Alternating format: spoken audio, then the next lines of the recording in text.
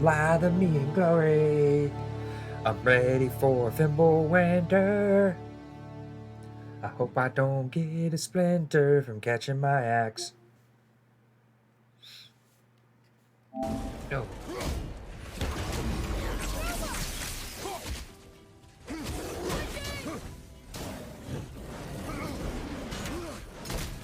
Oh, they're lined up nice. Oh, God. Oh, I wanted to send them more flying.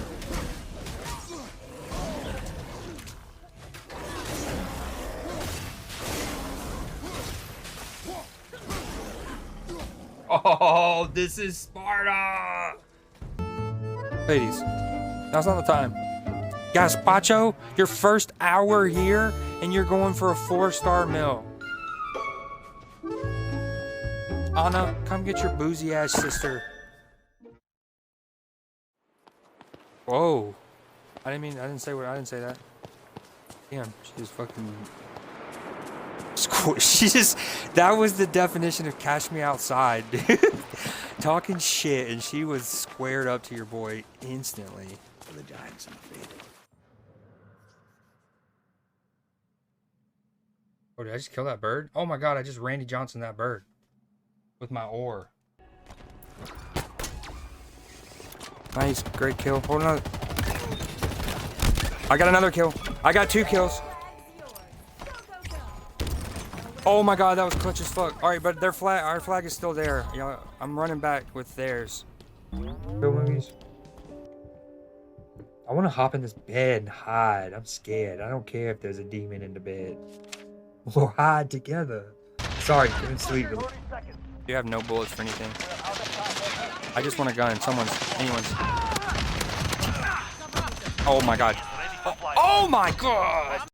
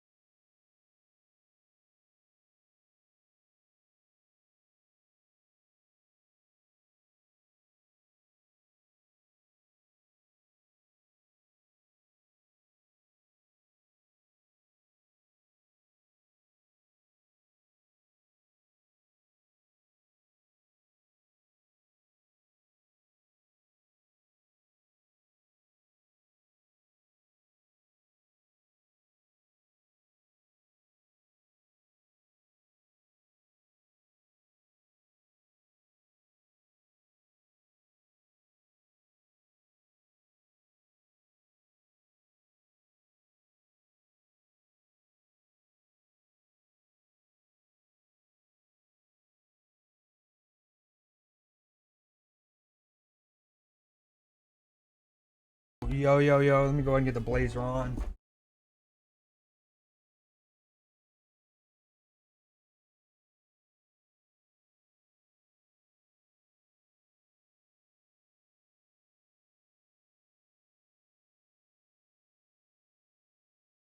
So on one hand,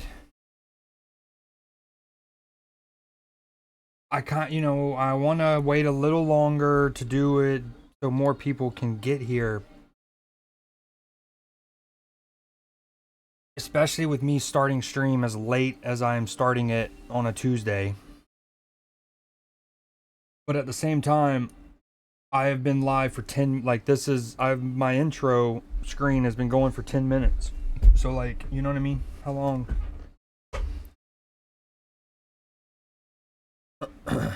And like, not to sound like, oh, Creed's so sad, or not even, this is not even a pity statement. It's just like statistically accurate. How, what's the plus minus on waiting to get more people versus there's no more people? So, with that said, boom.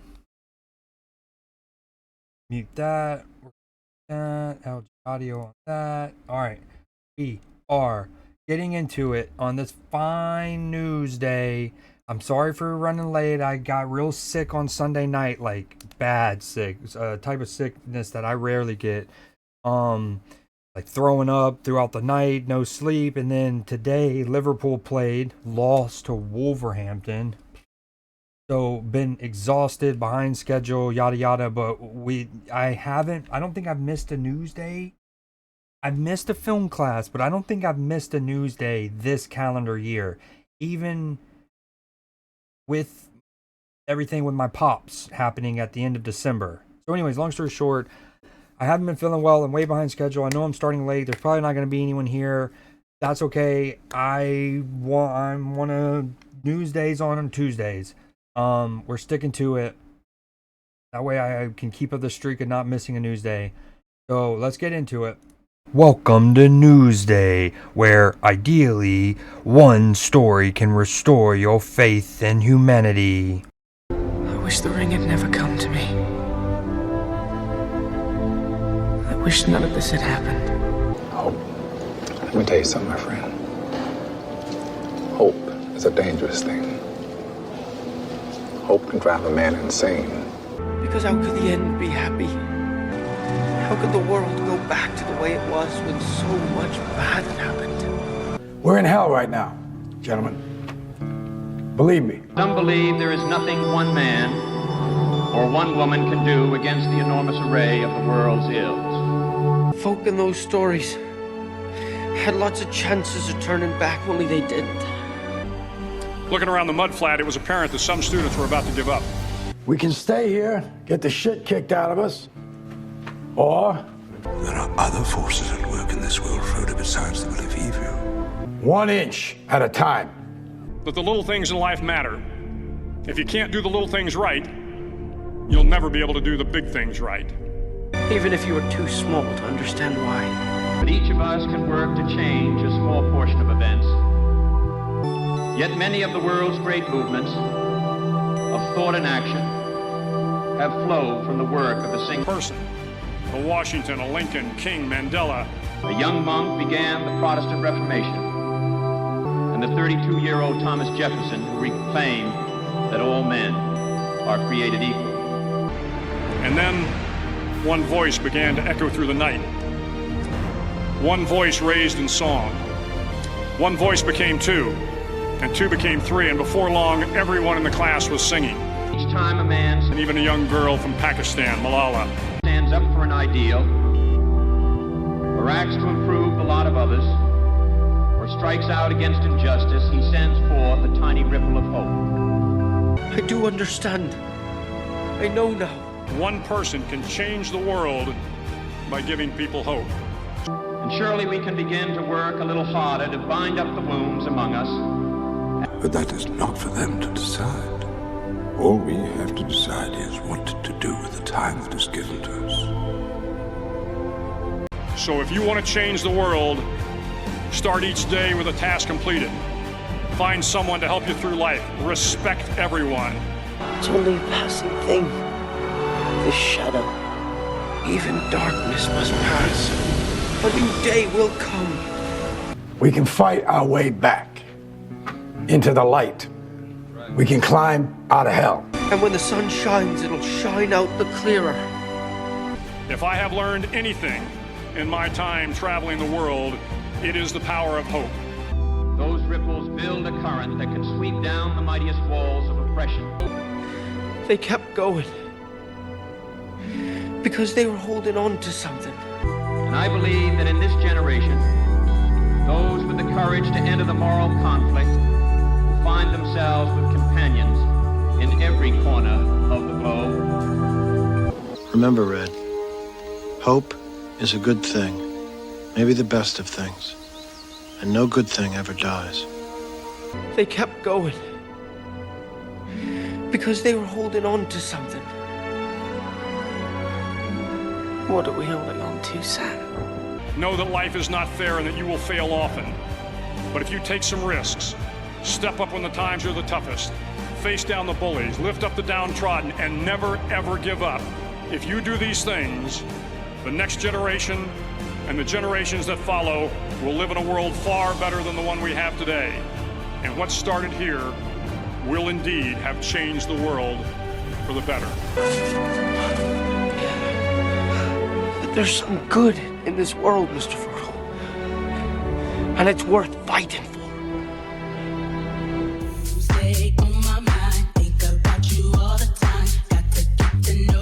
Tuesday on my mind. Tuesday on my mind. Tuesday on my mind. Tuesday on my mind. Heyo.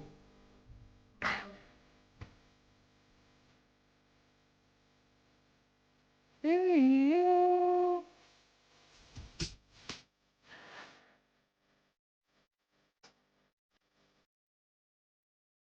Boom. Tuesday on my mind. All right. And with our first story in this first news day of March, because it's March and spring is just around the corner, things are starting to blossom. I wanted to start this one as almost a send-off to the winter. Barring an unexpected blizzard or something. So these first two are going to be blizzard-related stories as a send-off to the blizzard. So first one, snowplow driver rescues 2 dogs. On Long Island tonight after a terrifying run on Sunrise Highway in the middle of Monday's blizzard. In near whiteout conditions, a snowplow driver came to their rescue, and John Diaz has that story. Town of Babylon foreman Kenny McGowan is no stranger to dangerous and snowy conditions while plowing the roads. But what he saw during Monday's blizzard stopped him cold. At this turn, I looked over and I seen something in the corner of my eye right there. And then I looked in my mirror and I saw a dog. I'm like, that's a dog running. But it wasn't only one dog, it was 2. That's running a dog. side by side in the middle of Sunrise Highway. Being an animal lover, being a father, I went right into protection mode. I was going to do whatever I had to do to stop these dogs from getting hurt. Kenny I love says that. Once in a safe position, he boldly parked sideways across the highway near Town Hall, using his truck as a shield. And they ended up going into the median right in the middle where it was like 3 feet of snow. And they like buried themselves. One dog laid on here and the other dog went on top of him.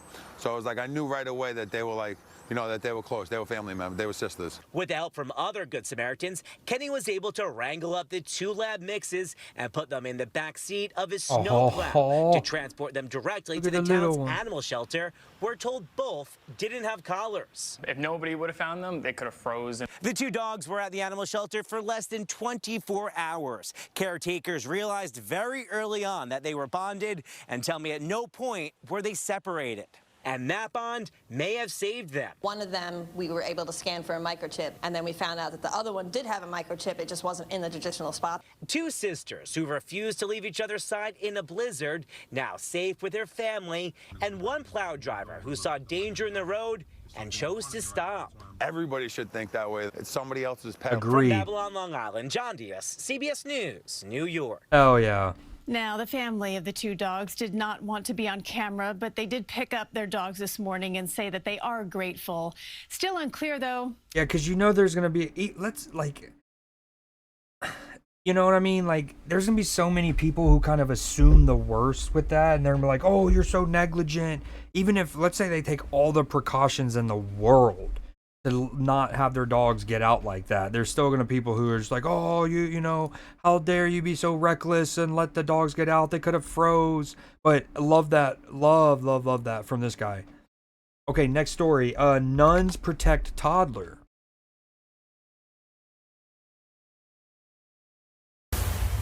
Neighbors told me there were 2 trees that came down on the same street, one all the way at the corner and another one right here exactly where we are. The difference is when this one came down, there was a child right underneath it. Thankfully, nuns who live right here at this convent were able to help. It took a minute for us to understand the gravity. I think we were slightly speechless. It was a split-second decision caught on camera. This video shows the moment when a tree comes down almost on top of a toddler who was playing in the snow. A woman covers the child with her body. If the tree had shifted a little bit one way or the other, or if they had been standing a little bit to one side or the other, someone could have been really seriously hurt. The child was not hurt. That person who helped him was a nun who lives right here at this convent along West 51st Street in Hell's Kitchen. The sisters saw it all. We had a woman visiting with her child, and as the sisters were out there, some enjoying the snow, others shoveling, out of seemingly nowhere, a 30-foot tree that stood just right behind me uprooted and fell across the street. And as it was falling, one of the sisters who was with the young child, and she just threw her body on top of this little child just to ensure his safety. And just a few feet away, still on 51st, take a look. Another tree came down, this time almost hitting the manager of this bar. All I just remember is seeing snow all around me, and the next thing you know, I see a big old tree next on my left side. You can see the aftermath, but at least the bar is open again. Yeah. Were you scared at all? Well, I was scared after the fact. Yeah, I need to go play the lotto. Gratitude for each other, gratitude for that sister and that little one, and then also for the whole community. We all depend on each other, and these are beautiful moments to remember that's Yo, what actually up, a great boy? gift. Welcome in, And right welcome now, in. Happy clean up, Newsday indeed. Yo, sorry. Yeah, this one I haven't been able to pay attention to as much. I had to reply to a couple things. Continues Still here behind along schedule. 51st Street. Again, that child is okay. And now the nuns here from the convent have quite the story to tell. Yeah, wait. We're able to help. It took a minute for us to understand the gravity. I think we were I mean, that's wicked. You know. slightly speechless. It was a split-second decision caught on camera. This video shows the moment when a tree comes down almost on top of a toddler who was playing in the snow. Oh, that is wicked. A woman covers the child with her body. If the tree had shifted a little bit one way or the other, or if And they then had... what was this other one? This time, almost hitting the manager of this bar. All I just remember is seeing snow all around me, and the next thing you know, I see a big old tree next on my left side. You can see the aftermath, but at least the bar is open again. Yeah. Yeah. Okay, next one. 5-year-old Colorado kid corrects plane. You'll see pilots and airline personnel sharing their love of aviation with kids all the time. And at least once, a kid did them a solid by improving their training manual. Our Byron Reed caught up with that preschooler from Arvada. They're on the tips of the wings. Traveling by plane takes you on a journey. Because they get you from place to place a lot faster than a car does. For 5-year-old William Hines, I love flying. it's a mode of transportation that hits home. I don't have to walk 7,000 miles. William is a pre-kindergarten student at Campbell Early Learning Center with a passion for flight. You know, whatever gets you there, I don't know if that's the law. So I don't have to walk 7,000 miles. Yeah, you probably will never have to do that, especially in, you know, short succession there. 7,000 is like going West Coast, East Coast, and back. How many degrees the engine is. He's very mechanically inclined, and so I suppose it was a natural progression to want to know about more fascinating things. Amber Hines is William's whoa, mom. Whoa. Look how cool this little thing is. It took me a second to realize. Look, it's a caterpillar, and each one of these little seats is like a little part of the body. And then there's the head of the caterpillar. That's cute. She says his passion took off thanks to a connection with the Southwest Airlines pilot who brought William a company training manual. And sat with him for 2 hours going over the charts and just talking shop with him. But William noticed something was a little off. I discovered that 2 terrain monitors did not match. You tell him, bud. They did not match at all. At all. That is closer up, and that's farther up. I had no idea that one of our friends had started a job with Southwest Airlines, but she said, "Can I pass these along to my manager?" And I said, "Yeah, sure, that's fine." That's when the CEO of the airlines found out, then invited William and his family to Dallas for a VIP tour. So we went down to headquarters. It was amazing. Everyone there was very, very welcoming, and we definitely had the tour of a lifetime. I got to go in a simulator, and the simulator pilot was Chris, showing how close. It's an experience this family will always remember. That heats up the cockpit. Because of William's attention to detail that might land him in a career he already loves. Then I can support people to a place. For next, Like 140 people. I'm Byron Reed. Because of William. I'm drinking creatine. Yo, Mr. Zactos. Avada Kedavra. Yo, what up, dude? Hey, thank you so much for the resub and with his prime. We love primers around here. Yeah, I normally do. As one of the byproducts of being so far behind, I did not do that tonight, but that's okay. Yo, dude, thank you so much for the resub with a prime and a year. A year, 12 months. How did your buddy stream go the other day? Didn't he have like a 12-hour stream or something? Thanks. I don't know if you're being sarcastic because Liverpool lost today, but thank you. Or this is a hoodie and my blazer combo. It was very entertaining. That's good to hear. Yo, this kid is incredible. Also, though, I feel like more than just like a trip to the Southwest Airlines Museum would have been in order, because imagine he could have saved lives with that correction. He could have saved lives. Okay, this next segment. So, as many of y'all know, I love the movie Anchorman. Right? In fact, I have an emote of Ron Burgundy. It's basically my cheers emote is, thank you, Attaboy's already on top of it. I love Ron Burgundy. I love Anchorman. When I first started to do Newsday and like the whole like zany kind of off the beaten path news stories, as that like, you know, I kept finding them and pulling them and getting them ready for Newsday, I inevitably constantly would think of the scene from Anchorman where they're covering a squirrel who is water skiing.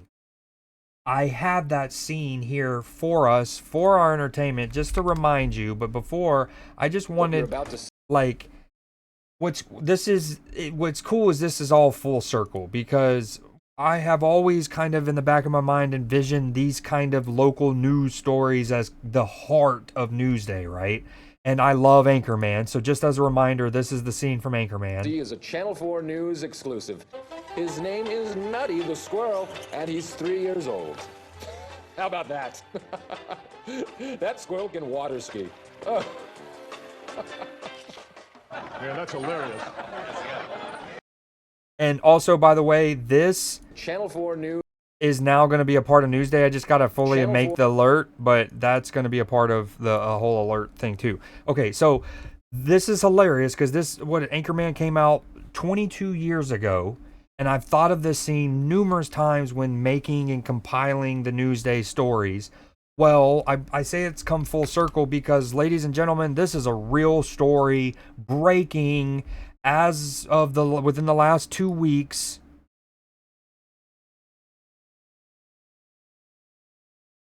Breaking news.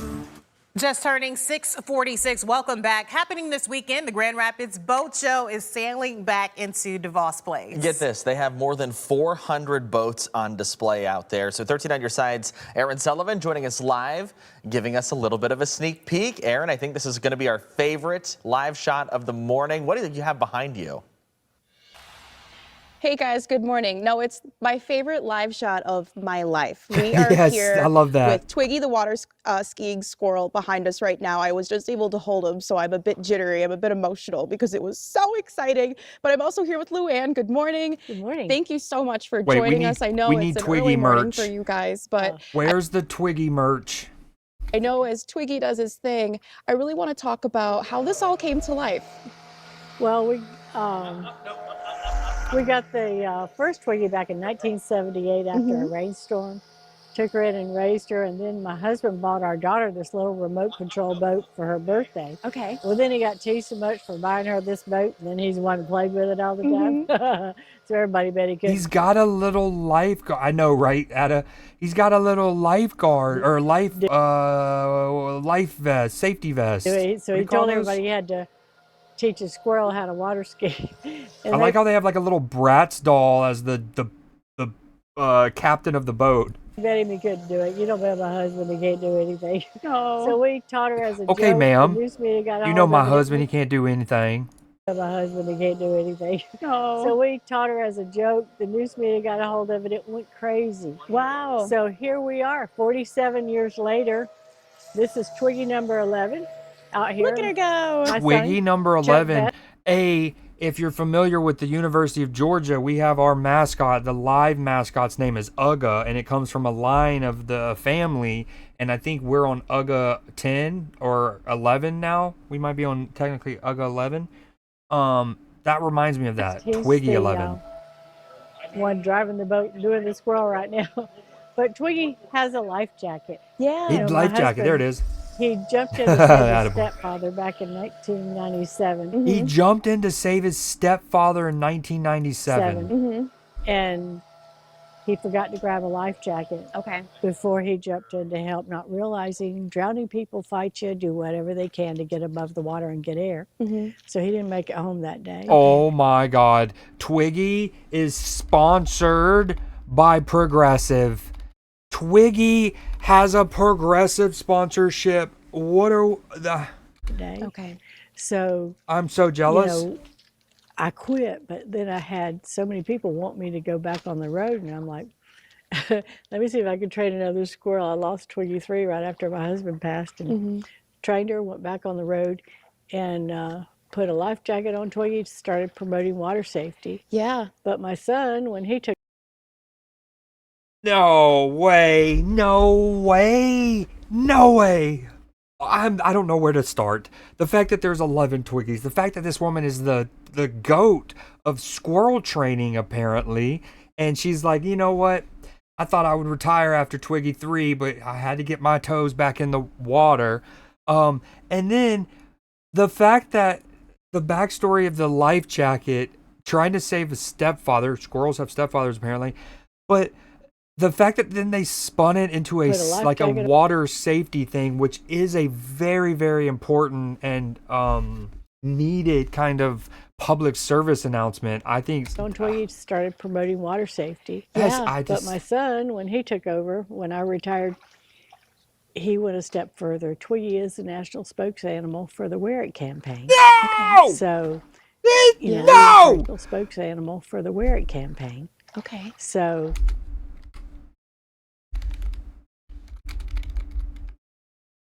No way. Safe boating campaign, aka the Wear It campaign. Life vest. I don't see Twiggy though, ma'am. I don't see Twiggy. Why you lying?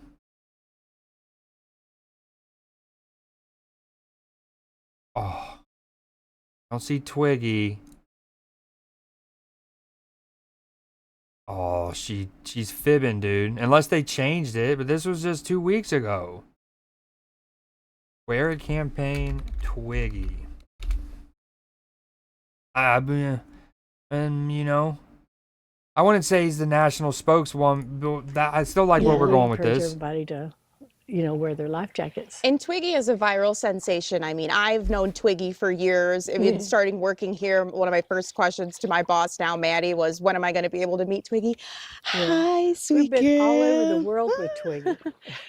And she's excited. I've been to Paris, France twice, Germany, Bermuda, and all over the U.S. and Canada doing shows with Twiggy. And, a lot of people now are able to learn about water safety and have a little bit of fun, too, especially visiting these boat shows, maybe, bring the kids over here, maybe meet the superstar of the weekend. Great camera work. I love this so much. I'm having so much fun. Yeah, but I think, it's such a great opportunity to, have a little bit of education. And also shout out Aaron. It's not easy doing an interview. It's let alone keeping the interview going while you take on the squirrel. The camera's getting close. You're at a weird angle. So cute indeed, Squirrel. Thank you both so much for joining us. I know this has been the highlight of my whole entire life. Yo, Twiggy's got a little bit of meat on the bones. I'm so That's a well-fed squirrel. Yo, what's up with the training mannequins? Are they about to do a Deadliest Warrior competition in the background? Like, which torso can the ninja star cut the easiest? But yeah, we'll... Oh, look at it go. I know. Sorry, guys. I would talk about the boat show some more, but I'm having too much fun with Twiggy, so I'm going to toss it back to you guys. For now, live in Grand Rapids, I'm Erin Sullivan with Twiggy. Now, keep in mind, I generally get my stories. I see them on the Instagram side, and then I have to spend time finding a YouTube equivalent video to show because I prefer to do it all on YouTube now. while also not watching that YouTube video to have anything, you know what I mean? Like, because I want it to be a raw reaction. But in me searching for that earlier, I also found there was like a video, it said from like 11 years ago. Hold on, we're going to take this wasn't a part of this, going to be a part, but since she just mentioned it, so so when I was looking for the video that I had from Instagram on here, I would see some from 7 years ago, some from 10 years ago. In my mind, I just assumed it was the same squirrel. Now, upon watching that last video, I realized there is a lineage of Twiggies, and that's probably his, ancestor. But I bring that up. So this one's 10 years ago. I wonder what Twiggy this is.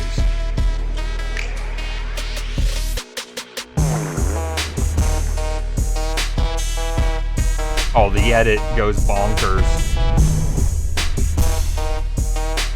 Okay.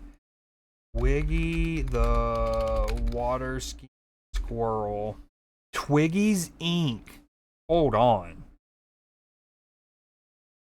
It's located in Austin, Florida. Is an animal novelty act featuring an eastern gray squirrel who skis around on a heated pool. The original Twiggy was adopted in 1978. Wait, so what do they call it in Anchorman? Hold on. They called him Nutty. So it's clearly inspired by Twiggy. They taught her to water ski. Boom, boom. The Best family began traveling on national tours. Water safety in 1997. Chuck Best drowned when he dove off of That's when they said stepdad, I think they meant a real human, not like the stepdad of the squirrel or whatever. To rescue his stepfather and suffer from a heart attack while in the water. Following her husband's death, Luann initially quit performances with the squirrel. Oh man, wow, that definitely changes things. And then she returned. What a goat! They're in Dodgeball. Wow. And Anchorman. So even though they call it Nutty in Anchorman, it's literally showing footage basically of Twiggy. What you're about to see is his name is Nutty the squirrel, and he's 3 years old. How about that? I mean, incredible. Twiggy's Inc., dude. Meet Twiggy the globe-trotting squirrel. He became popular. Look at local newspaper. They published the first newspaper story about her in May of '79. The Orlando Sentinel followed, and then it hit the media circuit. Wow. Again, I started I'm like, oh, cool. This is, again, when I saw the video, I'm like, A, this is zany in a vacuum. B, when I think of the Anchorman scene and how it all comes full circle, I was like, I'm going to definitely show this. I am blown away. Blown away. There's a whole thing. Tour dates.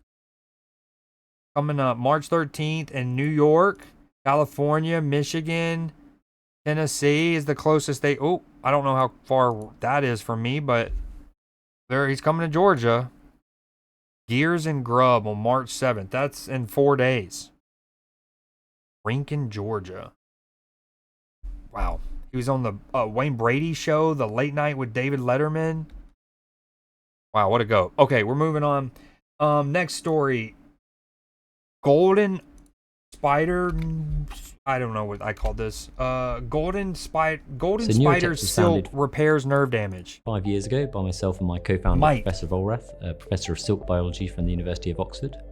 And we wanted to start a company to start looking at how silks from moths and spiders might be able to help patients that I was seeing every day in the NHS who were struggling with nerve injuries, and how silk might help to act as a guide to help regenerate nerves in a way that's never been seen before. The current challenges for patients who suffer nerve repairs is that most of our interventions don't work, and our gold standard treatment is to actually go through a harmful process where we cut out another nerve in your body to move it into one which we deem to be more important. So with our device, you can implant it and the body will use it as a guide, and the nerves will just grow along the spider silk and meet in the middle. The body does this naturally. There are 17% of peripheral nerve injuries that can't be treated at all at the moment, and Neurotex is going to solve that because we're going to do repairs up to 10 centimetres, which isn't currently done in the market. We harvest the silk by... Yo, what up, Lux? Welcome in, naturally. Naturally. Yo, what anime is that from again? By first collecting the spider, which we transport inside our clean environment. We then place a piece of mesh... Yo, you just missed... There's a few Newsday stories that come along where it's like, boom. I mean, instantly one of the better Newsday stories, and it has me diving into other stuff, and that the water Twiggy, the water skiing squirrel, was one of them. Spider, and pin that down to ensure that the spider is kept safely and the spider is unharmed. Unharmed, but dude, I mean, I almost feel for the thing. Spider is kept safely and the spider is unharmed. We then gently pull some silk from the spider's spinneret and pop it onto a spindle. The spindle is then attached. I don't mean to be creepy or anything. We but then gently... I think I can listen to this woman say the word spinneret. Pull some silk from the spider's spinneret and pop it onto pull some silk from the spider's spinneret and pop it onto a spindle. The spindle is then attached to the Maxon motor. So the Maxon motor drive system allows us to generate a consistent and stable product. My CEO came across Maxon and introduced me to Matt from Maxon. He came to the science park and I showed him the current motors that we had, which weren't very reliable or accurate and weren't calibratable. The most important considerations when specifying the drive system was, first of all, it had to be wiped down because it's in a medical clean environment, and also the torque requirements were very, very light, obviously just winding spider's web, but they needed a control element, so there needs to be an encoder involved, and also the control electronics. During a harvesting session. 1, ASMRly is well described. 2, what a wicked concept. Like, you pin down a spider and then you have to design a motor that goes at like the perfect RPM basically, that it pulls and not too fast to, meanwhile that poor spider. During a harvesting session, we collect about 120 meters of silk, which people are always really surprised about. To create the uniformity, the consistency, so that every time we put a spider down, we're pulling silk out at the same speed, no matter what the temperature is. It was really challenging, and actually the Maxon team coming in, helping us to understand our requirements, the torque limits, what kind of custom frames and jigs we might need to then be able to build something into an accredited quality manufacturing system has been hugely helpful and has been a big step into building this towards something that can go into patients. So we've chosen to work with a particular genus of spider known as Nephila, and that particular spider is known to produce one of the largest web. A Nephila is a cool name. That's a cool name. I think their official name that I have over here is Golden Orb Weaver Spider, also another name. Look at those legs, bruh. In the natural world. The spiders that we have here at Neurotex are more like our pets. Each spider is named and we all get great joy in the office of having new spiders in and getting to name each spider. When I came to this role, and I saw these spiders, I just truly love them because of their color, because of their texture. They are quite big, like the size of our palm.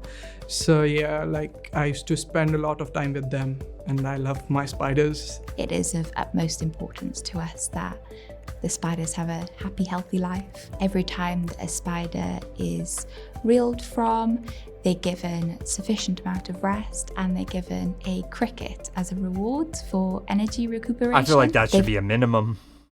You pin them down and you yank out their yum-yums. A minimum of a cricket. I've actually started to sort of learn that they're going to get a cricket. Don't just give it to them though. Put it somewhere else on the web so they have the fun of the chase. They just wait there, ready for the cricket, and we hand feed them crickets. So next for Neurotex, we've got our first in human clinical trials start this year, which is really exciting. So that will be our first opportunity to show the world that we can make patients better. Once we've completed those, we'll then be looking for market approval, both in the UK, in the US, and then hopefully... So obviously the logic, I don't know if they said this, but is like the tensile strength of the spider's silk is strong enough to support, or like it basically gives like a scaffolding.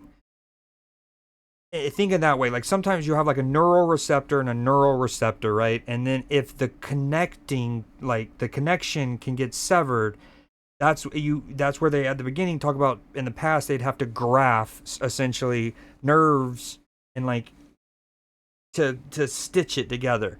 But what that can do is you basically scaffold and you put the silk where it needs to repair, and then the nerves that are still there ideally will, like the body naturally healing, they'll slowly build themselves back to it, is I believe the logic. And like the thing is, like the silk spider web, because it's natural, will eventually break down in the body a lot quicker than say like things made of like, you know what I mean, like man-made material. But it's still, yeah, it has the tensile strength to support it, and it's weavable enough to be able to use in like microsurgery. Dude, that's fascinating. Okay, this next little segment is the snippets section we often do, or we do each week, where they're not full-on news stories, but things I wanted to show y'all. First one, China welcomes German chancellor with robots.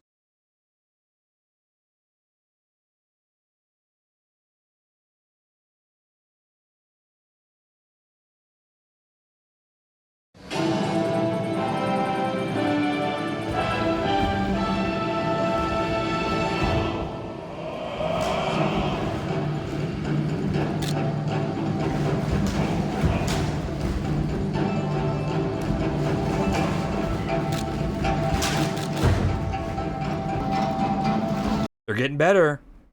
Just from a couple weeks ago when we showed one of the Chinese robot videos on Newsday. Remember how they landed and their backflips weren't this is a much cleaner landing than they did a couple weeks ago. They're getting better fast. Like, remember how, like, I guess this one's kind of like that, but they've landed with a much wider split a couple weeks ago.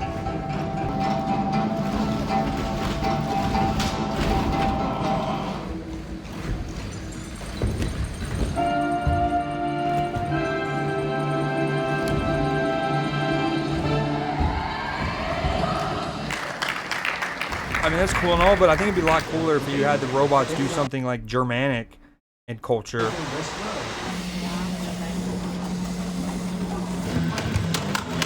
Oh, Rock'em Sock'em Robots. Get out of here. Rock'em Sock'em Robots. Okay, the next one. Dude holds up kid and skimboard.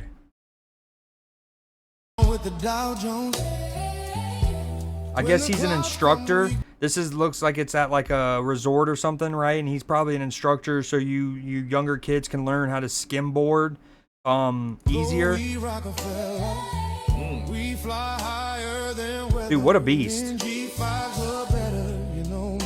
Now, I mean, would it be the end of the world if they just kind of fell and, you know, probably not, but you never know. Look at him go, dude. What a beast, dude. What a beast. Okay, that's why you don't. Yo, look at this. I obviously didn't see it. I guess you saw the first, like, 8 seconds. Yo, that's wicked. Maybe in magazines, but you'll still be my star, baby. 'Cause in the dark you can't see shiny. That's definitely gonna be DMCA, but that's really awesome. Okay, next one. Fence wire tangled in car wash. Wow. Dude, that would suck for the people working at the car wash, man. Holy, this is not good. Dude, what do you do? I mean, wire cutters to start with. You're losing that wire, but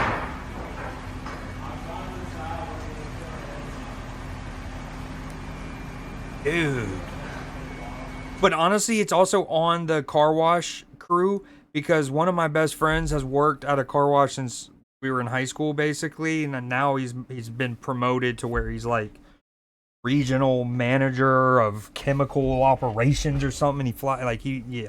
But I remember way back in the day that if you had an open truck, they would diligently check the back and make sure if it was anything close to like this, they would make you take it out or you couldn't go through the drive-through thing.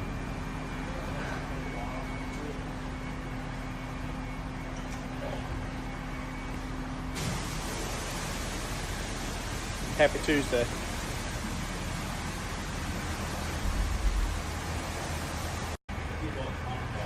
Yeah, that's wicked.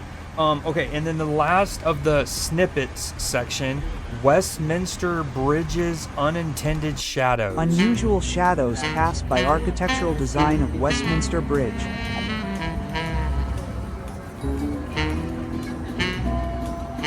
Wicked 2, yeah, for real, on such an iconic landmark too. That's hilarious.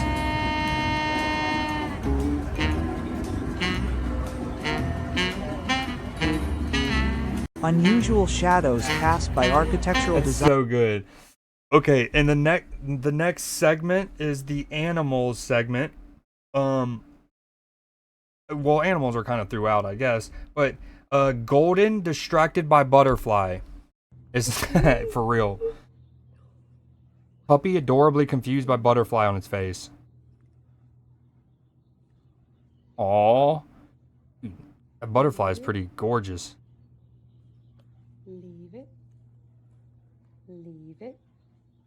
Yeah, it's like I'm okay, Mom. I don't want to hurt it, but can you please get off my nose? He's like blinding it too when it spreads its wings, kind of like. Leave it. You know what it also reminds me of? Like in Mugenics, when you some of the items that you get for your characters, they kind of just like awkwardly get placed on your head, so they kind of block. That's what it kind of reminds me of. It's like a what's it called? Is this a Dachshund? I think this is a golden retriever, isn't it? But it's like in Mugenics when you just get like a random hat item. So cute. So last week we talked about Punch the Monkey. Now we're not gonna do as big of a dive into Punch this week, but we do have two stories. One is one of the things we showed last week with Punch was how when Punch was getting bullied and he didn't have the adult friends yet, the main friend that he had was the caretaker. And like the person who would distribute food, and he particularly liked one caretaker where he would just haul butt to go and like leap on that caretaker. Well, as things have evolved, Punch is now himself caretaker. Watch here. This is Punch in the arm of so this is the caretaker that Punch has loved and grown really fond of. This is Punch in his arm, and watch Punch actually distribute the food. Or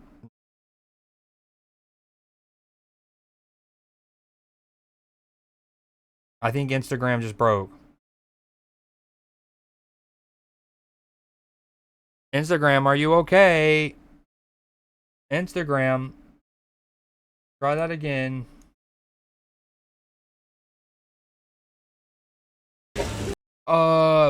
Yes and no, Luck. So yes, I did see that, and I actually so I debated showing that. I mean, well, I debated showing that this week.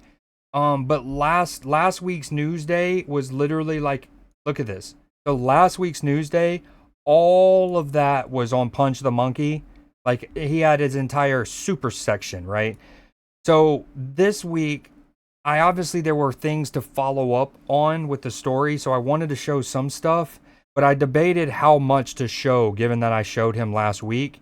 But one of the things that I did see was, yes, that one of the even last week during Newsday when I was showing this, on the really sad video, the one where the big monkey comes and like grabs him and starts dragging him around, right? Literally dragging him across the ground. And then when he gets let go, Punch scurries and then goes immediately to his plushie for comfort, and he even kind of holds his plushie up as almost like a shield.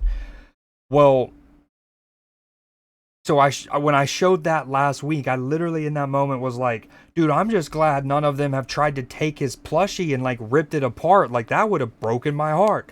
So then, yes, I did see a video of him, a monkey trying to take it from Punch, but it didn't successfully get yoinked, thankfully. And then on top of that, even more recently is he's gotten a new plushie. And I also thought about showing that this week. But then I was like, no, I'll just show that next week since I'm already showing 2. But since we're now on that topic, I am going to show it this week. But first, let me get, so this one is Punch as his caretaker. What is happening to Instagram? Instagram no feel good, dude. All right, we'll come back to that since Instagram's being a little punk. Okay, so in this animal section, we do have the wiener dog races. Yes, that's right, multiple.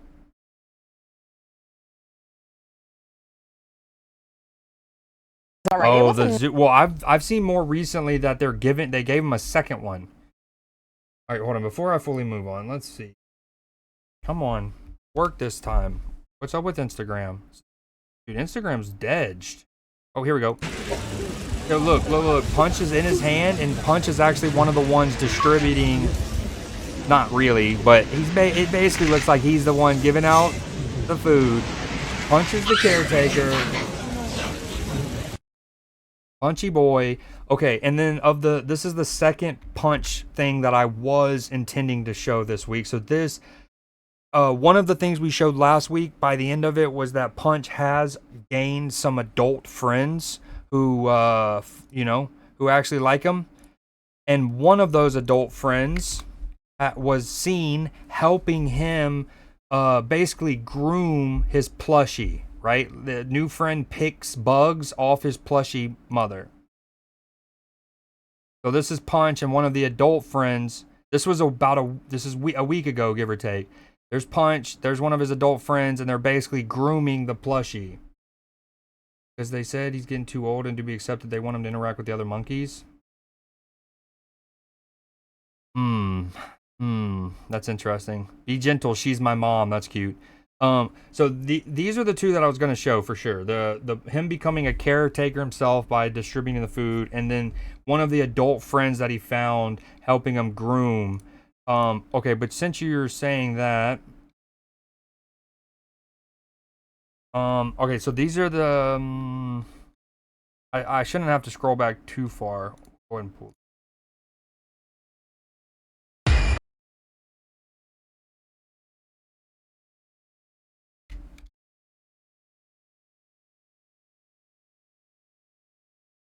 Punch, caretaker.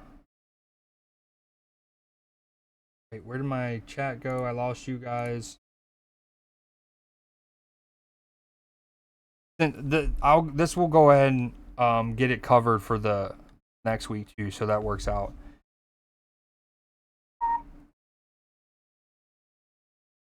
Blame Lux. Lux derailed me.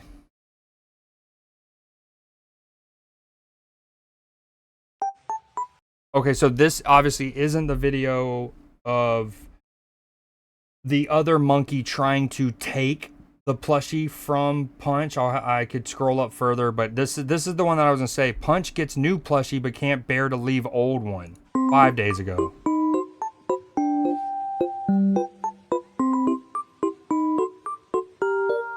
He's like, whoa, where do you think you're going with that? Give it back. No, I want that one. Punch is like, hey, I liked you. You've been my favorite. But if you don't give it back, you and I are going to have beef.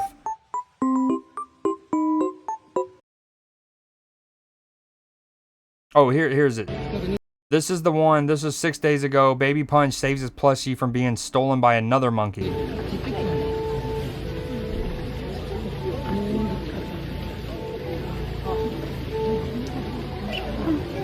Get off my...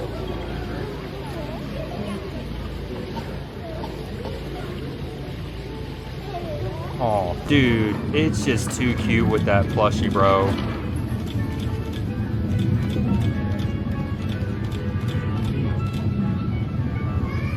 Yeah, apparently there's been a mini tourism boom to Japan for people going and visiting Punch at this zoo. They've even had to go out and like publicly basically say like, can you guys not, you know, like, you know what I mean? Like, people wanting to break them out. They're like, that's not a great idea either. Like Punch will be in worse shape. Okay. So back on it, that's a recap of Punch. Plushie tries to get stolen. He's not having it. They try to give him a new plushie. He wanted to keep his old one, and him on the arms of that one caretaker. Okay, to continue with the animals section, wiener dog races, multiple. This one in Sioux Falls. Night for the dogs in Sioux Falls, South Dakota. Over the weekend, a local club hosted its 19th annual races to benefit Dakota Dachshund Rescue. Here we go, on your marks. Oh, here's your Dachshund story. Whoa, you actually replied to that earlier. It looks like a mixed retriever and Dachshund. Oh. Their little legs. The race took place during the game between the Des Moines Buccaneers and Sioux Falls Stampedes. Now, Simon took top dog on the track, dethroning defending champ Rockefeller in front of a lively crowd. Unfortunately, my thing is they're running. They have them running on the actual ice. the Bucks took the elegant Sioux Falls Sunday night 4-1. It looks like they're handling it pretty well. Look at their feet. Rockefeller in front of a lively crowd. They're not really crowd. like slipping around or anything. Unfortunately, the Bucks took the elegant Sioux Falls Sunday night 4-1. But their tiny legs on that ice almost seems kind of unfair. Nobody slipped. They slowly made their way there. Those hot dogs. Eventually, yes, absolutely, yeah. Okay, and then I did say there were two of them. So that was in Sioux Falls, South Dakota. This next one is in Wisconsin, I think near Green Bay. Also at a hockey. Apparently this is the hockey halftime. You know, throughout 2025 and a month or so ago, we showed corgi. Now check this out. We showed corgi races a bunch. That was a recurring theme. Hell, a corgi race is an alert in my channel for 1,000 bits, I think. So, and now we have the wiener dogs taking over. Spectators at an ice hockey game They know how to move Wisconsin them. were treated to the return of one of the Green Bay Gamblers' most popular traditions, the annual wiener dog Look what race. happened. One dog went early. One dog goes early. Look at him. Look at him side-eyeing. Oh, my God. Sniffing. One dog goes early and then stops. It's like, oh, shit. And then it's just pure chaos and carnage at that point. There is no getting them back in line. Gamblers' most Just let him popular go. traditions, Just go. the annual wiener dog race. Here you can see the Dachshunds racing across the ice during the game. Look at those little guys, giving hockey fans and dog lovers plenty to cheer on both on and off the rink. Where was my invitation to this? 30 wiener dogs were participated in this race. Gosh, look at those little cuties. So cute. Okay, boom. So those are the wiener dogs. Then this next one, Dogs Double Dutch halftime show.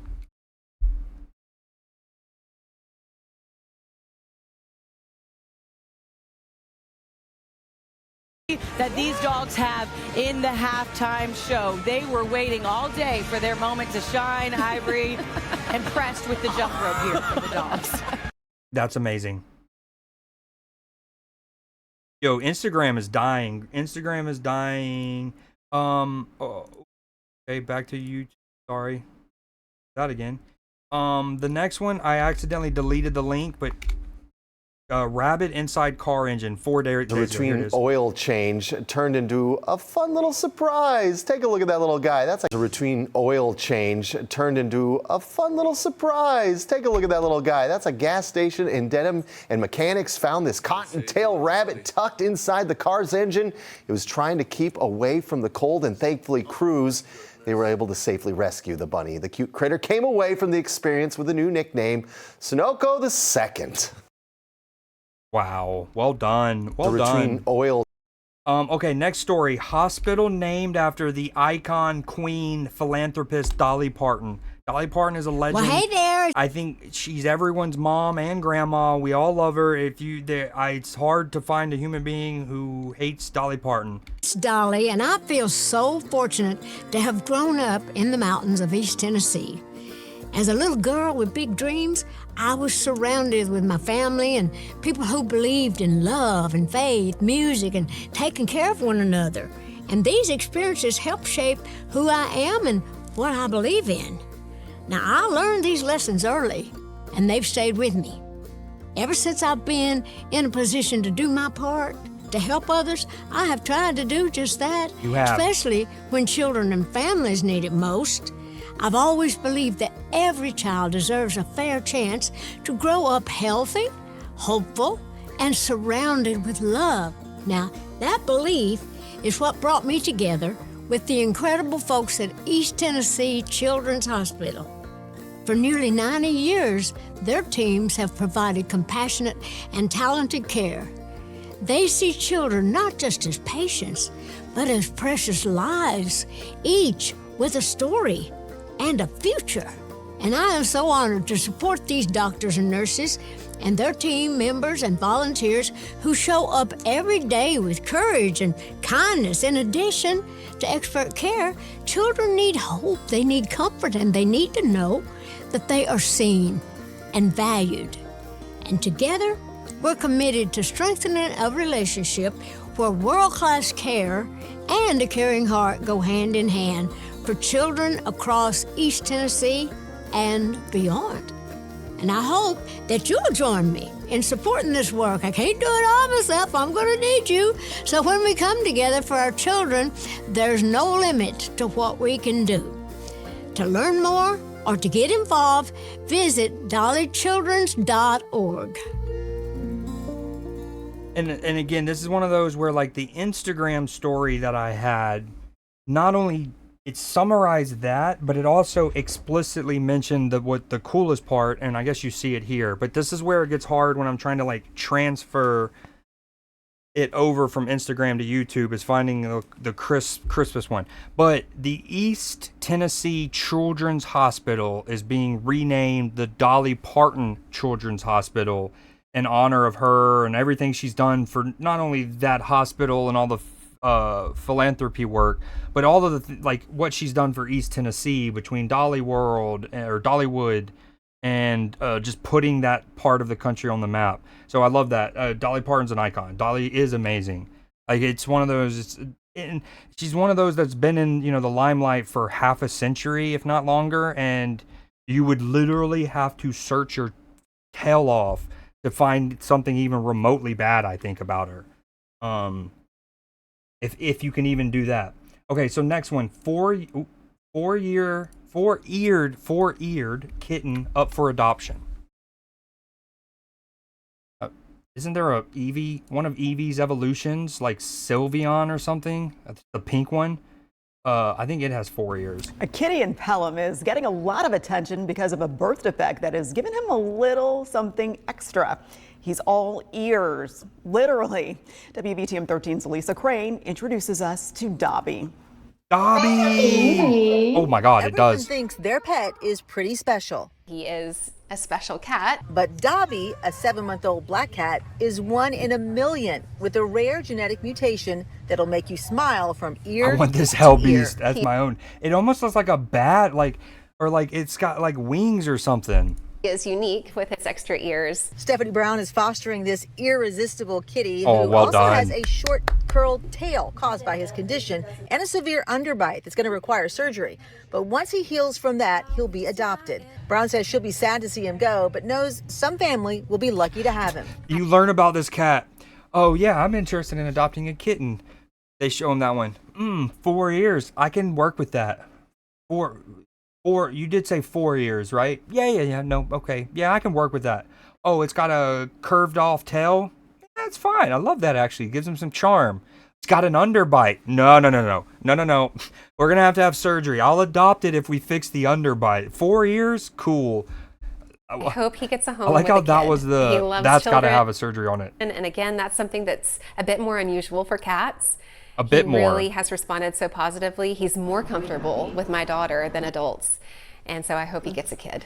Brown has a soft spot for unique cats like her own pet, Phoebe. She has cerebellar hypoplasia, a neurological disorder. I think the differences are completely beautiful. I think it's a matter of embracing all of those differences and understanding, just like people, every creature, every animal What does that even is going mean? to have. I mean, I know what a neurological disorder means, but I'm guessing it's also what makes this cat sway like Brown this. has her own pet, Phoebe.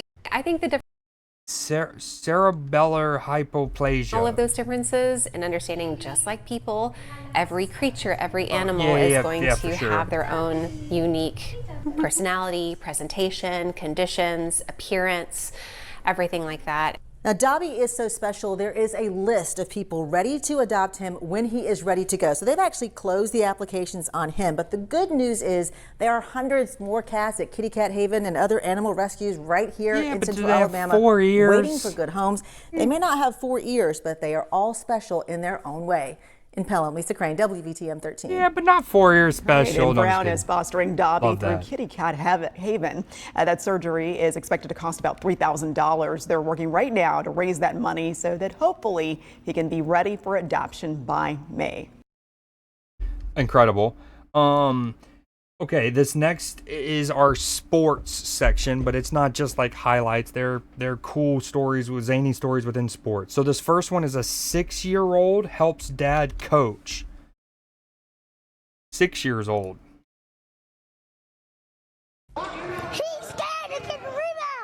Oh my God. Not only look at the passion on his face, he's got the dry erase board. But the fact that he's actually calm, and this man's scared to get a rebound. In Tarboro, North Carolina, there are technically 2 Coach Besses for the high school basketball team. Should I call you Coach Chris, Little Coach Chris? Whatever you want to call me. Wow, dude, this kid is the tits. Whatever you want to call me. All right, I like calling you Coach Chris. Coach Reggie Bess is Coach Chris. Whatever you want to call me. All right, I like calling you Coach Coach Reggie Bess is the head coach for the men's team, and over the past few years, his now 6-year-old son Chris has become famous both on social media and in town for Yo, his what up, DeCurst? coaching role. This is awesome. Whatever you want to call me. Coach him. Coach him? It's an honor. Reggie says Chris started mimicking him on the sidelines even before he could talk, and it grew from there. Now it's at the point where Chris likes to dress as a coach. When you finally let them off the bench and they show you why you have them there in the first place. Even when he's at home. Look, he's got his shirt tucked in, the belt. He'll go get a Nike sweatsuit 2 or 3 times throughout the night or throughout the day. Of course, Chris has much more freedom in practice, but on game days, What y'all got going on? They look bad. Chris usually stays near an assistant coach at the end of the bench and has the important job of bringing Dad his clipboard and marker when it's time to draw plays. Dude, he just wants effort and for us to follow up our shot. Can we please crash the board? In the game, we have to tell him to get off the court. You know, telling Christopher that on game day is like talking to a brick wall. You're a football player, and you're getting out there acting like you don't know what you're doing. And while Oh my God, you're a football player and you're out there acting like you don't know what you're doing. at this point, Reggie can often predict what Coach Chris is going to say. Big time players make big time plays in big time games. Yes, they do, Chris. Yes, they as do. He chases his dreams of one day becoming head coach too. You know, you got a young son that wants to be like you when he grows up. And like I tell him, I don't want him to be like me. I want him to be better. Facts. Now, guys, Reggie says he does think about retirement sometimes, but Chris says he's simply not allowed to for at least another decade, so he has a chance to coach Chris one day. Oh yeah, we gotta, dude. Can we please wait? I wonder if this is the same kid. 4-year-old world's youngest basketball coach. Hold on, slight pivot. Big coach since I was 5 years old. I think it This is. is your coaching right here. Rebound the ball, bro. So I seen him going viral and I seen the videos. I like his basketball. It is. And this is my hustle. This is when he was doing this from 4. Then my daddy's always on the sideline, and then my brothers play varsity basketball. I like being around my brother, because he's my best brother, and I love him. Oh, that's It's cute. been good. Oh, that's his older brother. Seeing him enjoy what he enjoys, coaching the guys, giving us motivation, and so we could go play basketball and play hard. Dude, Started that's around him was like 2, I precious. think. My dad realized it when he was watching film for the opponent teams, and he would see Christopher running up and down the sideline. So, Come on, y'all can do this. I guess as far as that energetic, just talking to people gets from me, but he's one of a kind, basically. Sometimes when I'm watching film or scouting opposing teams for upcoming games, I see a little flash come by. And I see another little flash come back by again. I'm like, is that Christopher? Oh, we're not going to watch this whole thing, but this is amazing. Much negativity going on. I kind of want to watch the whole thing, but we're living in. We got so many stories. We can maybe come back to this. Let me add bonus story. Okay. So the next planned story in this sports section was there is one of the more well-known soccer clubs, football clubs in Europe is Borussia Dortmund, right? They're from Germany. Oh, Instagram, come on. They're from Germany, right? Now, their academy. Now, so like think an academy is like where you would develop your the young kids and your program, right? And they will do tournaments around the world. So apparently, basically, there was a tournament here in the United States for, youth, like whether that be U22, U18, but like a youth tournament for soccer. This is not it. Hold on, ignore that. Youth tournament for soccer. So Borussia Dortmund, which is a German club, was here in the States for that tournament. Okay, so you might be here for a week for that tournament, right? There's going to be some downtime in between matches, and if you're a German 17-year-old or 14-year-old, however old this age group is, right, you might want to do some other things to get out of the hotel. And long story short, this is a video of the Borussia Dortmund academy players at a college hoops game. So it's I think Penn and Cornell. Of course, it's not gonna go now. I don't. What has happened to Instagram? So, but if this, I'm just gonna let it run if it actually loads. So Dortmund, and again, these people, the Dortmund players, would have no connection to any of this, and this is a small college game. This is a super small game. I think it's Penn versus Cornell.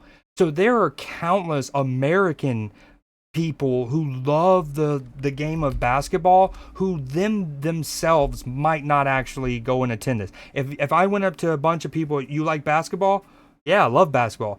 Here's a free ticket to go watch Penn versus Cornell on Saturday. Here you go.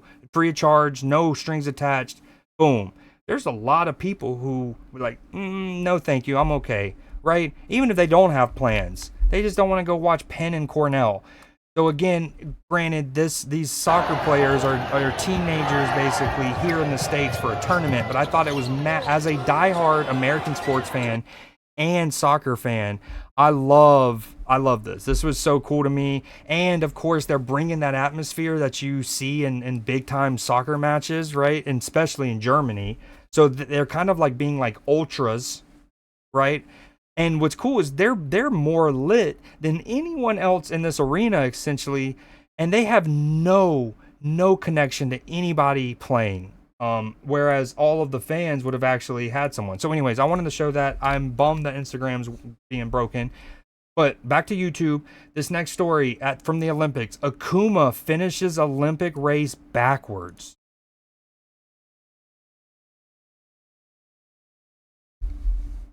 So here is going to be a fun duel, and they're great friends. Ikuma Harishima, Nick Page in the middle. That's Yanni Latala, the coach of the Japanese team. He won the Olympic Mogul event in 2002, Salt Lake City. These guys are great friends. They hang out.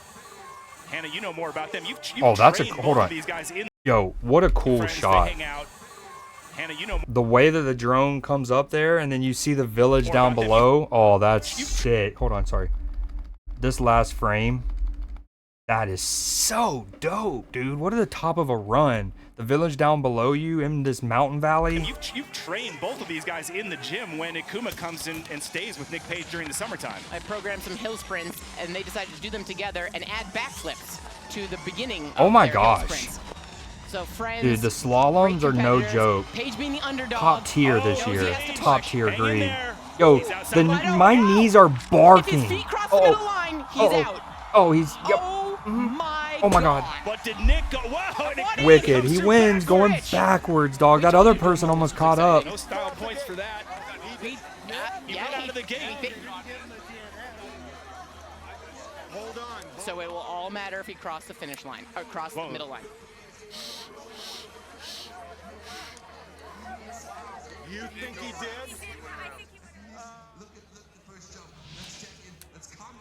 Wicked. So here we go. They go huge and wrap up 10 knees on the top air. Boom, Nick makes a boom, mistake boom. first. Dude, my knees are Starts barking just looking at this. Blows out of his line. Akuma knows This guy loses control too. Akuma, boom, first. So Nick eliminated backwards, falls on his butt, skis backwards, wins barely. Oh my God. That's wicked. So, not the most beautiful mogul skiing by either athlete. Yeah, for real. And the reason, it's easy to say, don't go around that control panel, but they are flying down this course, and you're in survival mode right there. Real. Wow. Look at that. What Akuma was trying to do off the bottom right. Wasn't trying to do a cool loop there. That was just completely out of control. And when we talk about the control gate handle, I mean, that's wicked, dude. And I don't know skiing well enough. I wonder what happens if he would have hit this and went through it. Maybe that still counts. But what if he goes fully wide right of it? I don't think it counts at all. Hell, maybe if you hit that, that doesn't count either. Outside, the way he hit right there. The barriers, they're the... It's out of bounds. Oh. The way he hit right there. The barriers, they're the... It's out of bounds. There you go. He would have been out of bounds. That's wicked, the control there backwards. That's incredible. Okay, that's it for the sports section of this. The next one is, and I couldn't remember the Colt Simulator game. I couldn't remember the name of the game, and of course, I've been running behind, so sorry about that. But this next section is the games that I'm anticipating. I only have one that I haven't already shown y'all. Colt Simulator game. Oh, what's it called? And I would go back to my Instagram, but Instagram's broken. Maybe IGN.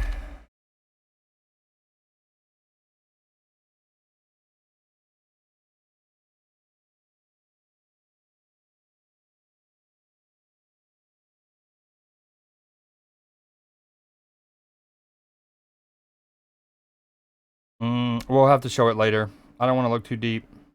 Oh, there's a Gundam and Apex Legends collab. That's kind of cool. Yo, oh, okay. This I wasn't planning on showing, but we'll show this. This does look cool. I love Scott Pilgrim. Phenomenal movie. We've shown it in film class. And there is a game coming up. Or it might already be out. Scott Pilgrim EX is a game about that. But like there's like it's like a side scrolling beat 'em up, but there's also like a area where you buy and upgrade your gear and whatnot. Enemies will sometimes drop permanent stat upgrades too, which you can also buy from shops in the forms of things like food and videotapes. Be warned, however, not all things are equal. If you're playing co-op, one of you buying a piece of equipment unlocks it for both of you. But if you want a stat boosting videotape, that only buffs the person who bought it. I learned that The little things like that. I don't remember what that game was called. We'll have to pull it up. But it's like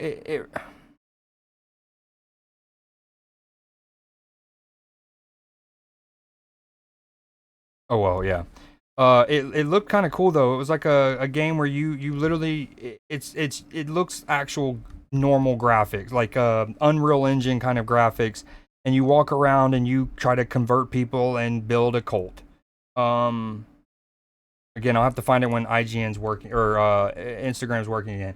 So we're gonna pivot. This next story: insane motorcycle stunts at India's India's parade.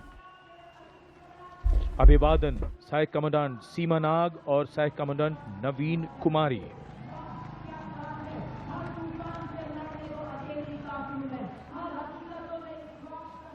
The salutation going past the saluting base. Absolutely amazing to see the ability of the human being to master the laws of physics, to come together with complete dexterity precisely co-balanced Dude, formation. what a wheelie. And What, this dude, what in the Mad Max is this? Look at that. That is like a Mad Max convoy. is the one-wheel riding Constable Saji KS of the SSB, moves forward with courage and composure. With courage and composure.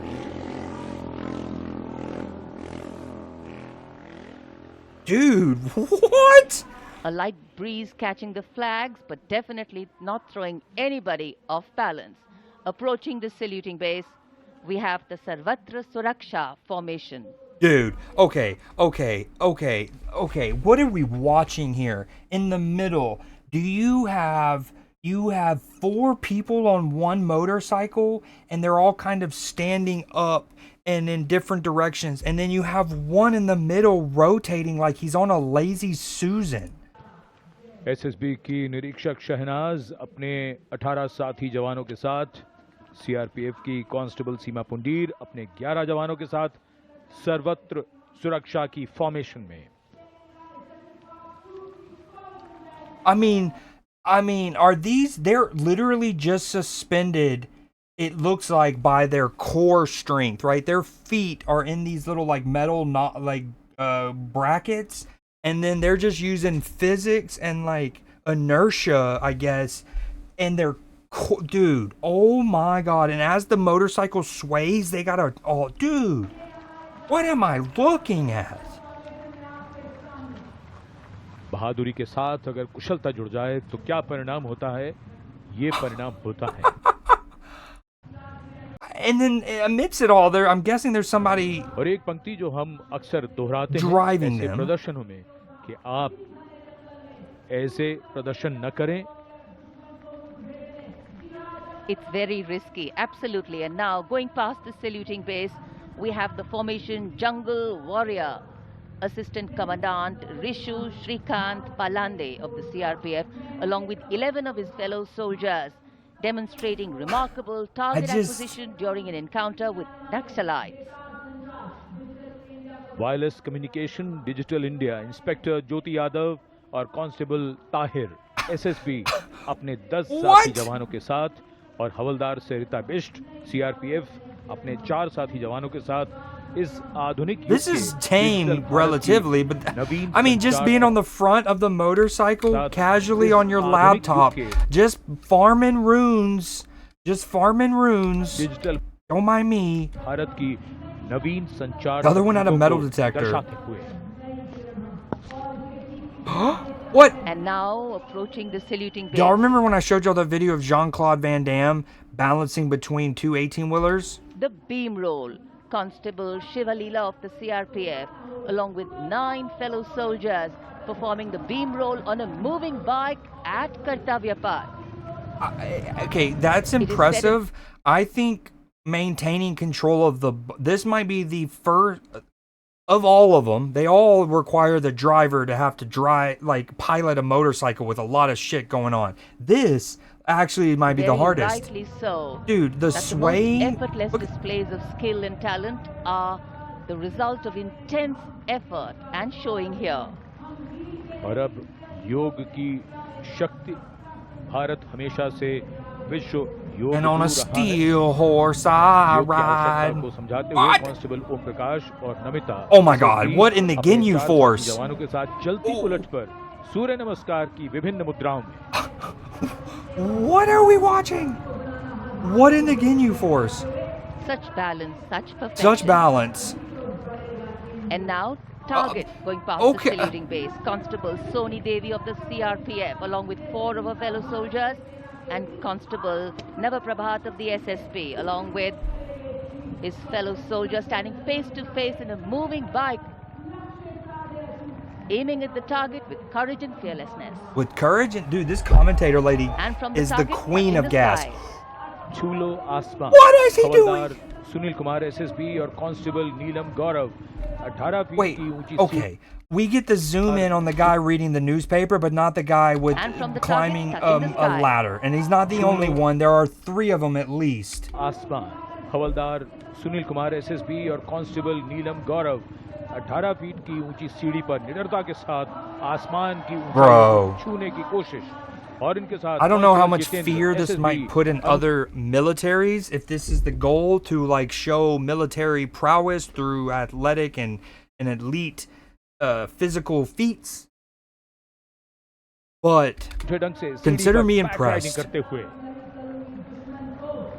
Many days of arduous practice, all. Who's driving the motorcycle? Is the ladder propped up in a way where it's pressing the accelerator? The crowd absolutely enthralled. And then what's coming up The next? sky, well, right behind we have Garuda. Havaldar Rajkumar and Havaldar Reddy of the SSB along with 12 of their colleagues marching forward in the Garuda formation, symbolizing the driver and this is they're gonna have some explaining to do to the homies. fearlessness, courage, and soaring high.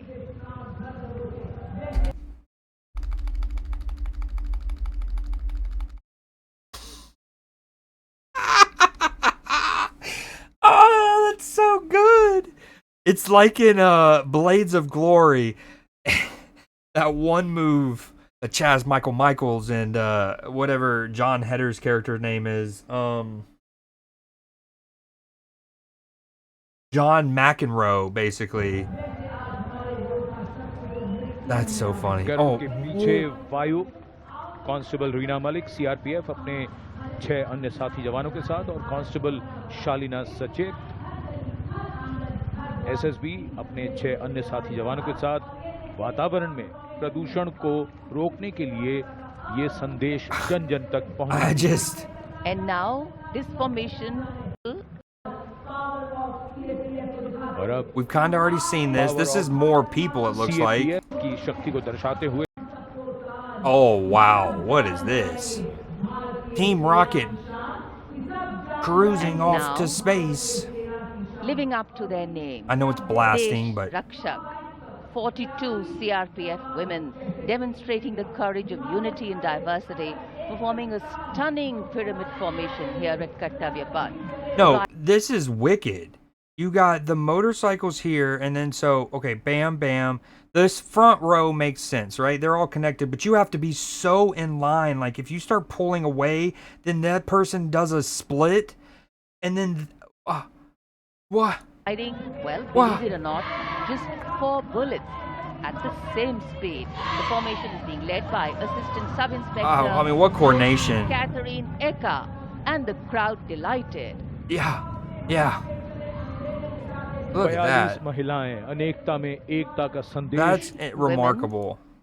Incredible. Okay, and as we've tried to get better and better at Newsday over the years, we also try to kind of sequence things together, make segments, things blend into each other well. So we went from an insane motorcycle stunts to somebody learning how to ride a bicycle.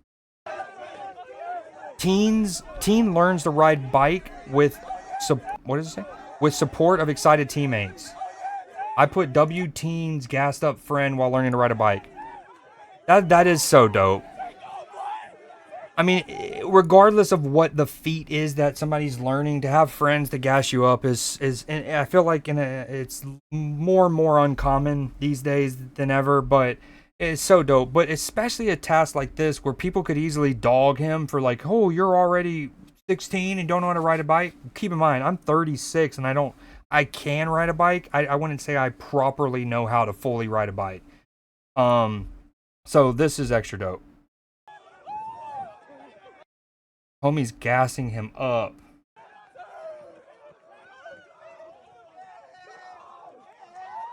And then we got 5 more Newsday stories. We're here at the final stretch. Damn, they're look how many crew they are with him. At this point, some of them are probably like, okay, you've done it well, you've done good. This is a good run. I'm tired of running. You've done well. You got it, bud. Okay, we get it. I'm tired. I didn't expect to run this long. All right, that's freaking awesome. Okay, next story. Memphis woman sets scuba diving record. Most watched in the Mid-South. Yo, Matchy, 23 months. 8 in a row, 23 months, 1 off of 2 years. What up, pimp? Thank you so much for the resub. About to learn about a Memphis woman who record-breaking scuba journey. Fox 13 News. You know, getting into the Guinness Book of World Records is not easy.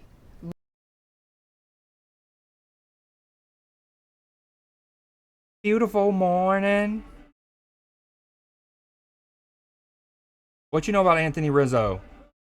Also, when does the World Baseball Classic start? Friday or tomorrow? We start with Brazil, don't we?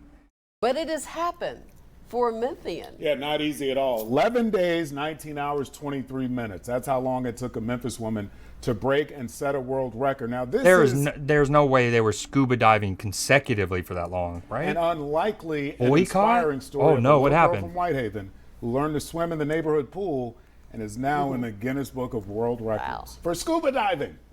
It's also cool, like a Memphis resident. This is one whale of a story. Yep, well done. I was just praying my GoPro was on. I was like, Lord, please let this camera be on so I can get all of this footage. Amazing. Getting footage like this is something Karanda Dawson, who grew up in Whitehaven, never imagined as a child. Dawson, a single mother of 2, is a world record-holding scuba diver unbothered by the whales. The sharks don't bother her either. You go in the ocean, you don't touch things, you don't take anything. All you're there to do is observe. So sharks go about their shark business. Really? Is that a thing? Sharks go about their business. They do, right? Because most of the time in dive locations, sharks are accustomed to people being there diving. Dawson started scuba diving in 2010. That's a creepy shot. The painful setback of a messy divorce setting the stage for a major comeback through watery adventure. I like how she's wearing a red beanie. Obviously, I love like a Life Aquatic with Steve Zissou. She was looking for something to occupy her time. Now this is the nitty-gritty of scuba diving. Yes, scuba stands for self-contained underwater breathing apparatuses. And the dive shop here in East Memphis started occupying a lot of her time. So this is kind of where it all started. This is exactly where it all started. You know, I started with a Groupon. I came here for an intro scuba class, which basically gives you kind of the motorics of what's going to happen. Then you still actually, have to of course, it's a Memphis person because they're called Memphians. And what is half of the word of Memphian is also the same as half of the word of amphibian. Decision to go ahead and get enrolled. Kind of. She's been associated with this dive center forever, and we are the 3rd oldest dive shop in the U.S. She's just always been a fixture. Amphibian. And over the years, she went from novice diver to certified dive master, eventually becoming the first black woman to dive all 5 oceans in 2024. Oh, yes. It was just something that connected to me, connected to my spirit, and the rest is history, if you say.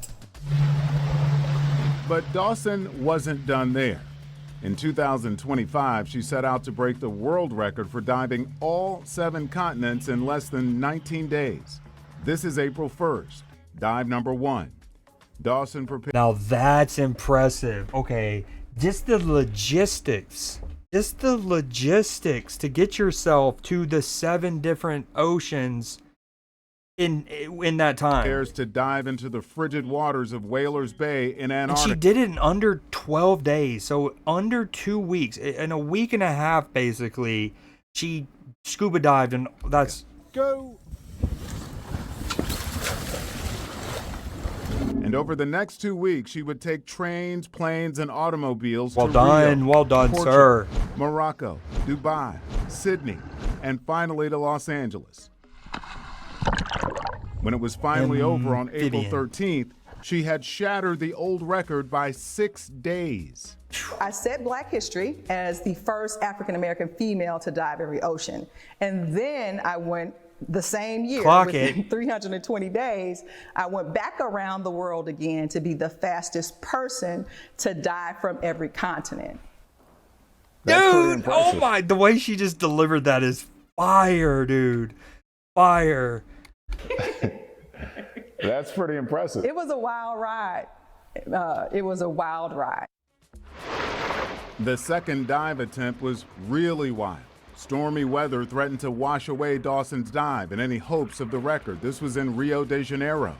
According to the government of Brazil, there was no way that I can get out in a body of open water other than diving from the banks, but it was way too rough and it was far too great a surge, and so none of the boats were going out. So I had to make a way out of no way to get that dive done.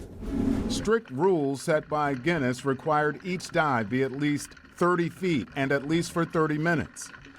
Dawson says the most meaningful moment of this journey was having her 2 daughters with her on that last dive in California. Because a lot of this came out of, my life kind of falling apart with divorce and starting over and trying to learn new things. Dude, and Pop, everything that I learned, this my is so kids learned. fire. Just recently at my job, I got questions about Black History Month and for like a newsletter, and I included my mother in it because it's a part of Black history. It's still happening to this day. So to have she's making somebody current history, but also not just Black history, human history, because she just did something no other human being has ever done. so Man, close to woman, me, be a part of black, Black white, history, and green, it be so recent in this everything month. in It's just between. really special to me. It's really, really important for me to make this a transferable kind of thing, in the sense that I want to show every little girl or every little boy, it does not matter what your environment says that you can do or can't do. There are no oceans out there, not even anywhere close to Memphis, right? You can still do and still make history. Now, I don't know what made her take on that mission. She would tell us in a second, but we're grateful that you did. Because some young person says, because of you, I can. So congratulations on this honor. Look at her. That's a butterfly dress. Record-breaking history That's a recently dress recognized with a lot of butterflies on it. as by the Shelby County Commission. She says she hopes what others will take from her story is that no dream is too big to achieve, even if it's one you never imagined. Okay, earlier she talked about not being afraid of the shark. Others. I get that. I get the posturing and right, but I don't know if I'm gonna have my scuba suit have lines in it that make it look like I'm a fish.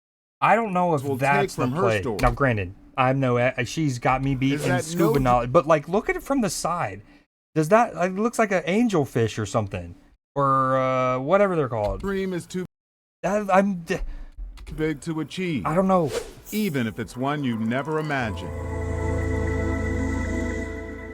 Wow. So scuba diving, right? Not the most popular activity in the Black community. Dawson is one of about 2,000 members of the National Association of Black Scuba Divers, but now she stands alone, one of one, after diving into the Guinness Book of World Records. Again, the logistics to get to those locations in under 12 days. Positivity and man, and you got to spend at least 30 minutes diving. The story. All right, That's incredible. That's incredible. Okay, so we're in the true final stretch. So as y'all might remember, about 2 months ago, we showed y'all the Dr. Pepper jingle. And then we showed it again once that jingle became viral after being a part of a commercial during the College Football National Championship. Well, as y'all can imagine, as the stories developed and people started to hear that young girl got a $2 million paycheck, or at least, from Dr. Pepper for her jingle, naturally, I have seen all over my algorithm in the months since of basically people trying to do their own attempts at their own jingles for a different company to try to strike while the iron's hot, right? It's like a proverbial gold rush. We also saw this last year with on Newsday. I showed you the story of Carolina Mike. He's a middle-aged guy who's a big Carolina Panthers fan, and he wears a dad fit with high tube socks. I mean, he's a dad. But he makes this like, what would I do if I had $150,000? What would you do? And he's like, I'd buy a football team. Wait a minute, that's not enough to buy a team. Okay, that guy. Well, after that went viral, I started to see the Indianapolis Colts version. Somebody tried to come up with the Colts jingle. So it's a copycat league. Anyways, with that said, the Dr. Pepper jingle went famous. was amazing, led to a commercial, girl got a bag. So I've seen a ton of these like wannabe attempts. Let's hope this works because this is on Instagram. But of all of the ones that I have seen since the Dr. Pepper jingle and that college football national championship commercial, this is by far the best one that I've seen, and it's somebody making a little rap for Taco Bell. Once the jingle became a jangle. Wow, Matchy's on fire. I'm glad I wasn't born a burrito, cause I hate to see me coming. A steak quesadilla, chipotle sauce, a little bit of lettuce and onion. I'm loco and I eat Doritos, tacos, throw me away from the crunching. Got a fupa cause I keep on changing chalupas, the teeth fell out my stomach. Now I talked about this one with Clipper the other day when we were watching the UFC fights. Oh hell yeah, rewatching Game of Thrones, love that. What part of Game of Thrones are you in? So when we were watching the UFC fights this past Saturday in the Discord, this song was literally stuck in my head. I'm not even bullshitting you. This jingle was well and truly stuck in my head, and I kept singing it. And eventually I even told Clipper, I was like, an upcoming Newsday thing I'm going to show is this one. And I was like, I've seen several, again, at least 6 different attempts at their own little jingle to capitalize. This is by far. What I also joked with Clipper was the only reason I wouldn't see this working is because he uses the word fupa, and I don't know if Taco Bell wants fupa in their commercial and then people having to look up what a fupa is, but it does rhyme with chalupa, so it's hard to like hate. Glad I wasn't born a burrito because I hate to see me coming. Steak quesadilla, chipotle sauce, a little bit of lettuce and onion. I'm loco and I eat Doritos, tacos, throw me away from the crunching. Got a fupa cause I keep on changing chalupas, the cheese fell out my stomach. The cheese fell out of my stomach. Anyways, again, I've seen a bunch of these now. This is by far the most catchy. It was actually stuck in my head heavy the other night. He's even made like a music video for it already. So we'll see how that goes. Okay, we got 3 stories left. This one is a follow-up story. A couple weeks ago, I showed y'all the progress being made on La Sagrada Familia, which is the famous incomplete church in Barcelona, right? Famous architect Anton Gaudi first tried to make it in the early 1900s, and then they ran out of funding, and then he eventually passes away. Well, they've finally been making progress. A couple weeks ago, we showed them installing one of the arms of the cross that's going to sit at the top of it. Well, this is them essentially putting in the last piece, and it's essentially now done. And also what's done is this is the last Instagram story because Instagram has literally bit the bullet. Happy lurking, handsome. Tomorrow's your birthday? Hell yes. 144 years later, this church is finally complete. Now, of course, they're going to have to clear the scaffolding and things like that. But so what we showed a couple weeks ago was them putting one of these arms in right here. What's cool about this whole cross thing, Instagram's dead, is it's trying to, in Anton Gaudi's like notes for his vision for this church, he talked about how he wanted the cross at the top of the steeple to like essentially like shine like the sun even at night or whatever. So as you can see, there's all of these like crystal like glass sections in the cross that should reflect and refract light even at night and stuff. So that's going to be really cool. But what they tried their best to like literally honor certain notes and ideas that Gaudi had written 100 years ago or whatever, and that's part of, and that's also why it's taken so long, is not only to get the money but to get the the materials and the vision to do it properly. Okay, and our second to last story for this news day, 124-year-old woman in Colombia. She might be the oldest person alive. Good chance. 24. That is the age that Mrs. Maria Antonia Cuero turned today, Saturday.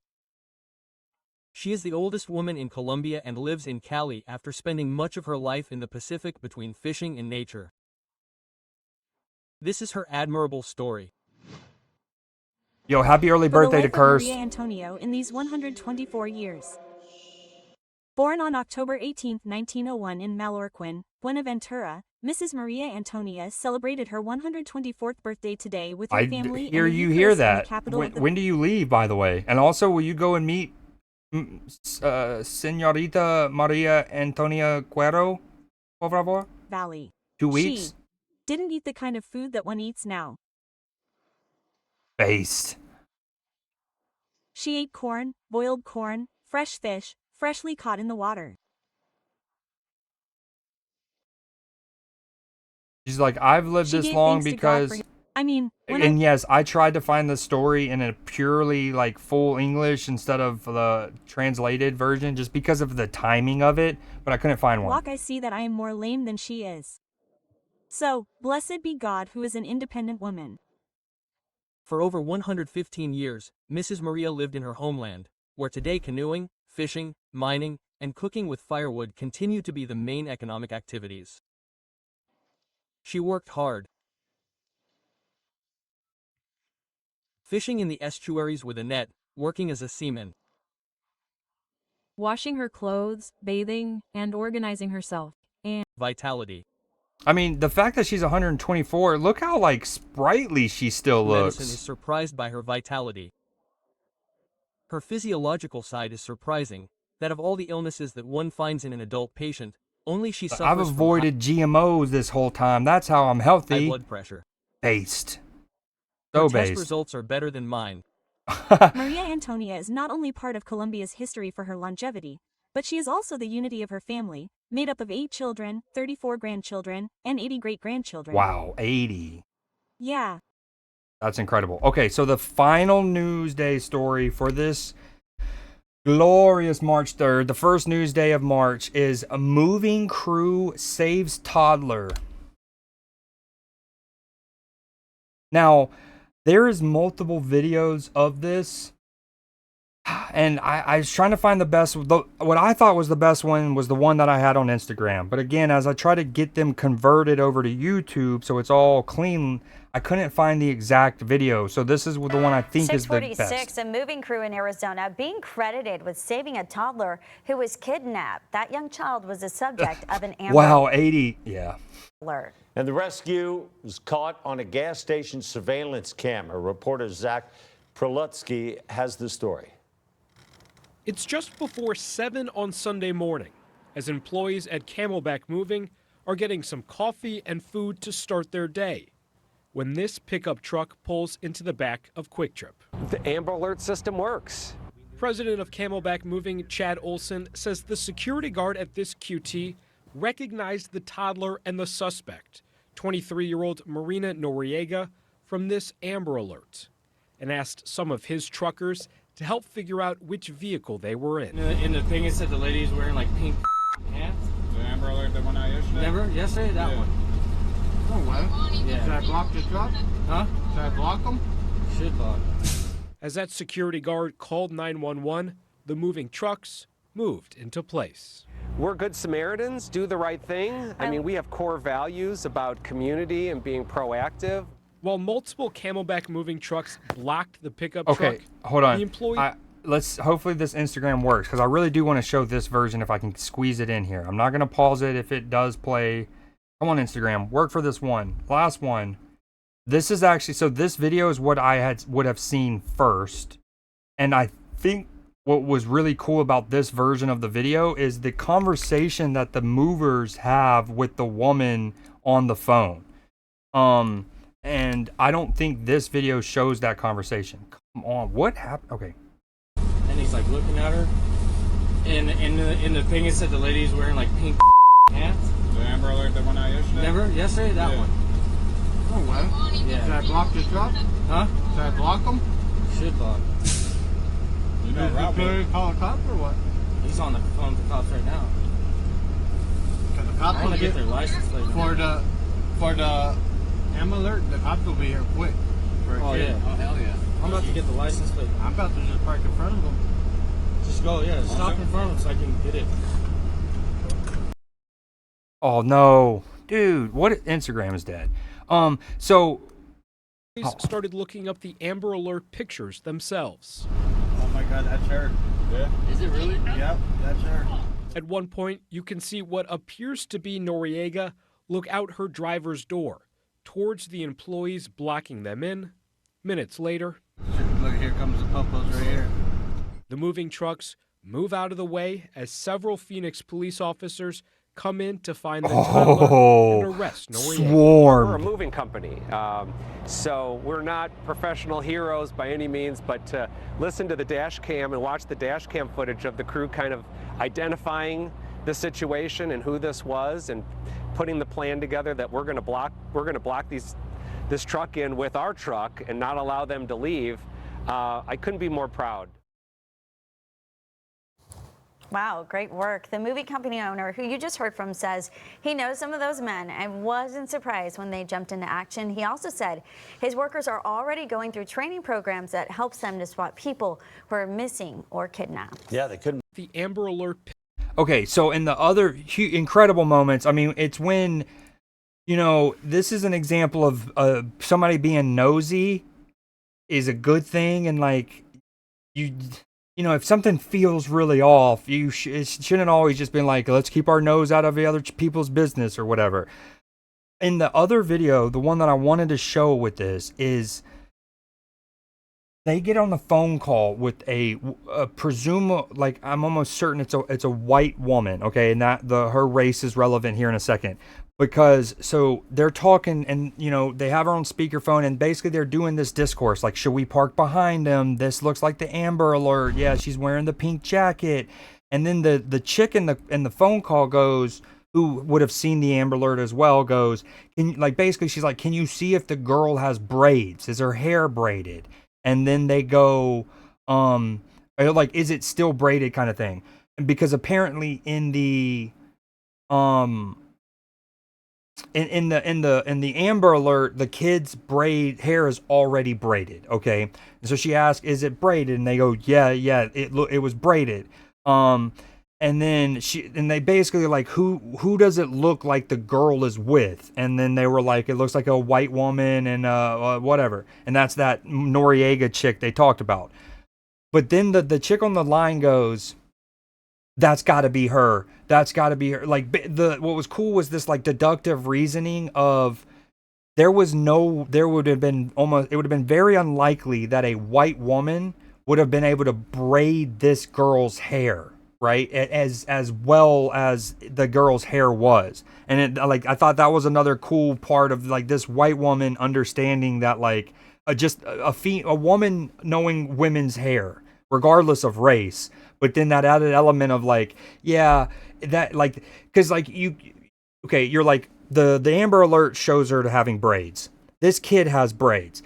That's not an automatic, direct, instantaneous link. You know what I mean? And nor like, because it could be like, well, that could have been braided that morning.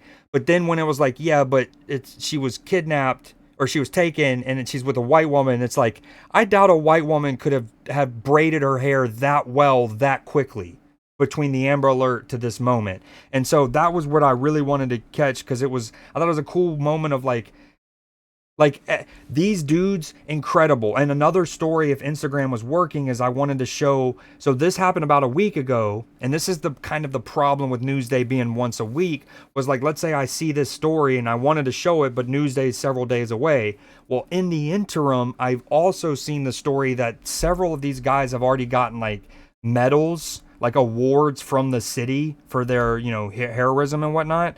But again, I thought it was cool, as dope as they are in this moment. And they probably, even without the woman's confirmation about the braids, they probably would have still gone through, blocked it off, blah, blah, blah, gotten the license plate, waited for the cops to get there.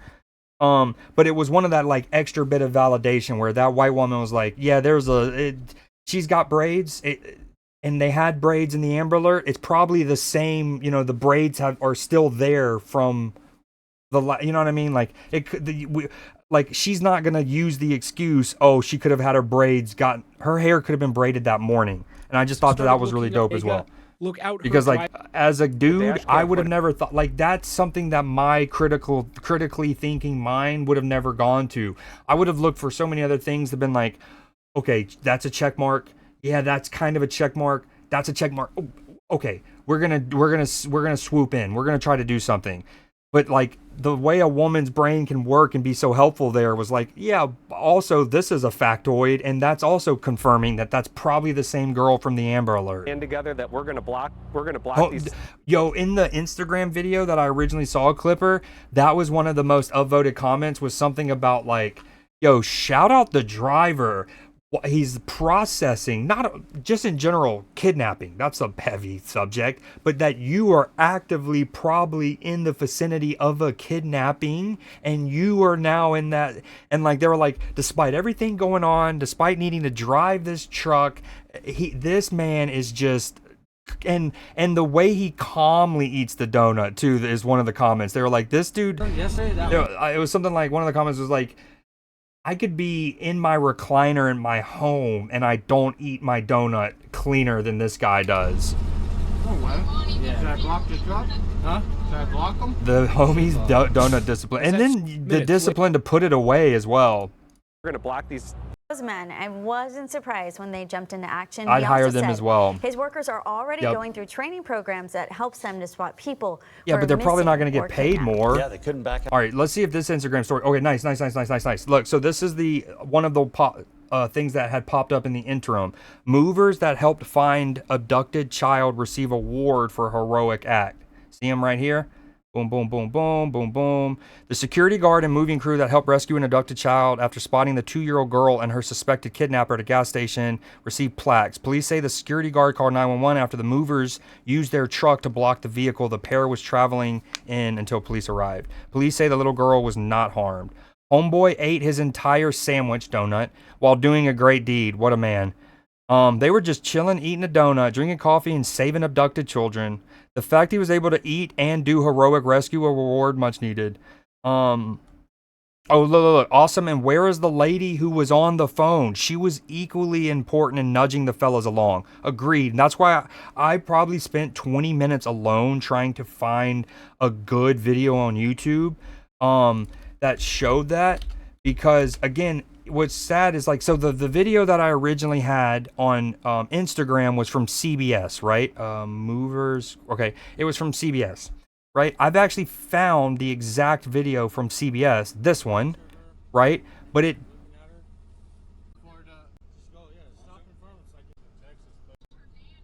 Oh, here we go. Okay, earlier when I was trying to pull this up, I swear on everything there was no audio. So this is the woman that I was talking about.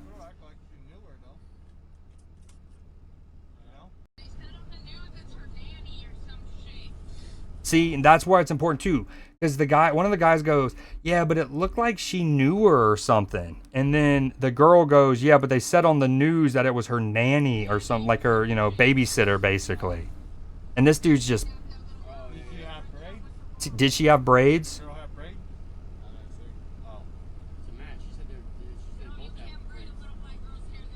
See, you can't braid a little black girl's hair that quickly, that easily, especially a white woman. And like, again, something like, why does race got to be? It is relevant, right? There's a different art. There is a different skill set to braiding a black girl's hair and a white girl's hair. It's just facts, and it's an important observation, and it helps further like confirm to these guys.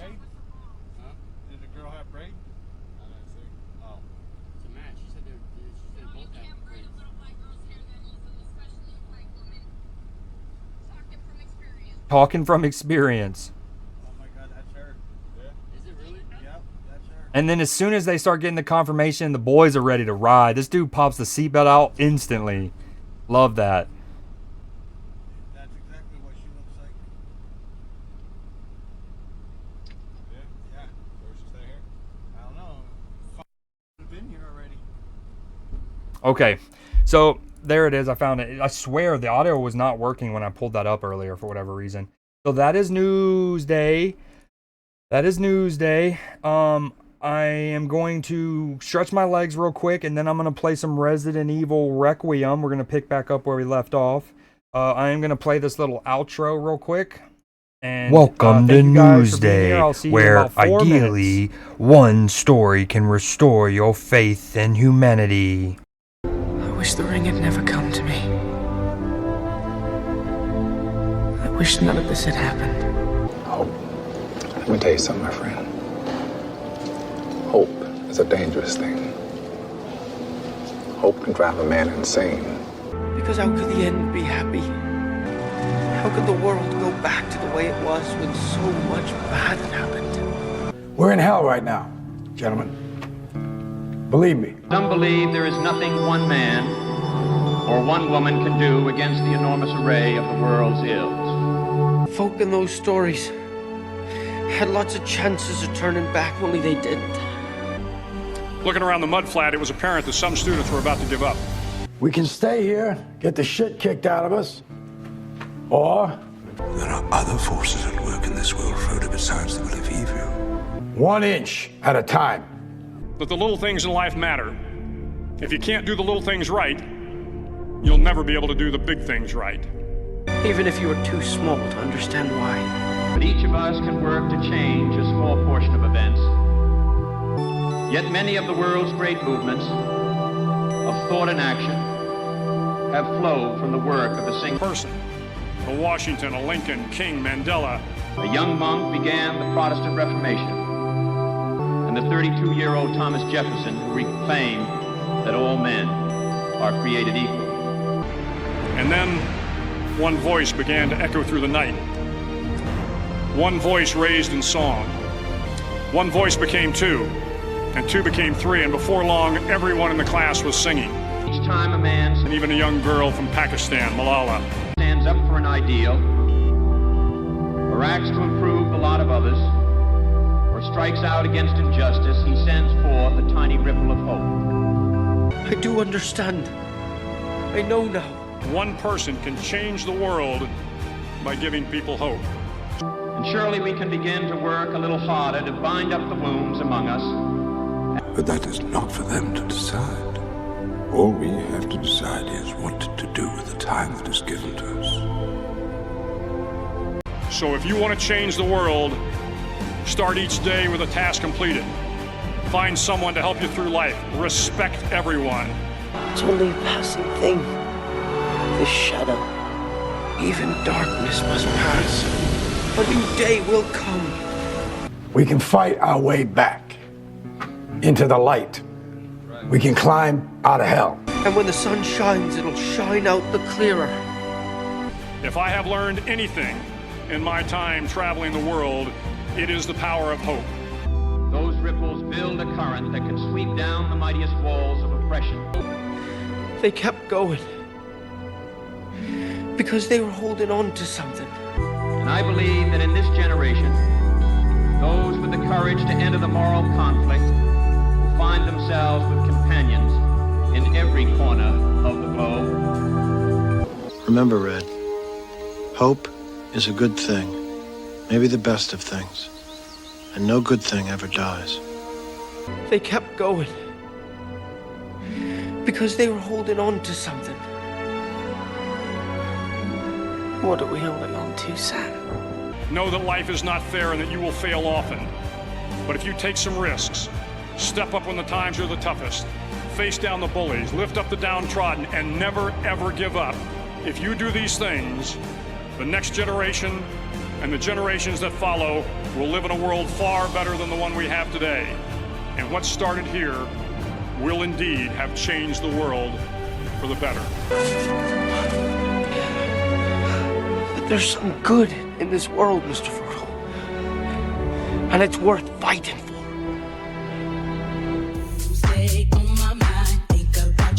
Newsday on my mind, think about it all the time. Newsday on my mind, it is on my mind. I love Newsday, it is on my mind. Newsday on my mind, is on my mind. I am smoking pine, and then I'm drinking wine.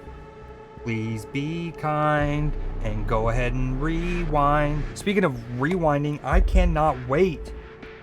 There is a shop simulator that's coming out. I should have had this as one of my anticipated games. Granted, I couldn't even find the game that I wanted to show. But it's called Rewind 99, and it's a shop simulator where you're basically running like a Blockbuster. I'm 100% for it. Day on my mind. Hey, on my mind. Okay, so the last time I played this game was 2 days ago on stream. And we, as Grace, we had the little girl, the blind little girl named Emily, and we were able to leave the care center, putting the 3 cubes in the door. So we have my save when I'm inside the care clinic, and then the auto save, I guess, right when I walk out. But we're just gonna go and load back this and just go back through the door again for just like continuity's sake. Which one? Rewind 99? Stay on my mind. Alright, we have all of our loot that we want. We're gonna need that. We want the hand just in case. I think we put this up. This has a check mark, which again on... Oh, whoa, there's an auto sort. How about that? How about that? I don't like this though.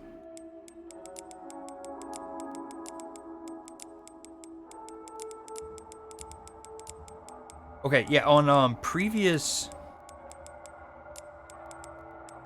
On like Resident Evil 2 and 3's remakes, once you were fully done using an item and had no more uses in the game, it would put like a check mark there and basically let you know, hey, you don't need to have this anymore, and you would manually discard it.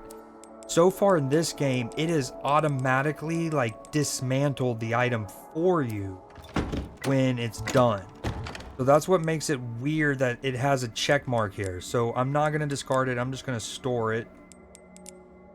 We don't need any more bullet. Nope, we need that back. Okay. And then leather bound book. We have heals. Maybe we get this out. Okay, boom. Make one more heals just in case.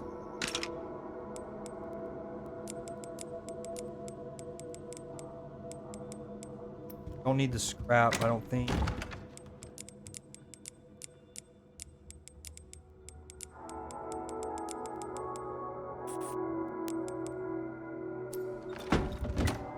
Rewind 99, yeah, it looks so dope. And then I was watching, so I was already excited about it just from what I had seen on Steam, and then I saw Queso playing it, and it looked good, it looked cool. And then there was a dev in Queso's chat, and it was like basically like, hey, go throw something at this thing outside. Like there's a button, go throw at it, throw something at it. And Queso did, and it was like this really cool like cat rave thing started to happen at this gas station, and it was just like, it's neat that I love that games will put things like that in a game that are hidden and that they're in Twitch chats. Like yeah, it was just a really cool moment. All right, let's put this back in. Get up out this joint. Oh whoa, the way the door instantly closed again. There was blood up here that we kind of wanted to go get. Honestly, that's a lot of blood. All right, let me put her back. I'm actually kind of glad I reloaded the save for that reason.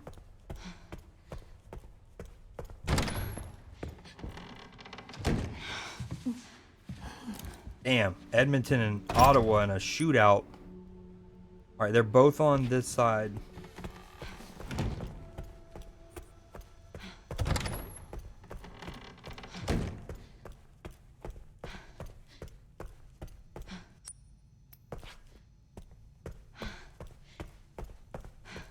Yeah, I need to start doing that. Like when there's the Steam Fest and they do their like demo week, I need to start more consistently playing through them. Although we've played a couple kind of inadvertently now. We played Burglin' Gnomes demo.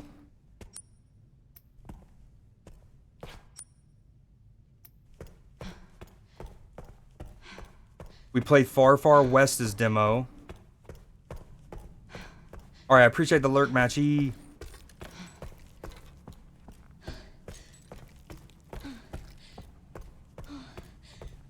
Sorry to ask you this after you said lurk, but if you can hear me, did you ever answer why you were saying boycott the WBC? Is it just because I was like a diehard baseball MLB fan, you don't like it right before the season's supposed to start?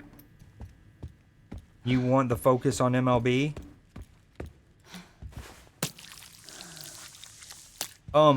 Rewind 99 comes out next month. Is that what you're saying? Is that what that means?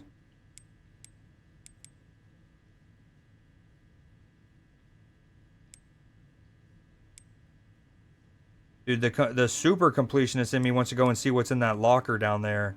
I don't even know if I can get down there anymore.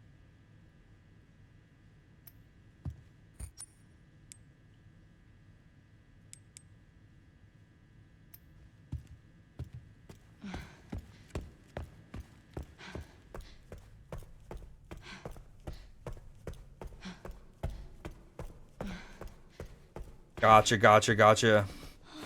Those are good points. And it is a volume sport. So like, so what if? Is it like a group stage and then they go knockout rounds? Do they do three matches in the group stage? And then so what you're saying is if a team goes all the way, wins the whole thing, they'll play 7 games total? 3 in group, 4 in the knockout rounds, perhaps? And then so the logic's like, oh, nice, to win this, like, well, the competition that we're trying to add a ton of prestige to, in order to win it, it's like the equivalent of winning 1 postseason series, essentially. Or 2 if you sweep a team, but yeah, I doubt I'm gonna be able to go down here again. Let's see. Right? And right before the season, guys, is it once every 2 years or every 4 years? Okay, we got the blood, all of the blood. We're not able to go back to the safe, but it's probably just like scrap in there. You know what I mean?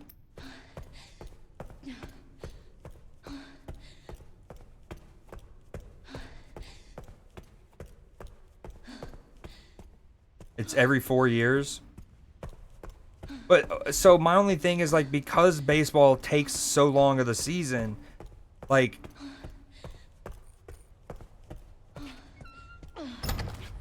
I can't leave Emily behind.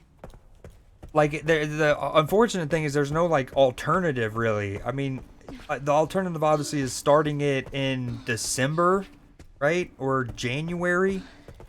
That way it's over, like, you know what I mean, further away from the start of the season. But then it's like, well, I guess,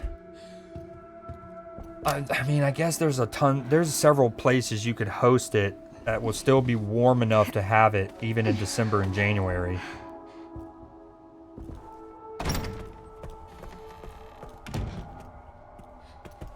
I wonder who the 4 contenders are. So us, Japan, Dominican Republic, Puerto Rico,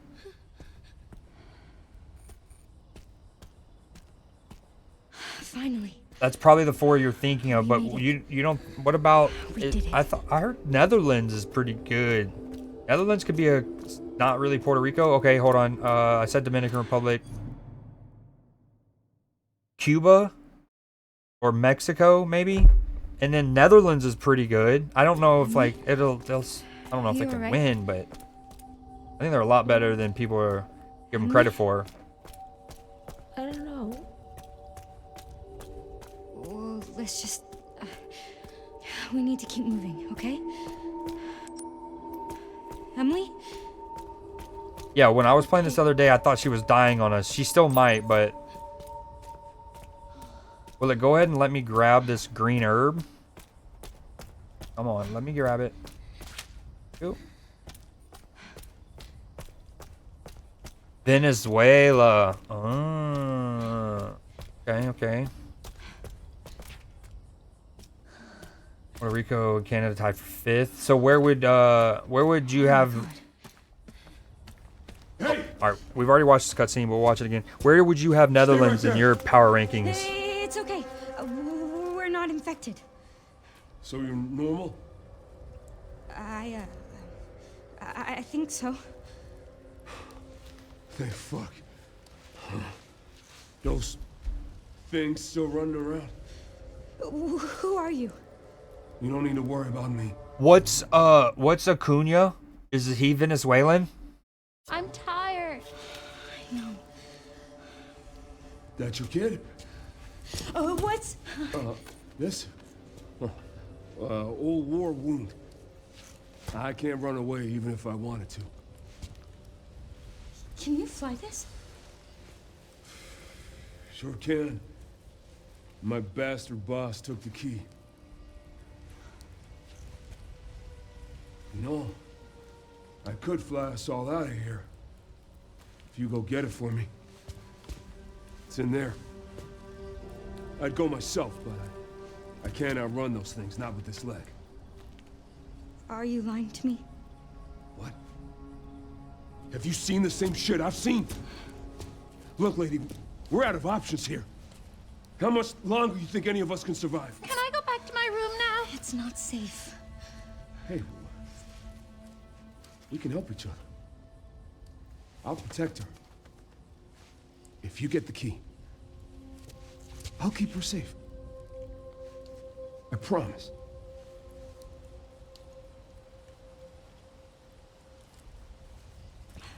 It's a deal. Come on. I got you. Oh yeah, pitching's a good point. Damn, yeah. I just saw their infield. I was like, I really like that. All right, sounds good, man. Appreciate it. No. Always great to see you, and thank you again for the resub. You're the homie. Oh, I'm Grace. By the way, this is Emily. Harry. Thank you, Harry. No problem. I'll be right back. Mm-hmm.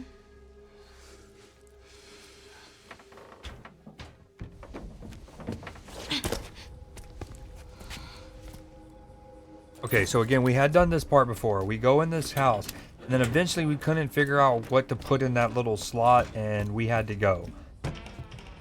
This time, we're going to be methodical and amazing.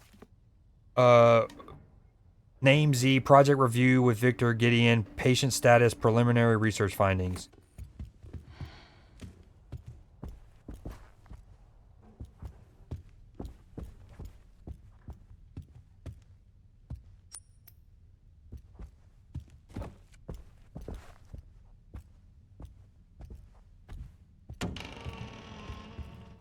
Please, just let it be in here. And then this is awesome because it's a callback little Easter egg to Resident Evil Village.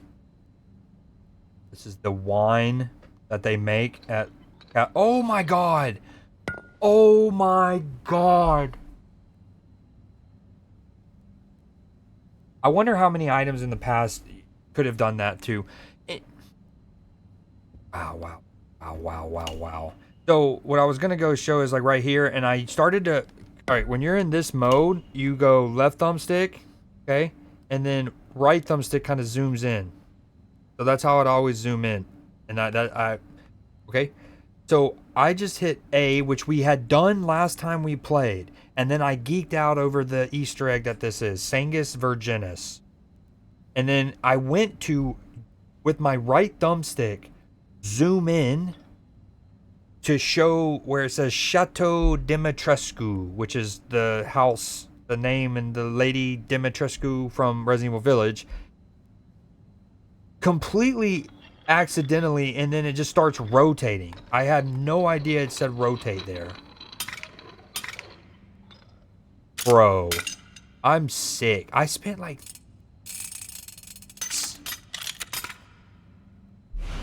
A double helix model reminiscent of DNA. There are protrusions on both ends which seem like they can slot into something. I am going to puke. How many items can I have done that in the past? Publications about medicine. So like with this thing. Okay, so boom, and then zoom in. So I went to go and use my right thumbstick. So right there it says right trigger, left trigger is how to zoom in, but you can also do it with your right, which is how I normally do it. That is trippy. I guess it probably only works on ones that you do this, and then they have the subsequent A, like interact button. Dude. Ugh.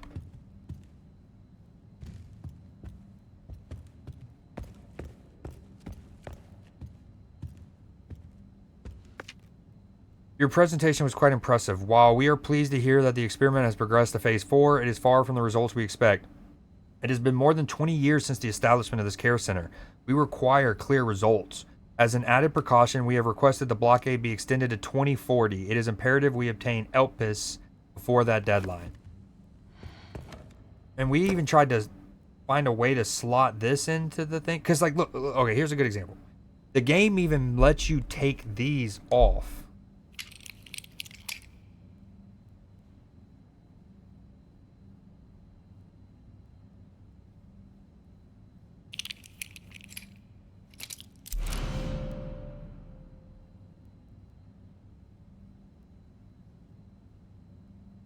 Because I tried to put that hourglass into this numerous times.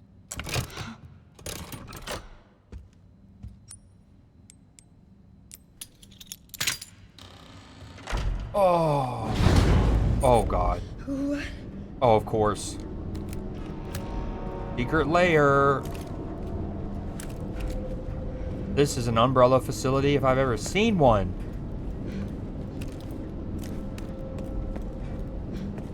I even tried to shoot this thing to get the microscope out to put in there.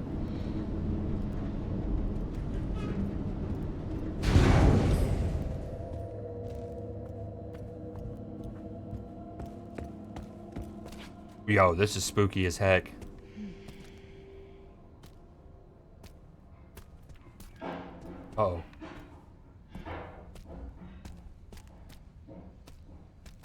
Oh, Victor Gideon on the cover of that.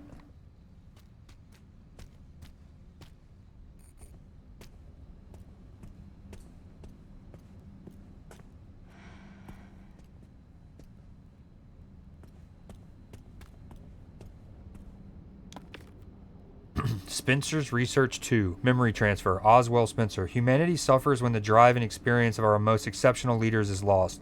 The ultimate way to preserve such greatness is to transfer those memories to a new vessel. Just as fruit flies have the potential to pass on certain memories to their offspring through their genes, so too can the memories of a human donor be passed on to a recipient. The question we now face is how to harness this incredible potential. Answer lies in the medium of memory, blood. Cells within the blood contain multitudes of information, including factors tied to memory. Thus, since the T-virus grants us control over factors within the blood, it can be hypothesized that harnessing those same elements will allow us to transfer memories from superior individuals. However, for such a procedure to succeed, the host must be able to withstand the toxicity of the mutated T-virus strain while preserving their own intelligence. Sourcing viable subjects will be the key to future research and testing.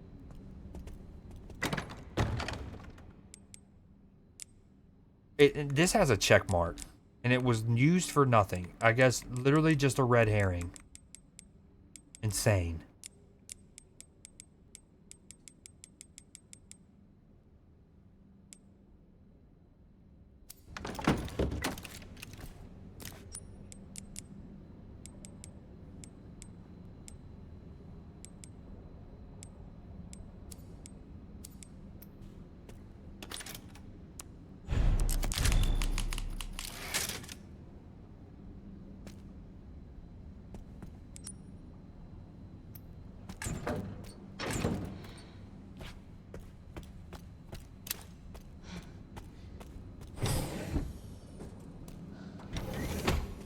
Oh, of course. Oh, of course. What the hell? Oh.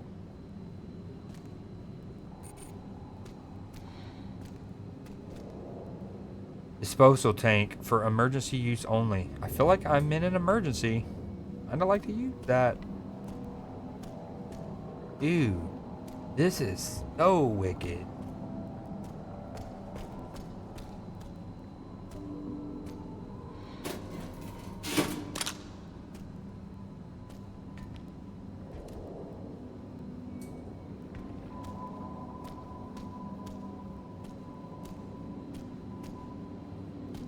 Feeling like I'm at that one facility where they make the winter soldiers.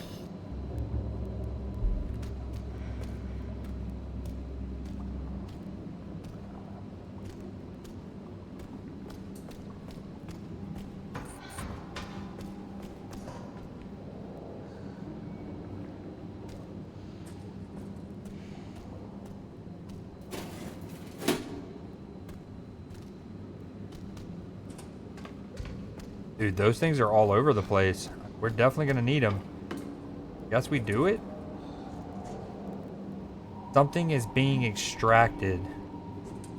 Yeah, you don't say.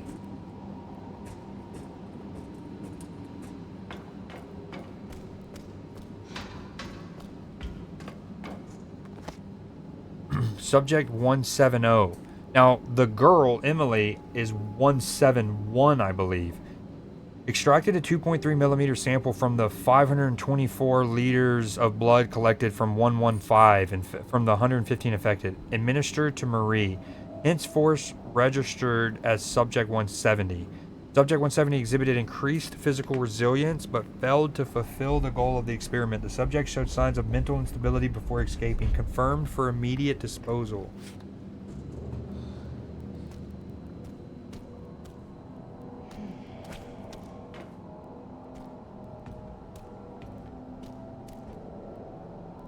When the alarm sounds, retrieve disposal tanks from their stations. Proceed in an orderly manner and dispose of all specimens. Leave immediately via the nearest exit.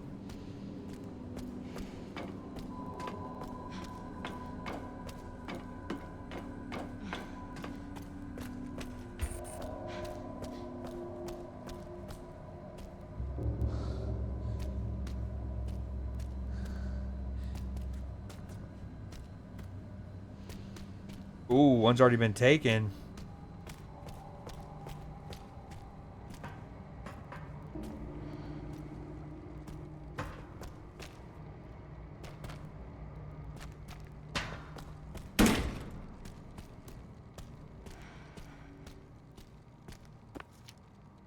Grace Ashcroft blood analysis report. Here are the results of the comprehensive blood analysis you requested. The genetic information matches the specified data perfectly.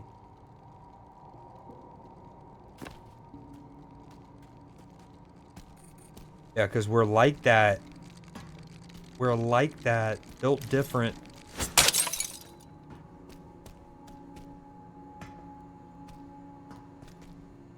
Helicopter key. An ignition key for the helicopter, a bit tarnished in places. Found you. Like it's gonna be that easy.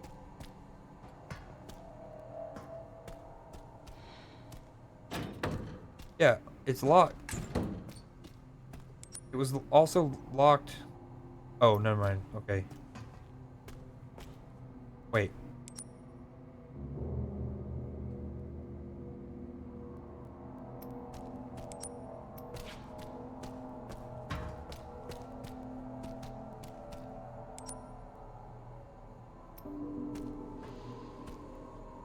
Security system. Doors locked, activated. Press authorized to deactivate. Here we go. Oh, now we're talking. Yeah, but now that's locked. Oh. Yes, Zeno, that's correct. Oh, I'm tense. I'm tense. Oh. All tests have come back positive. I can confirm that she is indeed immune. The one that we've been searching for. If all goes as planned, Elpis will soon be in our hands. Of course. But first, I must initiate the protocol. I've done it.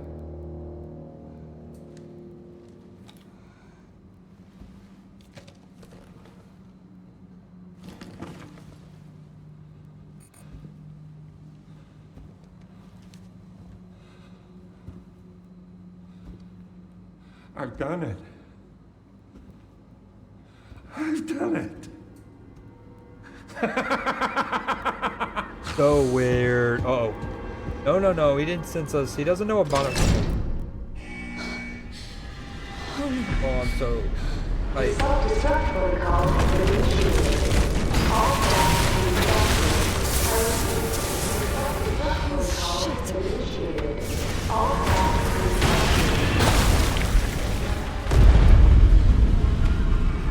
The self-destruct protocol has been initiated.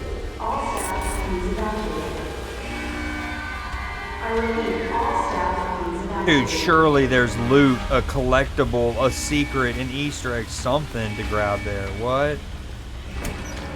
Uh-oh. The self-destruct protocol has been initiated. Uh-oh.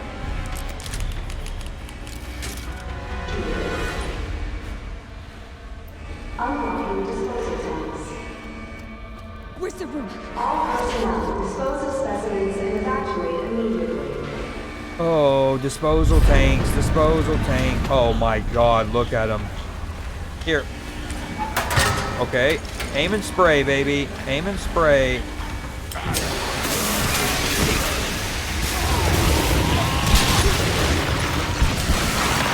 Hell yeah. And banana bread?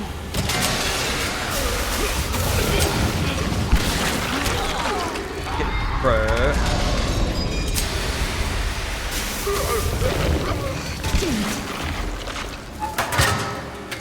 Please work.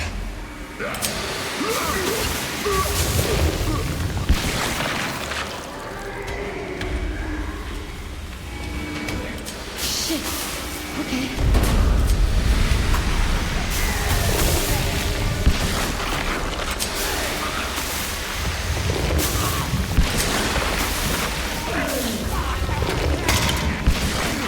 Oh, this is so gross, but so cool and satisfying at the same time. Oh no, no, sir.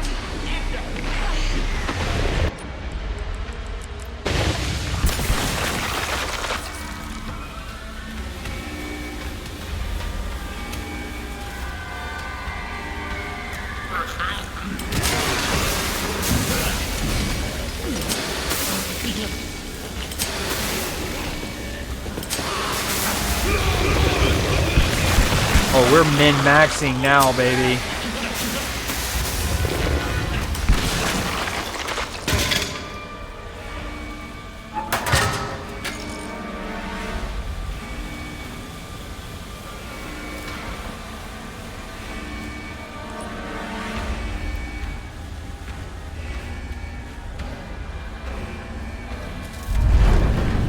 Oh, creepy. Dude, this game's so good. Oh, shit.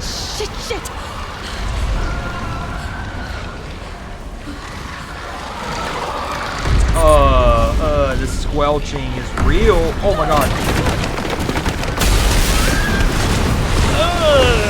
Dude, it's worse than Carrie. Oh no. Yep. Oh, they're all mutating. They're double mutating. They're gonna be, what do they call them? Blisters. Oh, this is worse than Carrie. This is worse than Carrie. Although she was getting socially made fun of and then like embarrassed in front of her school, and there was that element, and like how is she gonna be able to handle it when she gets to college? Is she gonna be known as the girl who everyone made fun of? And like Grace doesn't have to deal with that, but yeah, same. Oh, look at the rats running even. Oh! Yeah, we're squeezing through.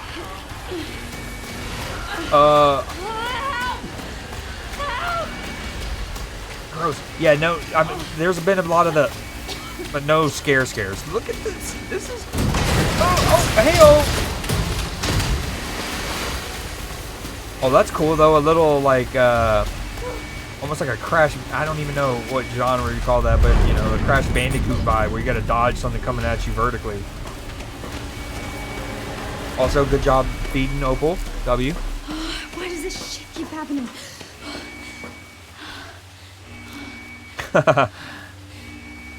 haven't seen that yet, but I from what I've seen of it, that's good. And I want to see it. Where's it? Oh, dude, we are covered in blood. Oh, I made it. Yeah, that. Uh-oh.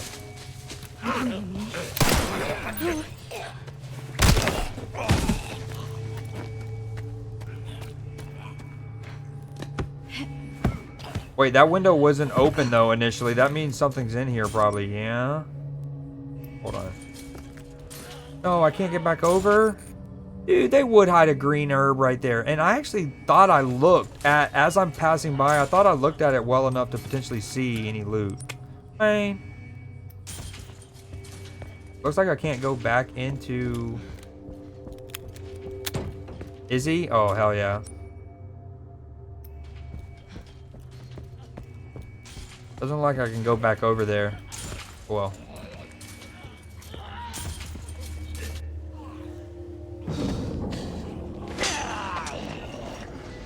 Can we go? The helicopter's still got to start up and do the whole whirly-twirly thing. What the fuck did you do?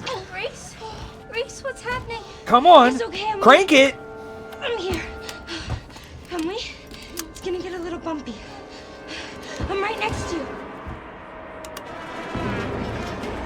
Oh, they're gonna weigh us down. No, it's okay. I'm all right. Come on. Oh, crank us! Crank us! Strap in. Crank us! That one also pooped his pants. No. What's it look like I'm doing? Come on! Hit that! No shit! Hold tight, I'm taking off!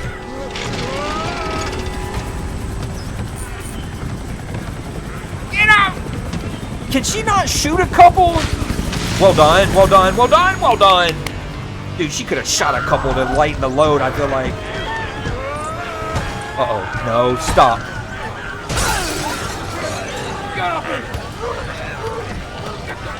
What do I do? Uh-oh. Yeah, like a helicopter was ever gonna work in a Resident Evil game. She should have been... she didn't need to stop and like, oh, look how many zombies have accumulated. Emily, are you okay? Uh-oh. Emily. Uh-oh. Dude. She hesitated like, oh, look at all the zombies over there. And she should have been shooting them. Are we back as Leon? Here we go. Help us. Grace. What's she got to do with this?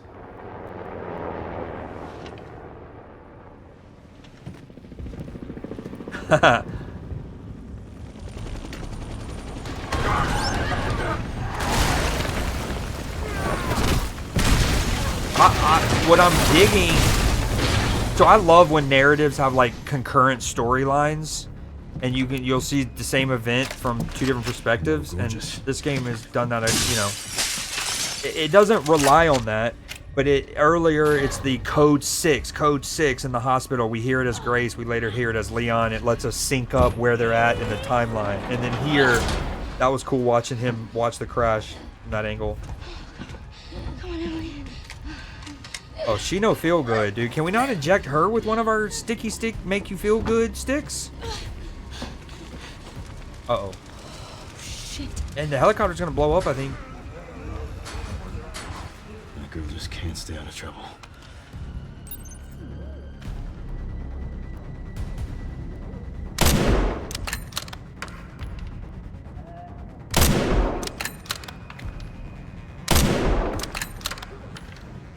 I just realized I have a finite amount of bullets, and I probably just used most of them.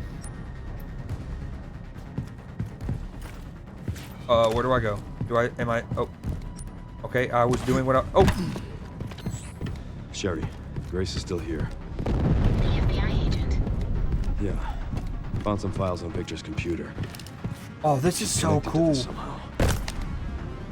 No.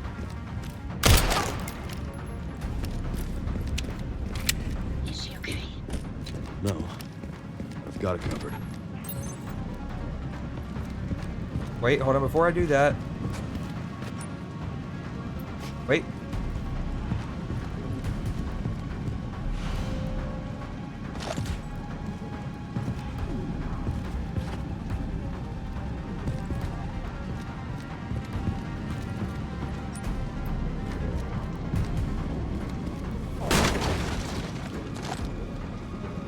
That's it, huh?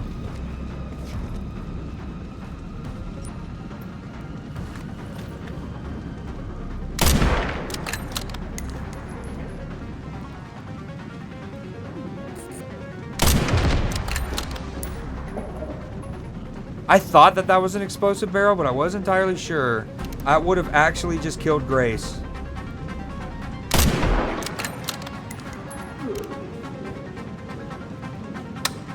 Nope.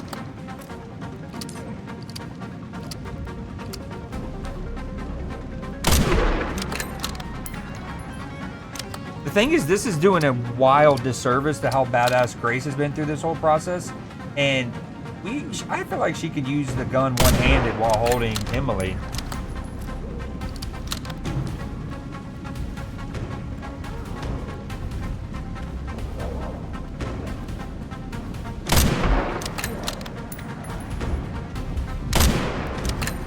My first miss? Question mark. Service.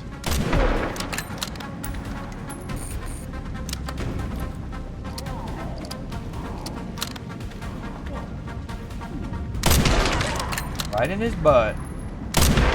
Right in his head. No, right in the dirt. They're gonna start coming for me soon here. Oh, he's hauling ass. We don't like that. Yo, what up, Cat? How's your day been? Hang in there, Grace. Nope. Oh, right in the gooch. Oh, that's a big Papa Bear. That's a big Papa Bear. Oh, she's dead. Grace.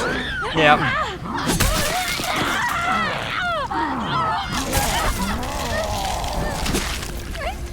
Tis but a flesh wound. Oh, that's just extra. We've already talked about how these kill animations are more like fatalities. They don't have to make us watch Emily, who's a blind girl, being rescued by Grace in presumably her first bit of motherly love she's ever gotten, and we got to listen to Emily cry out her name. What are they doing to us?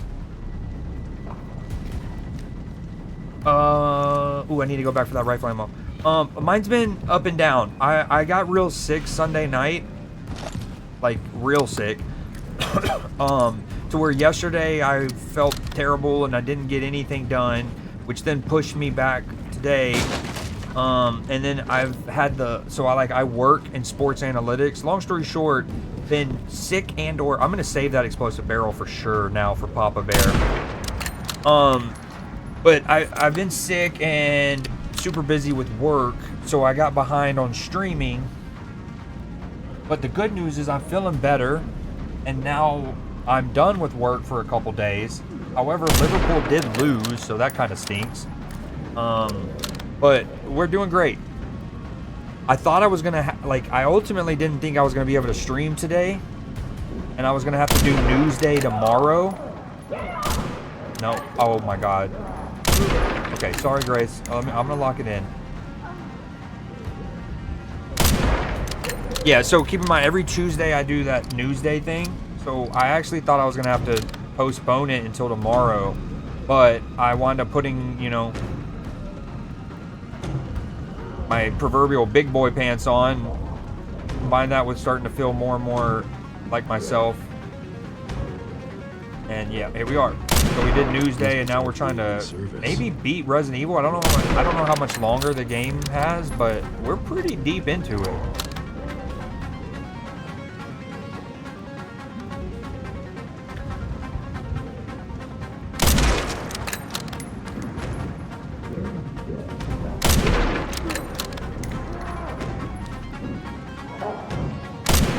No, we can't be missing shots here now. 2 of them. Oh, I appreciate it. Hold on.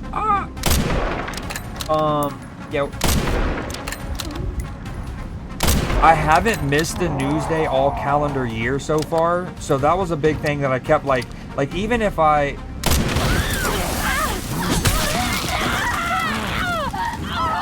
Fist me. I can't hear Emily yell a cry again. I can't do it. Yeah, so we hadn't missed a Newsday all calendar year, I don't think. So that was one thing I kept telling myself, like, yes, if I postponed it till tomorrow, I'm still not like missing it, but I really wanted to. My New Year's resolution was to be on schedule more and like to keep schedules and whatnot. And so along with that, I've been trying to be on it with Newsday. Now, normally I start Newsday around like 6 p.m. Eastern, and we started at like 9 o'clock tonight, but we did it on a Tuesday. We kept that up. What you got going on the rest of the night? Okay, sounds good. You gonna be gaming on anything? All right, this is the run. Dude. Okay, let's lock it in.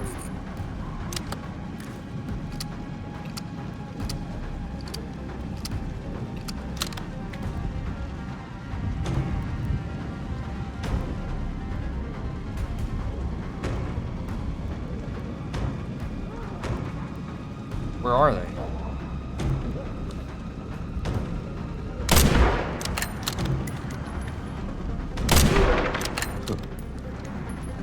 No misses. Operation no misses. Ooh, what movie are you gonna be watching?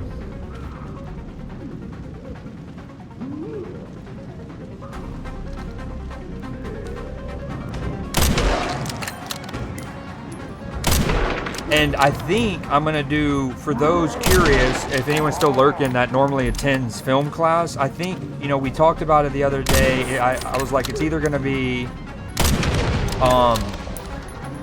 so this month we're doing the Two Towers, we're doing Hackers, and we're doing Tropic Thunder for sure. And I think I want to do Tropic Thunder this week. Wait. Did that kill him? Just one headshot?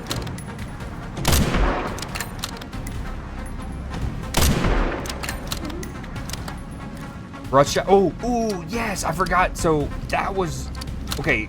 When we were looking at it during film class last week, we had established those three movies: Hackers, Two Towers, and Tropic Thunder as three. We're definitely going to do this week or this month. And then yesterday I was on YouTube and I saw that Rush Hour was added to it, and I was like, oh my god. Now of course they add it to like this week, because I would have loved to do Rush Hour for Black History Month. Like, don't get me wrong, I'm glad we did Barbershop, Good Burger, and like the movies we did do, I'm glad, but like, dude, Rush Hour would have been so good.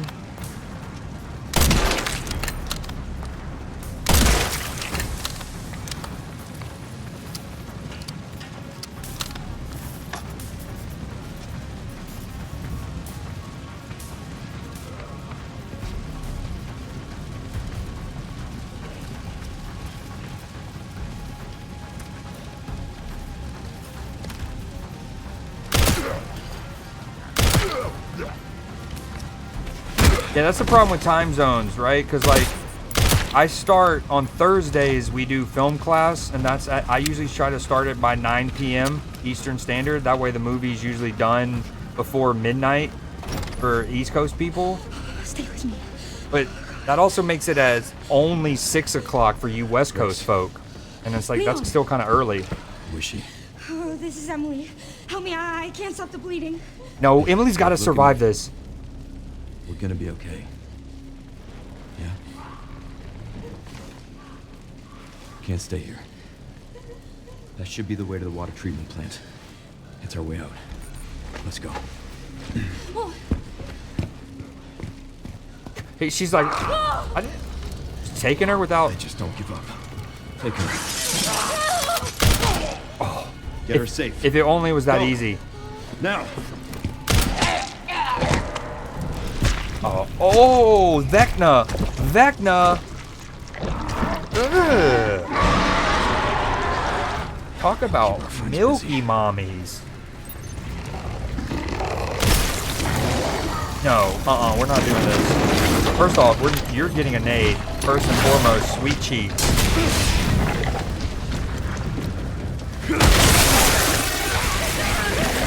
Sick. So sick. This is so loud right now. Oh, I can't go out that church.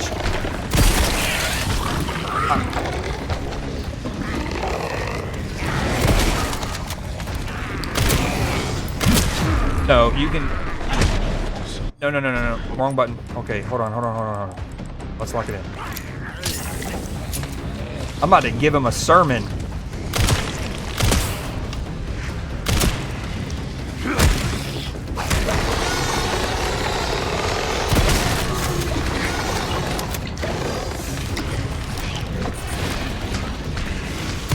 Oh, that was a whiff. No! Oh, this is no bueno. Look at his titty. Oh, that's what we want. Yeah, come to me. Please.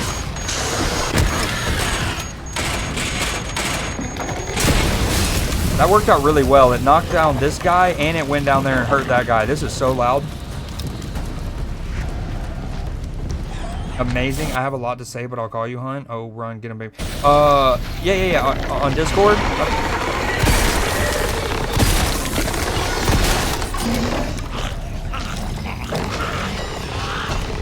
No.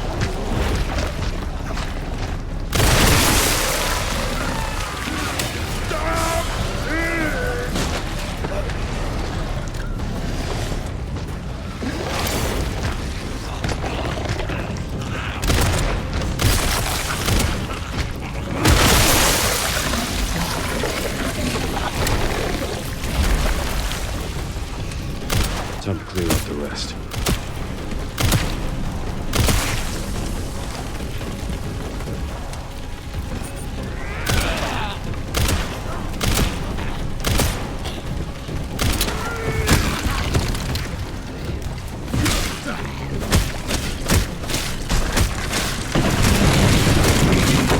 Yo, the power fantasy that they give you as Leon is real. Dude, you feel like a fucking unit. Why can't I throw... I don't get it. Whatever. Thank you. I thought so too.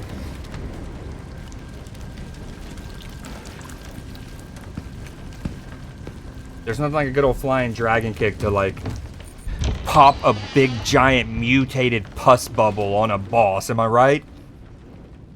I think Sun Tzu even wrote about it in The Art of War.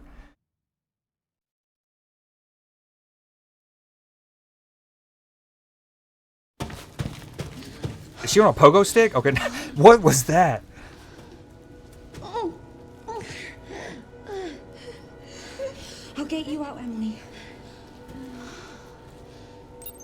I would have been like, Leon, respectfully, I'm not going in any subterranean facility again. I've been in this care clinic. I've been in the hotel where I watched my mom die.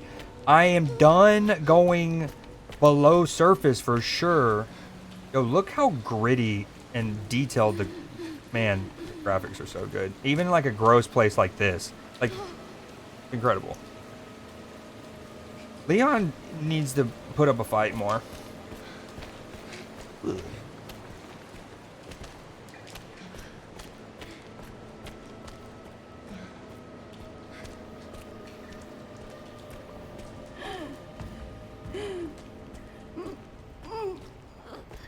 I'm sorry, I know it hurts. I'm so sorry. Dude, do not let Emily do it. No. Okay, I don't... Do I look for loot first, naturally? But Emily might die in the process. Sorry, Emily, I'm looking for scrap. I know you're bleeding out, potentially internally and externally, but we're looking for loot. You know how it goes, boo. Looking for loot. Oh, I gotta find somewhere to set her down. Oh, that's a ominous. This is ominous. Oh, I don't. Dude, Victor Gideon's about to come out. We haven't. Oh, it's one of the girls. No, no, no, no, no, no, no, not another one of these. Can't let that thing hurt her. It's okay, Emily. Don't let it hurt me. Rest here. Yeah, this is a soft spot. Very comfy, so cozy. Stay right here. I need to keep you safe. Okay. Got a pillow? She's like, at least when I was literally like trapped in a cell, she had a more like a better sleeping condition. Roof hatch manual. The roof hatch is operated by the panel outside the storage bay. Troubleshooting. If power supply errors persist, you must restart the 3 power distribution units in the lower area. This again. This should reactivate the control panel and allow you to operate the hatch. Not unusual. I got a severed hand and nothing to... I have no idea what to do with it. Apparently nothing.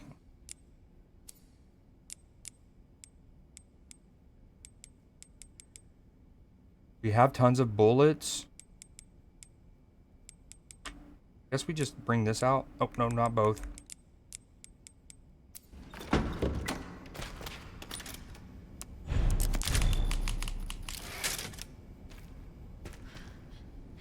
Emote game going bonkers right now. I'd love to see it. Ooh, and some blood.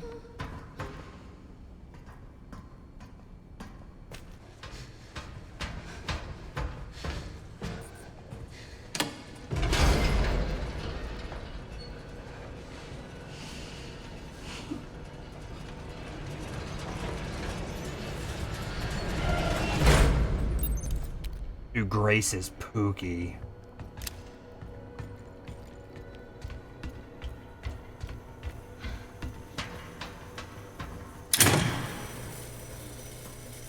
Why'd turning a light on just scare me then? I don't know, but... Oh, nice. It was already powered because of the... Insufficient power. Reset the power distribution Never mind. units on the lower floor. I was gonna say, I thought it was counting... Power on. It's my only chance. I thought it was counting the units that we had done at the bottom.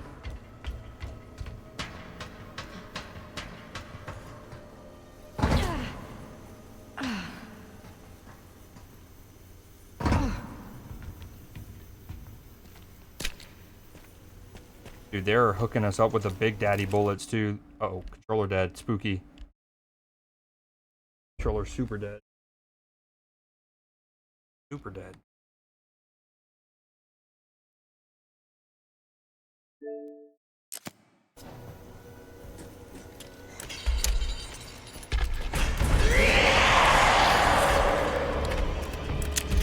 Yeah, no thank you. No thank you. I hear him. I hear her. I hear him, her. Oh, no, no, no, no. Yeah, you're gonna get burnt. I'm sorry. Both of us. Breath. I had thrown it. Oh, where did it go? Ha!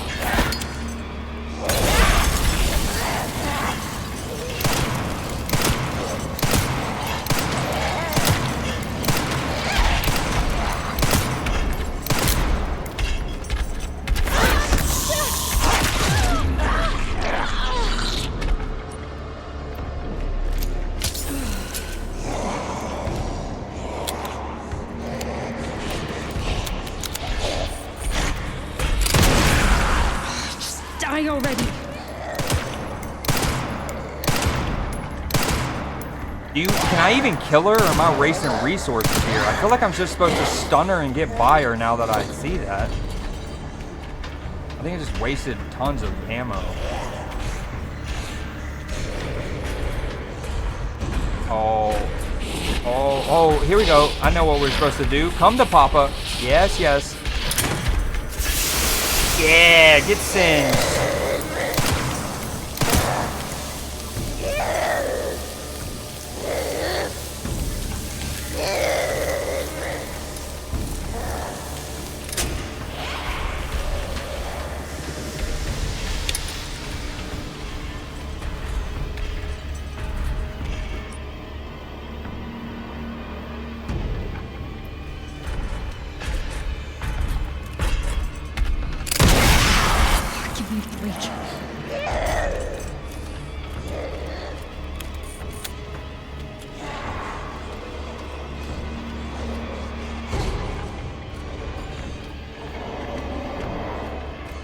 Yeah, I almost certainly wasted at least, call it 10 bullets just to be safe.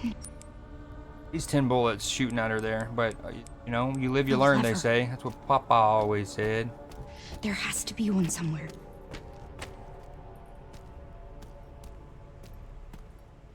Yeah, you were literally just supposed to stun her and get by her.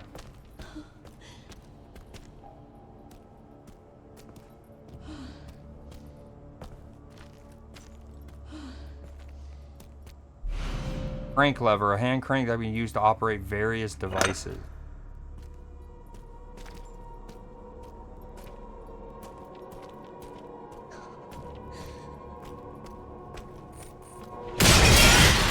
Oh my god. Wait. She just sprinted at my ass. Oh wow. Yeah, that was by design. He's not happy with your boy. What the fuck? Yeah. You gotta want it, Grace. You gotta want it. You gotta want it.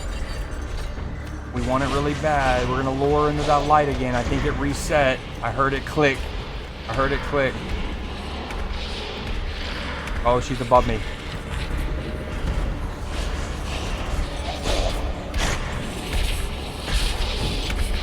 Please turn around.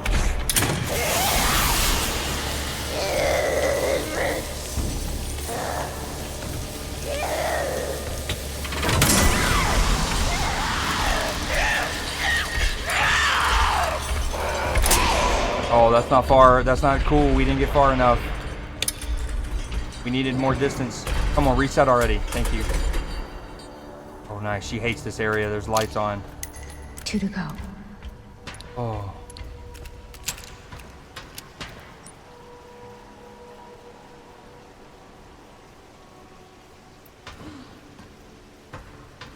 Yo, the map showing you where items are is so helpful.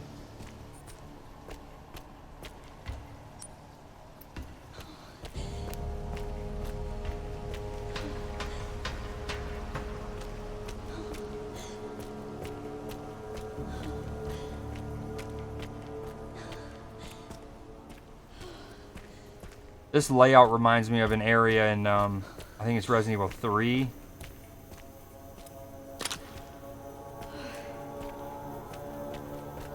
I want to say you're Claire. So I think that's actually Resident Evil 2. Alright, come on down. Where is she? Come on. Get flashbanged. Where is she?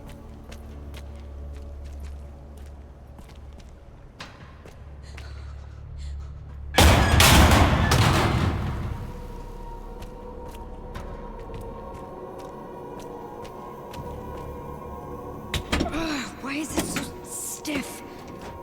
Not what she said. Oh, hold on. Oh, she sees me.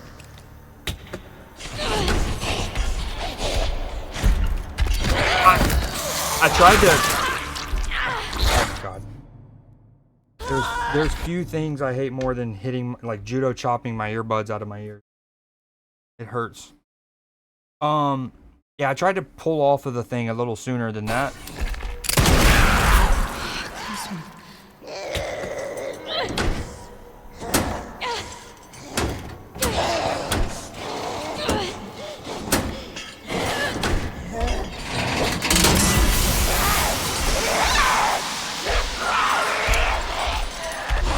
Move it or lose it. Yeah, go on now, get.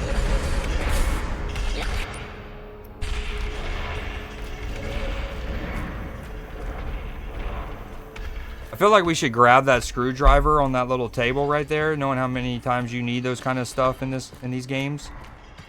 Only one more. Yeah, where's that at?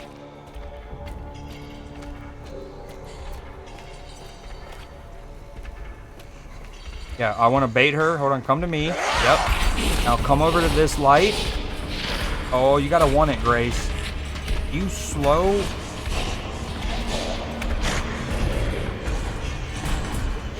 Is it gonna even come over here or the light? Yeah, get stunned. Oh, but it's stunned in front of me. No. Yeah, go on now, get.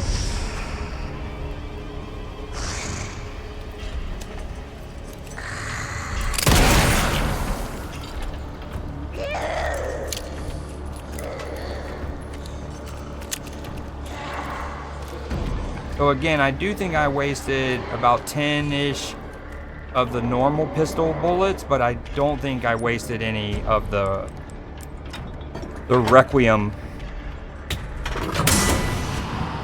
Power has been successfully restored. Fog. Needed it.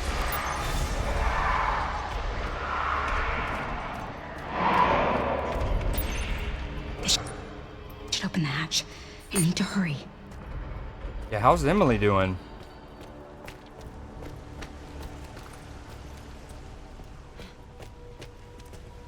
To the elevator? Something sounds like it's singing.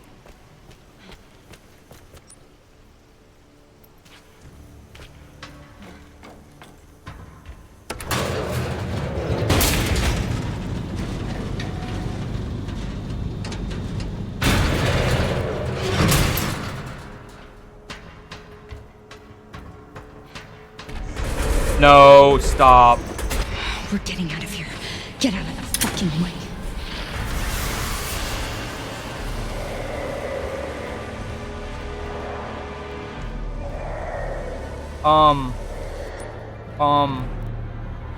Oh my god, no, I just wasted this light. No, turn back on. Please, turn back on.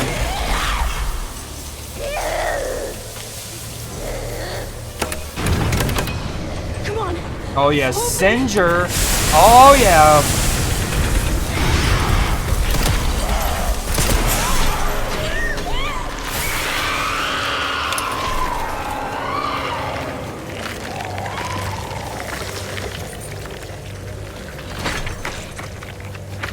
Rose?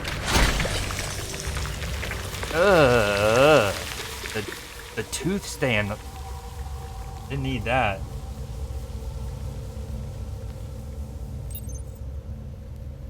Finally. Yo, I'm shocked. There's nothing I can grab. Ooh, I'm walking in her smudge. Fudge.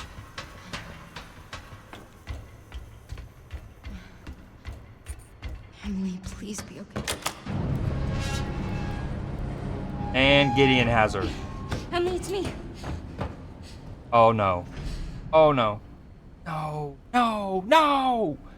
Emily? Oh no. Wake up. Come on.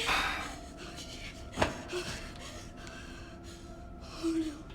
Oh, Emily.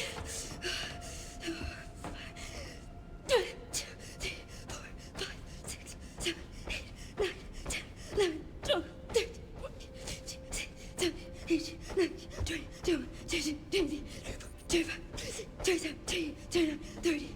Oh, Come on, please. 1, 2, 3, 4. Wake up, Emily!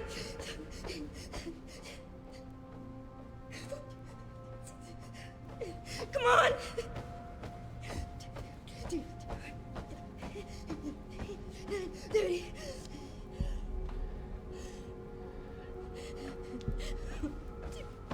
I just heard a heart. Come on!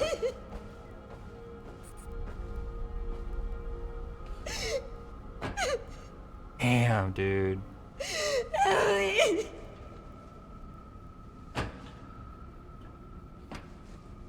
I mean, we kind of thought we were going to lose her as we were walking out of the care clinic.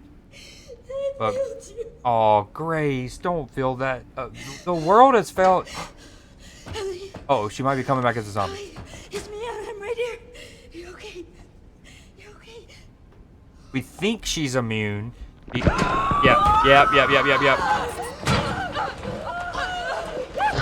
Oh no! I was gonna say we kind of think she's immune because we feel like she's maybe made from Grace's blood, but no. Oh god, it's another girl. Yo, the motion capture works incredible here. Uh-oh.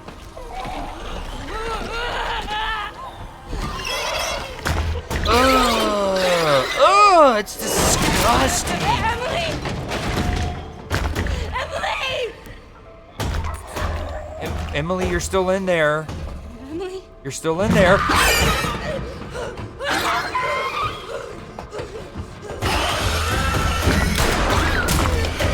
Yeah, so. No, that's Emily! It's Emily! I'm sorry. It was Emily.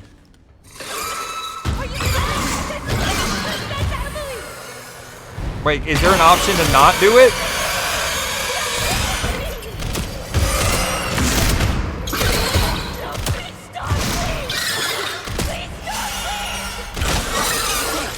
I was trying to shoot the knees, but...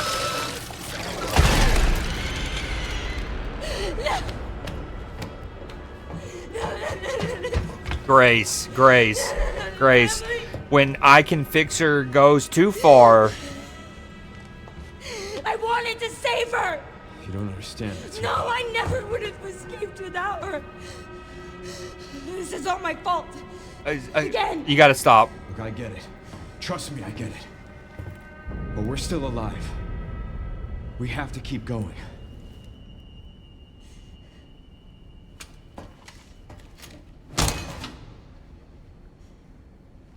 No.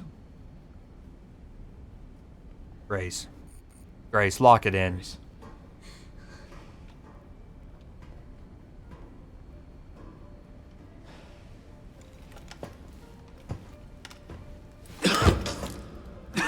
Oh, not Leon too. I mean, we knew he was down bad with the scarring and stuff on his neck, but the motion capture work is remarkable.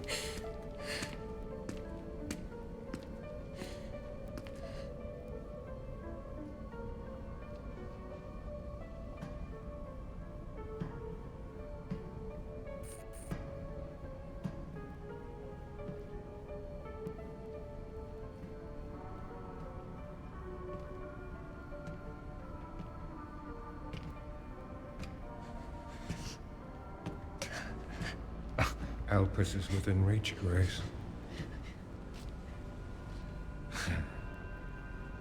I'd like you to come with me. Come with you. Well, you feel lost, but you're not.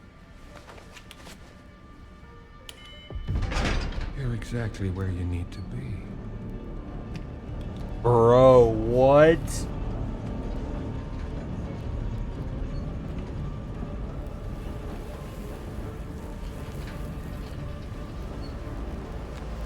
What?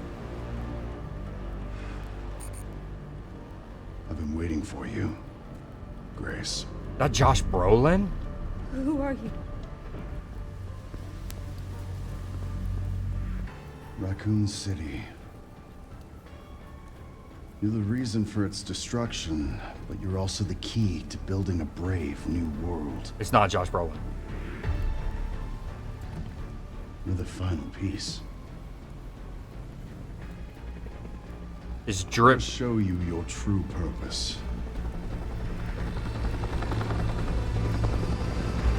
What? What?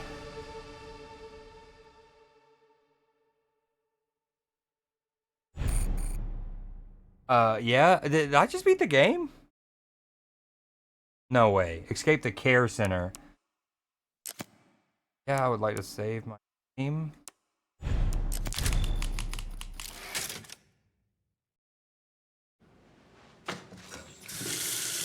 I was gonna say, no, surely Leon goes and what is, oh my good, I did not see this coming. What? Not only to not fight Victor Gideon, but for her to go with him? Oh.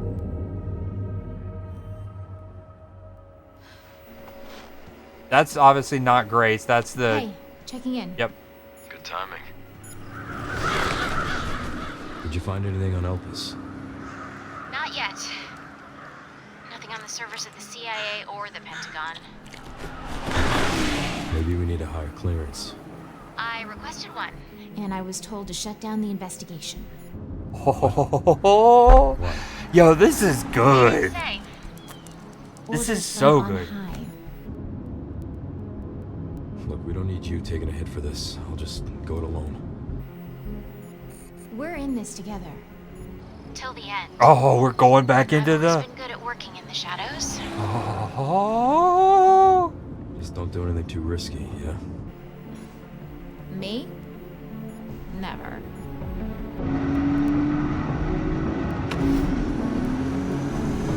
Yo, so dope. This is. I'm gonna find Grace. She definitely has something to do with Elpis.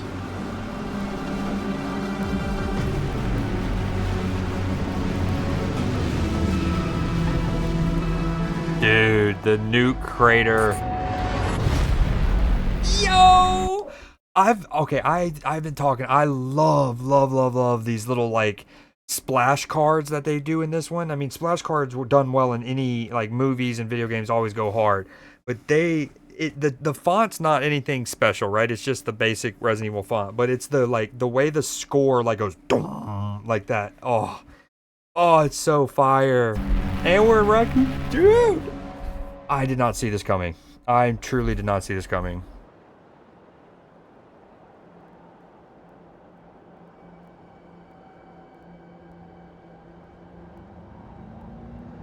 This is so dope.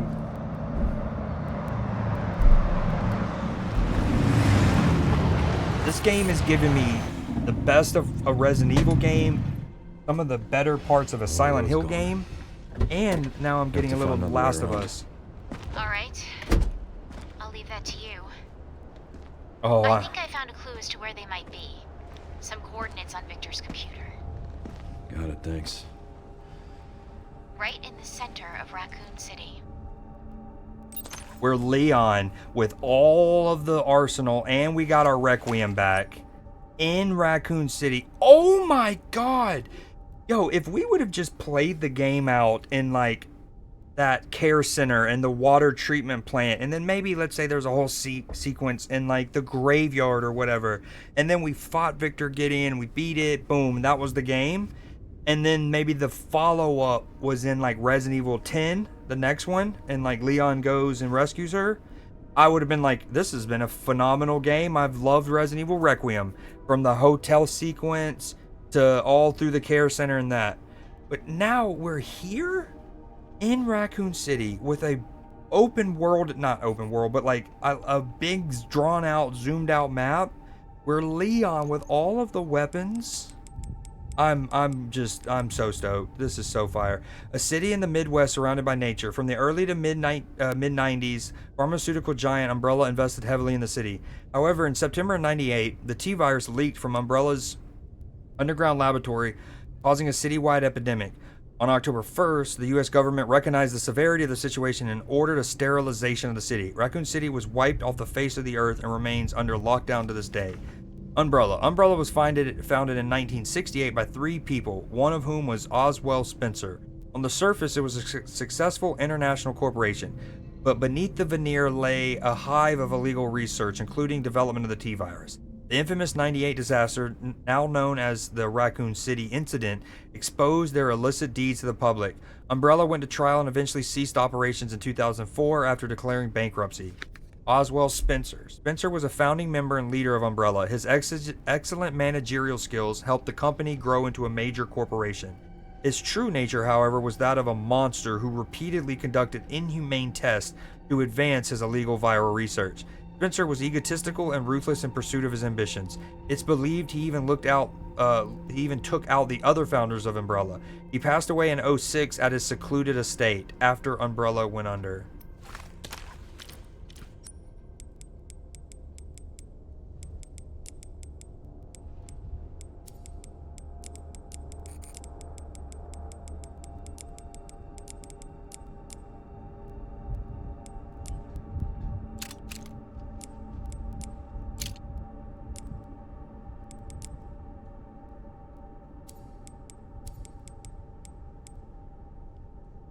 Okay, hold on, sorry, we're trying to get our...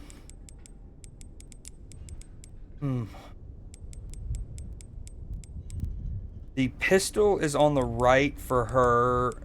I'm used to having like my sniper kind of further away. Let's have the grenades actually be the second one. Okay, boom. First one. And then this is down. Shotgun. Quit.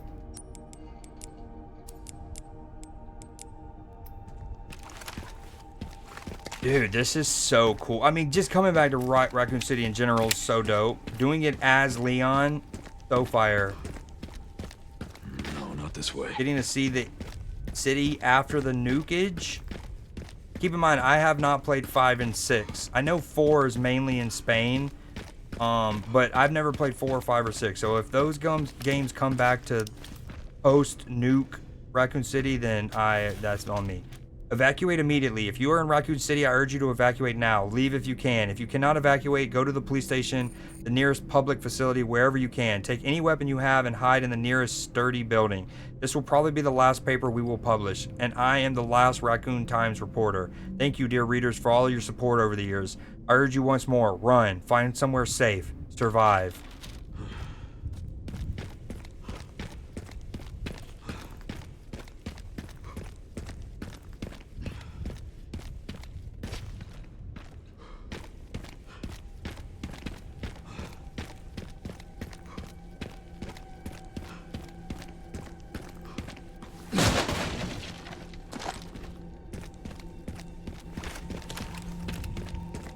I like how the gun has the same amount of bullets as I'm pretty sure it had when Grace would have dropped it.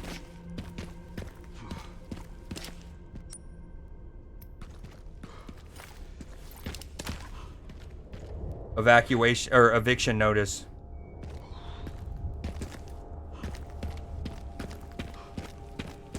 All right, before we go down there. It's like time stopped here. If not for Umbrella, it could have just been a normal city. Yeah. Now it's nothing but ash and memories.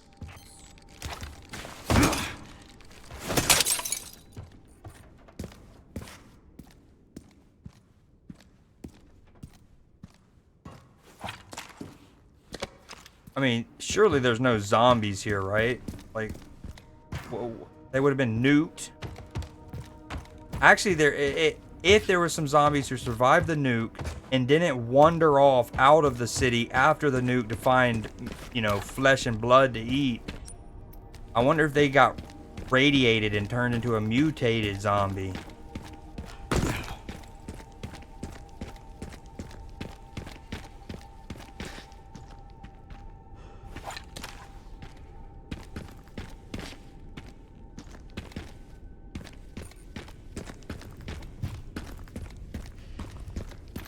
God, this reminds me of Last of Us so much, and I love it.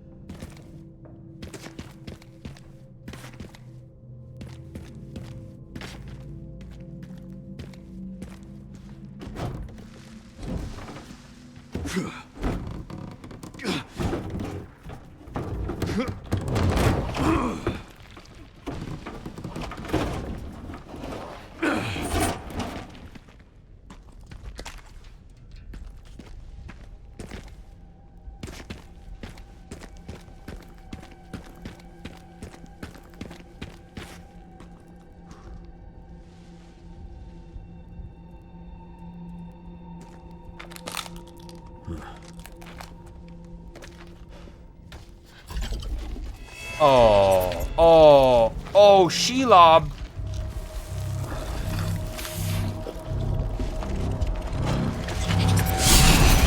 Shit.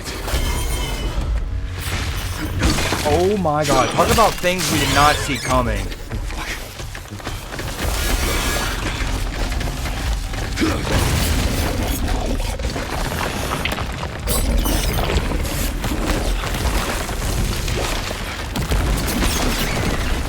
Ooh, you changed.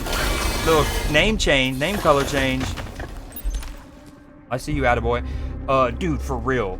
But that's also another thing I did not see coming. A giant Shelob spider as an imminent threat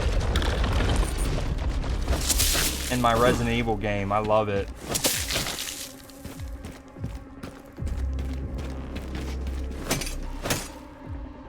And the score, amazing yet again.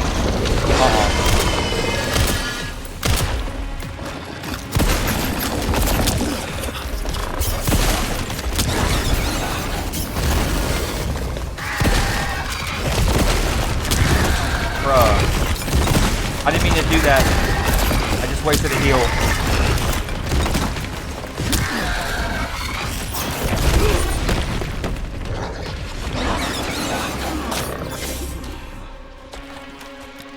Damn it, I just wasted a heal. And I think a lot of bullets.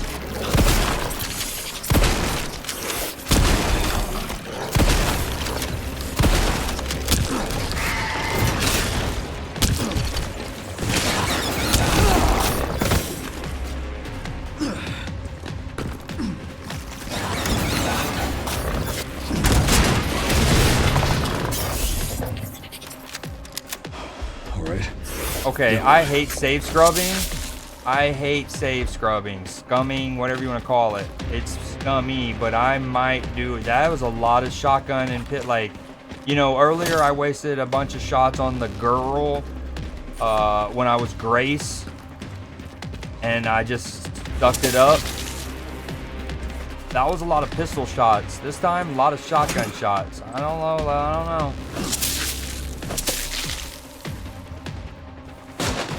We're not gonna do it though. We're not gonna do it.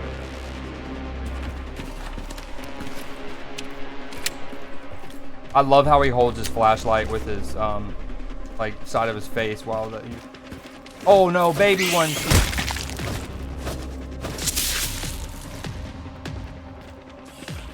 Oh, this is no. No.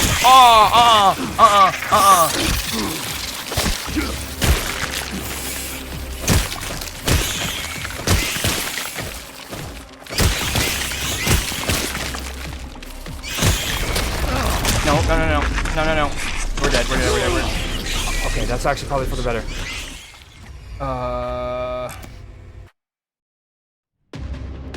No, this is after I wasted all the bullets.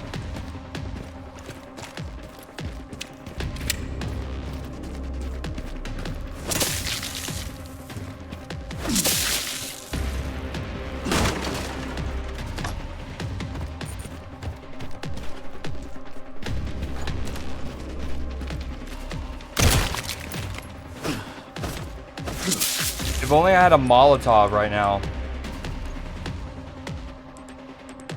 I do have a hand grenade. Do we throw that? I feel like that's a waste.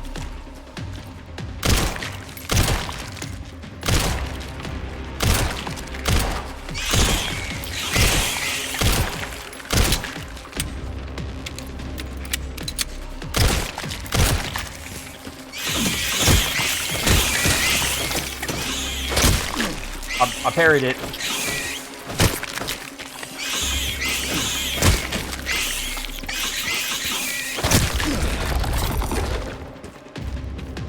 I just killed all your little babies. And this, yeah, orbital strike. The Hammer of Dawn from Gears of War.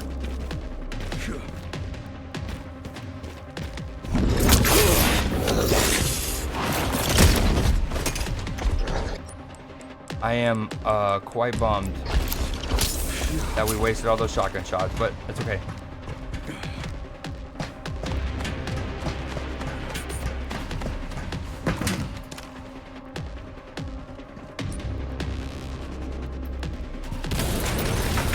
You're a real pest, you know that?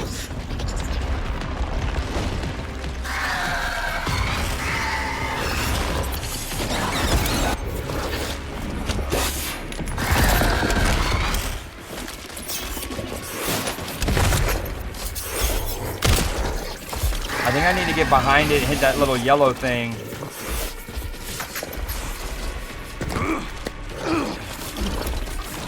Or above it. No, stop. You're not allowed to chase me up here.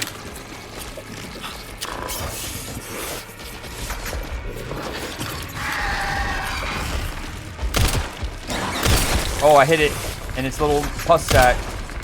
Ugh, that's disgusting. Where are you?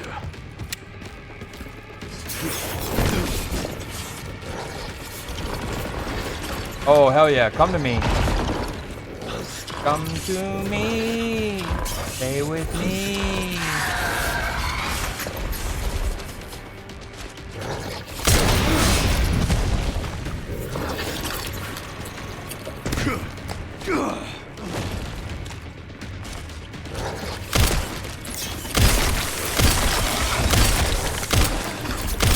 Wait. No. You think I can quick scope it?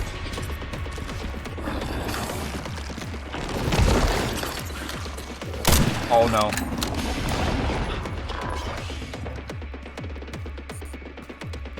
The music right now. Oh! No! No! I didn't expect him to come around so fast. Oh, it just broke my spine, huh?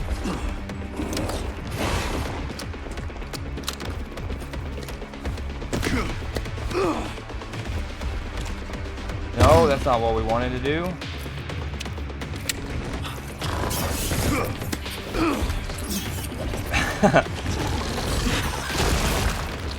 Oh, quick scope. Oh. Yep, follow me up here again.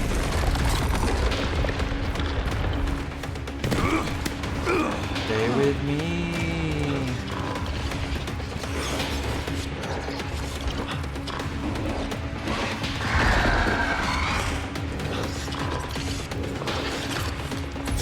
Where is it? Yes. Good job.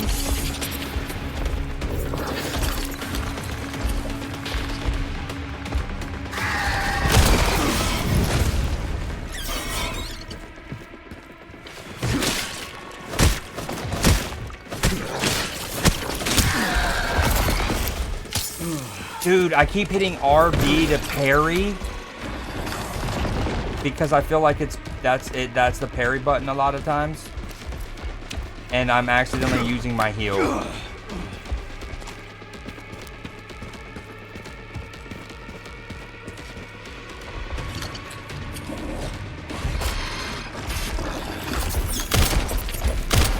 Alright, this thing has gotten hit with 2 explosive propane tanks, 2 frag grenades, shot in the butt.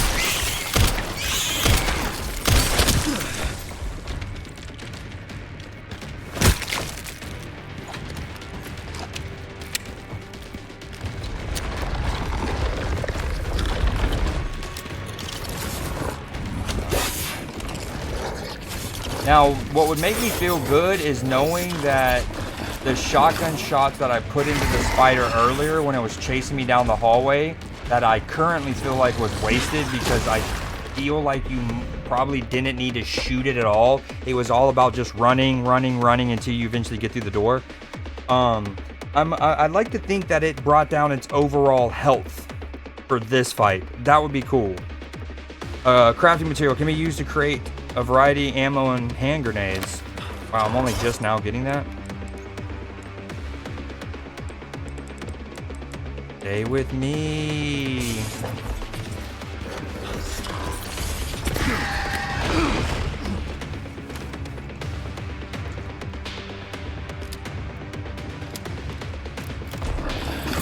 Oh! She came through the other way, huh? How about that?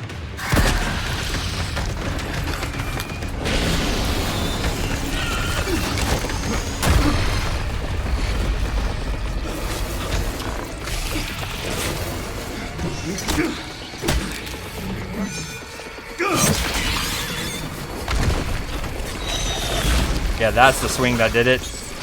Uh-oh. Oh, and we're gonna go all the way down into an Umbrella secret facility. Classic. I think it's called the Nest, is the name of the facility underneath Raccoon City. They called it the Hive in the movie. I think it's called the Nest in Resident Evil 2. Raccoon City hospitality. Oh, subways. Yo, wicked sequence. Did not have a giant spider as a boss fight on the bingo card.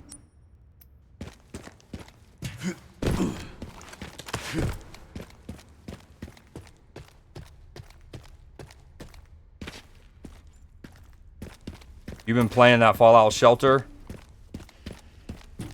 today?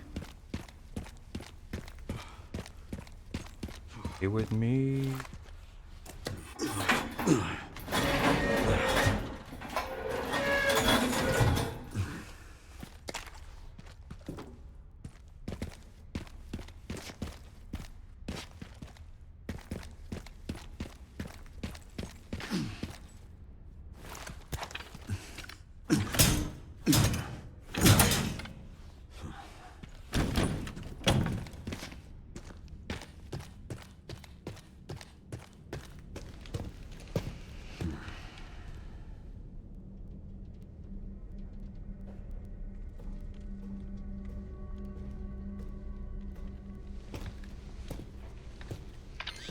Okay, Sherry. I've hit the barricade. Looks like someone else was here first, and they were planning on busting their way in. Sherry? Around? Sherry? The Army Corps of Engineers erected it to seal the city. It goes on for miles. Guess the only way in is through then. The detonator is missing. Classic. Contaminated area. Authorized personnel only. Well, Leon's about as authorized as they come.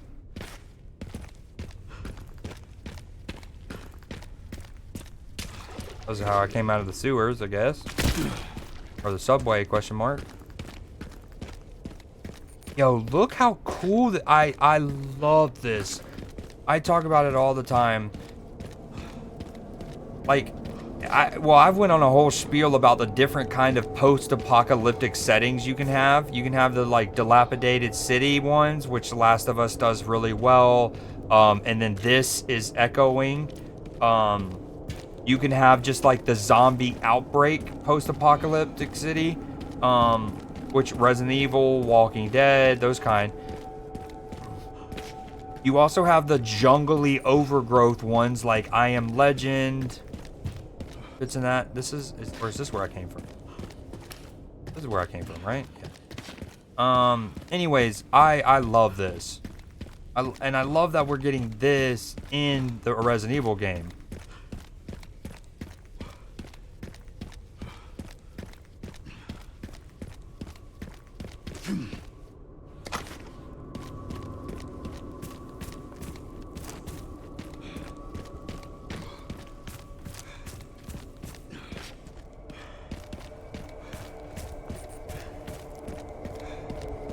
Dude, the score, incredible.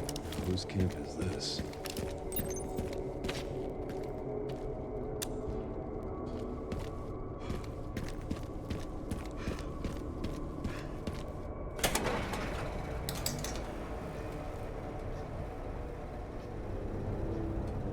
BSAA. Sure, there's an old BSAA camp here. Place is trashed. Looks like they left in a hurry. What were the BSAA doing in Raccoon City? Interesting. What is it? Laptop's not locked. Or dead. And they were also headed to the center of Raccoon City. Interesting too. Oh, there's something That reminds huge. me. I dug a little deeper in the Pentagon's database and I noticed something's missing. What's that? There's no record of anyone ordering the missile strike on Raccoon City. Oh. Well, if not them, then who? Oh, Umbrella. And when there's secrets to get out. Oh, that's wicked. We untriggered the alarm. It looks like your campaign to make the DSO stand down really didn't work, Zeno. We'll leave this matter to you, then.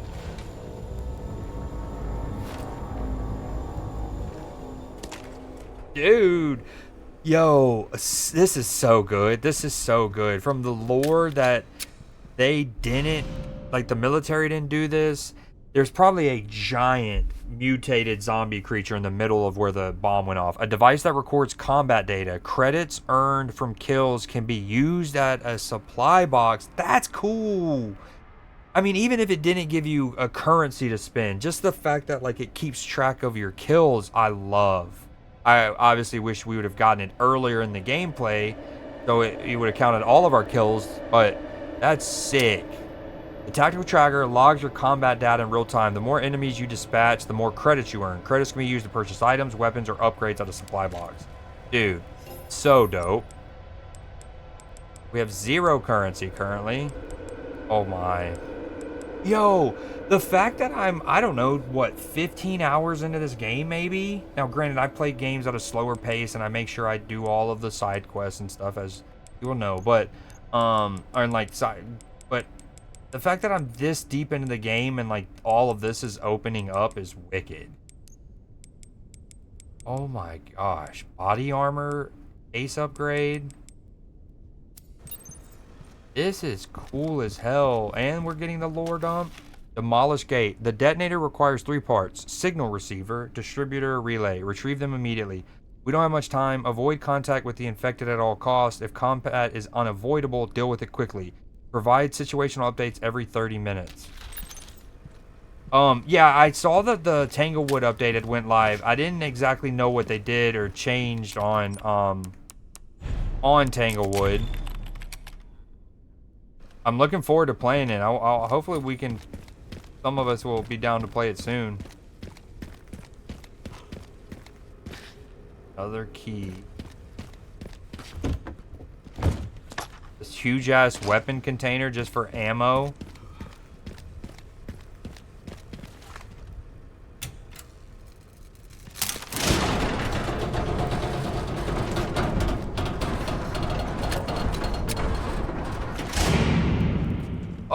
I don't know. I didn't stream on Sunday at all or yesterday. I streamed. I would have streamed this game Friday night, Saturday, like around lunchtime. I don't remember. I don't think you would have missed too much, but I am pretty deep into it. Maybe not 15 hours. Let's see what it officially says. 10 hours. And that obviously count. Okay, so I exaggerated. That obviously will count some AFK time, and it'll count the times where let's say I let myself die once because I was gonna die anyways, and so anyways, it would count me replaying an area too. So 11 hours in.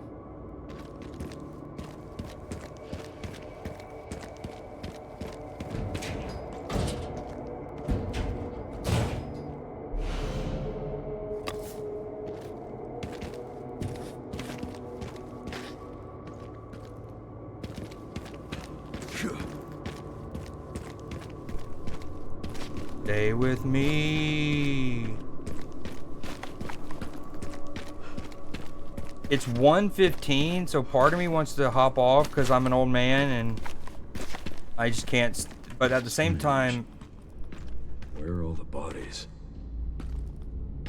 My stream has been really crisp and hasn't throttled, hasn't dropped frames, so I kind of want to keep pushing on. Yeah, I thought I was further along.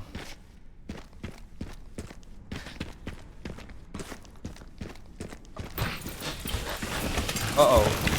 Oh, he had to ask.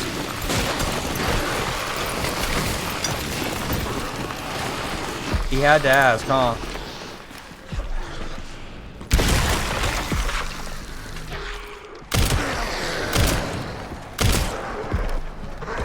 In this concrete jungle where this wet green tomato, where dreams are made of, these lights will inspire you. Oh, yes, please.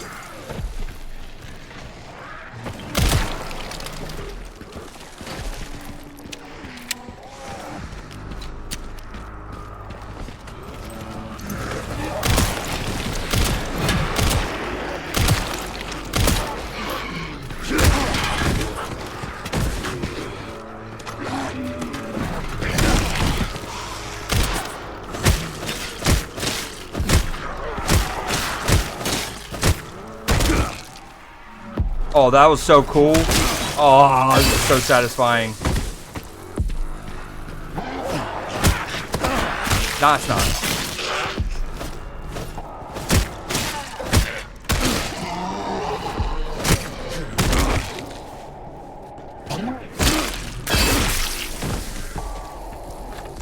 This wet dream tomato. Lights will inspire you. Let's hear it for New York. I like how, so if I'm not mistaken, doesn't Capcom make Monster Hunters as well? Because the whole sharpening your axe mechanic reminds me of Monster Hunter.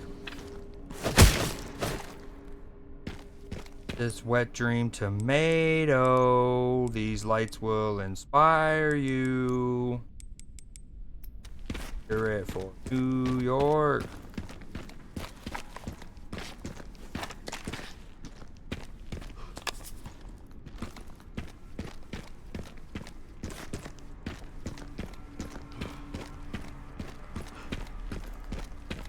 Alright, looking for loot. I don't see any loot. Let's push button. Time to push button.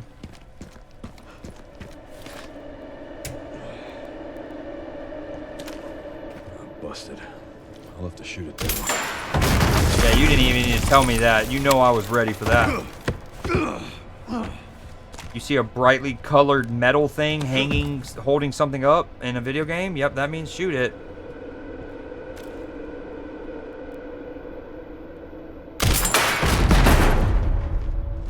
Let's hear it for New York. Wait, there's loot down there, isn't there? Yep. I have an eye for this. I've always had an eye for it. That's why they call me Collectible Creed.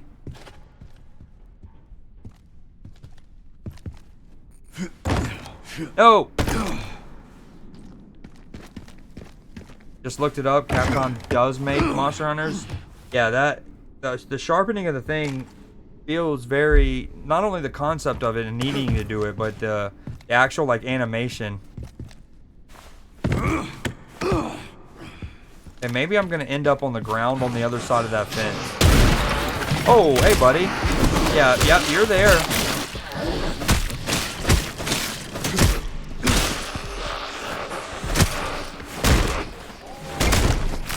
Yes, a curb stomp. Finally.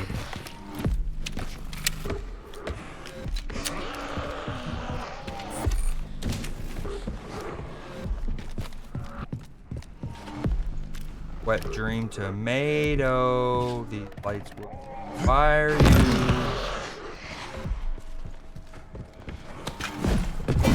Oh, give me Achilles, please.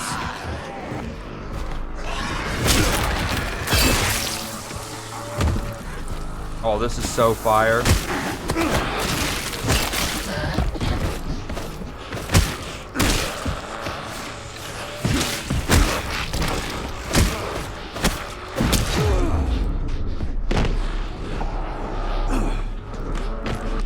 Oh my god, he just yeeted me.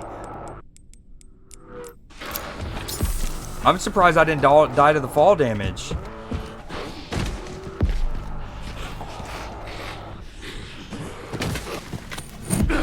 Aha, baited you.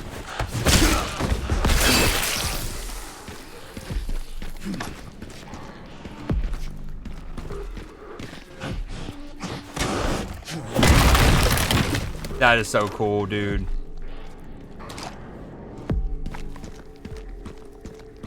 This game has been so dope.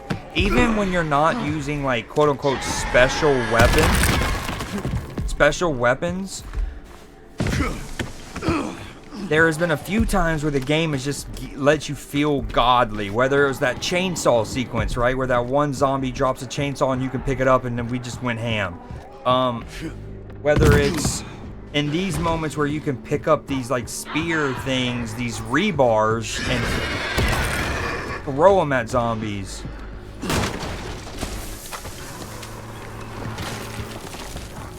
Can you stop that, sir?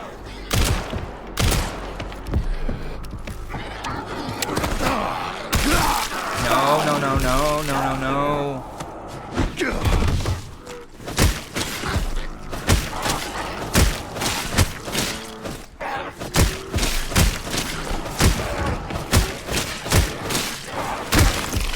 Oh, get glorped. Hopefully he's dead, huh?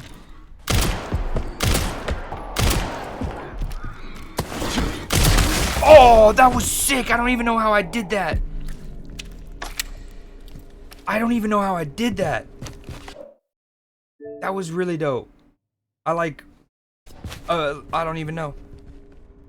I don't know if that was just because of how weak he was or if so here's the truth. I went to go and do like where you hold LB and do the power attack. But I accidentally hit right trigger and then LB instead of LB then right trigger. And I almost wonder if I accidentally just went into like an animation where your character intentionally shoots his pistol first. And like, cause I just went and put it under his jaw and pulled the trigger. That was so dope.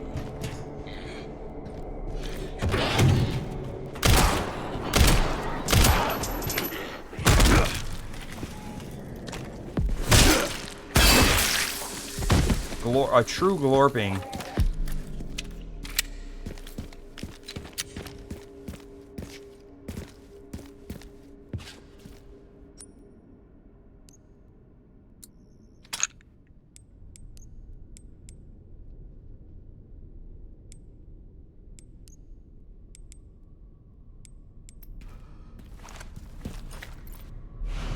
Cedar Brook apartment keys. A key to the back gate. It's in very poor condition.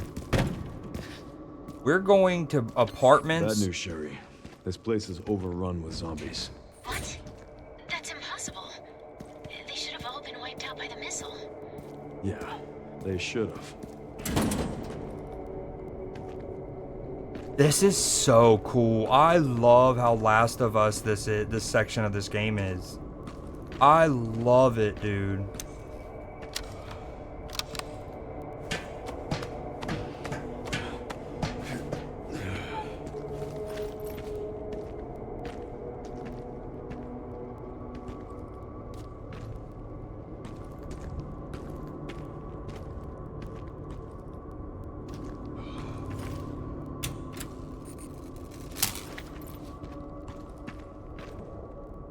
It's old, but still might work with some fuel.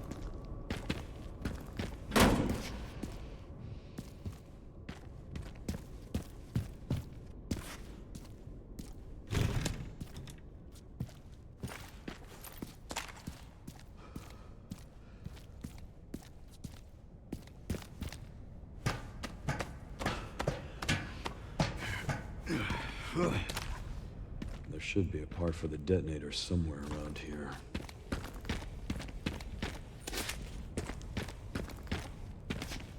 Nah, like I'm obsessed. This is so fire.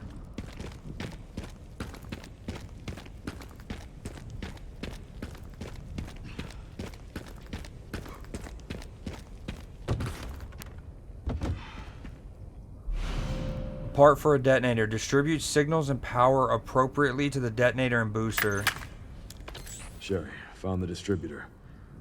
2 more parts and I can jerry-rig the detonator for that gate. Great. Can you see any more from your position? I know the BSAA camp. That should have the signal receiver.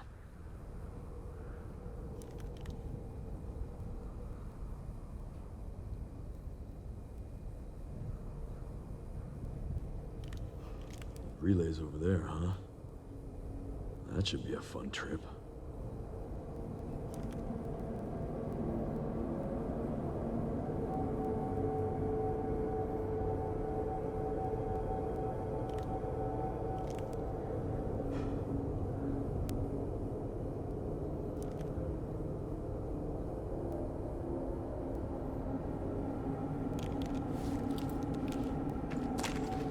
the location for those parts. Going to collect them now. Okay. I'll look into the BSAA in the meantime.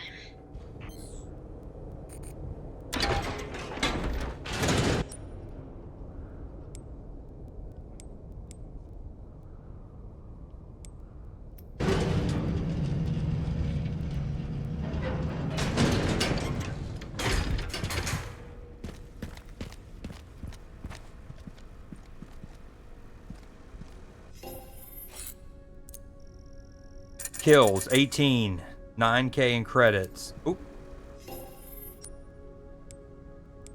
Get a silencer for my gun. We can get an SMG. Slightly reduces damage. Effective against explosions and gunshots. Ineffective when durability hits 0. Can be repaired at the supply box. Upgrades the size of your attaché case to 8x13.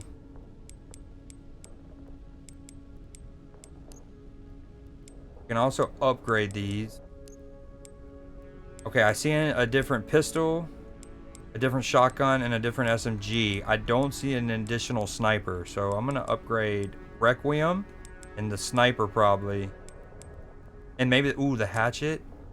5K. And I can put a fortified blade on it. A custom part for the hatchet made of nitrogen steel, extremely durable, rust resistant, and razor sharp. Increases its damage by a lot. Improved grip. I like the damage. Yeah, let's do that. Upgrading the hatchet. And the sniper?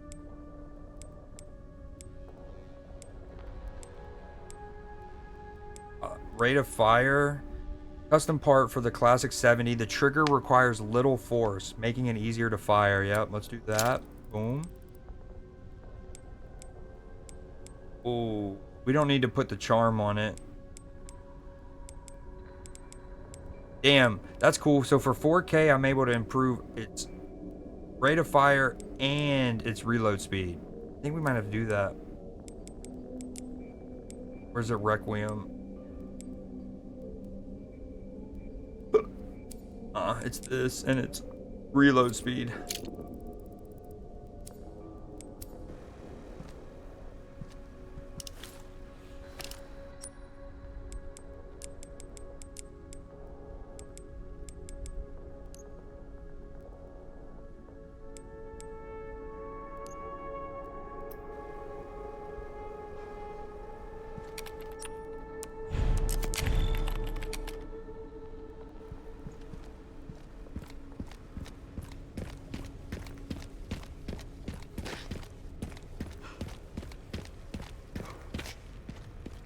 I got it for the Cedar apartment. Brimstone building rooftop. I love this. Wrenwood is where we started, then Elbridge, then Rhodes Hill.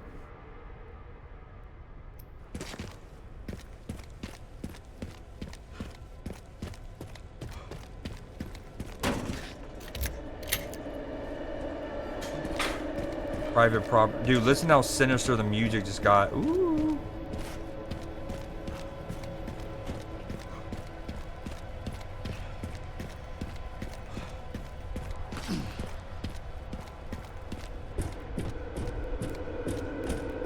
That's where we'll come out at eventually.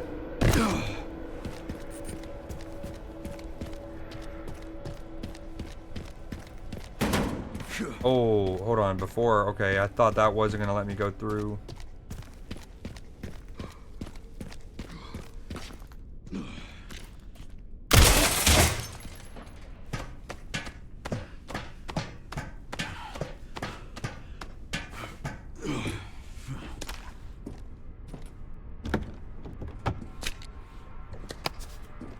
Two Requiem bullets. We don't hate that.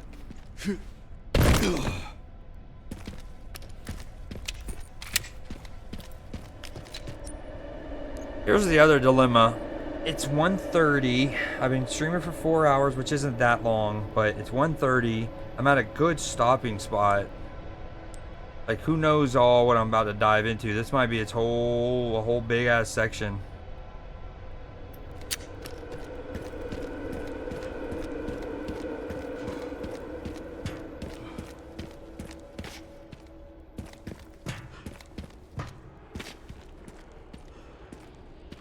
Yo, occasionally I hear like a heartbeat, like a boom boom.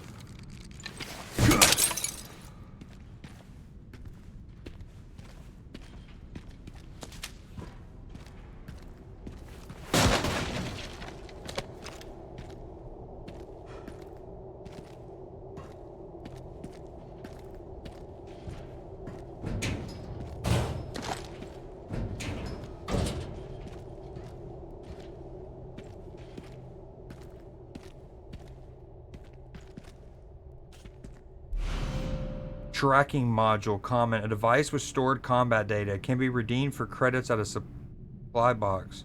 So it's like a free 1200?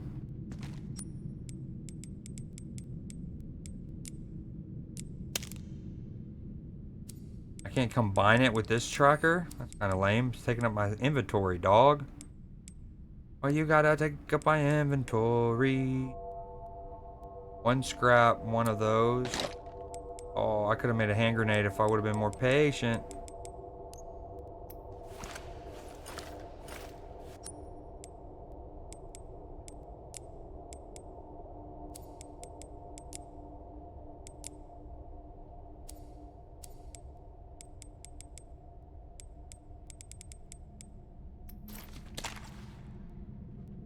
Damn, yeah, I would have rather had the grenade.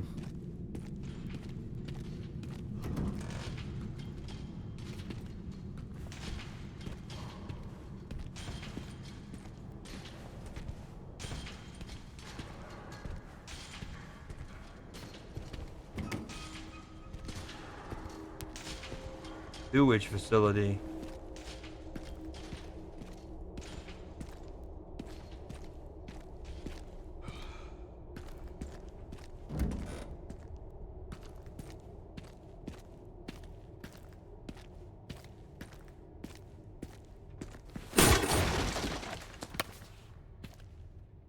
Now I can make a grenade, I believe. A slot for a crank.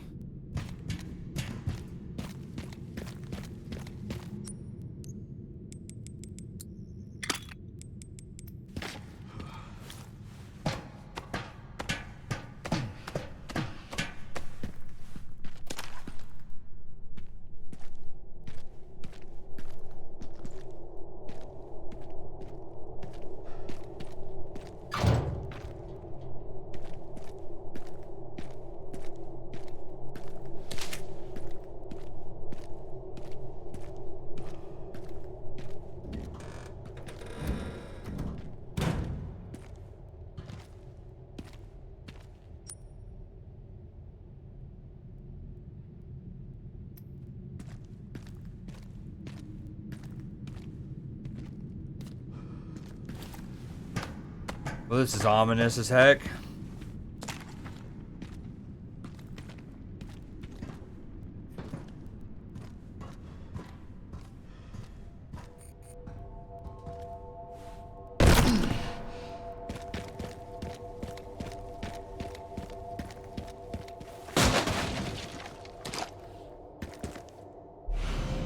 Valve hand wheel. A hand wheel used to turn a valve. What they do? Uh-oh. Know about me. Yep. But we have an upgraded hatchet, if nothing else, right now.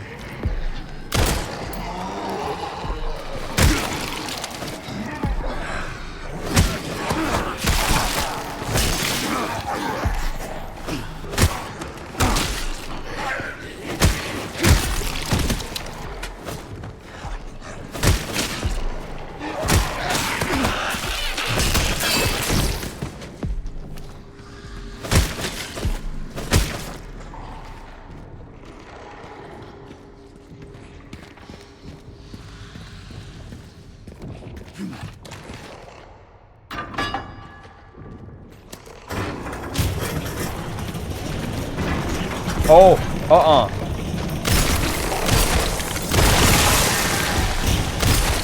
Oh, remember the blood and the mutation? That's from a note back in the care clinic.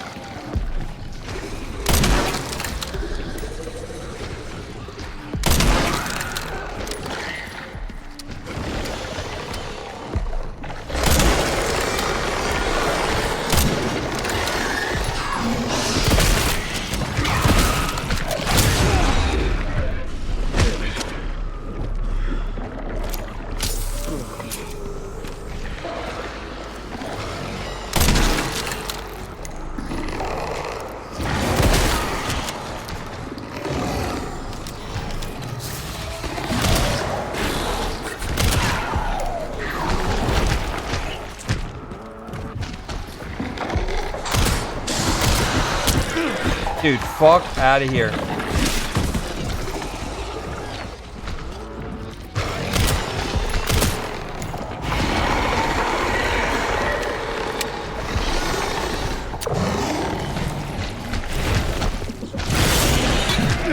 Oh, that's a glorping. I don't want to use that explosive barrel, but I probably need to.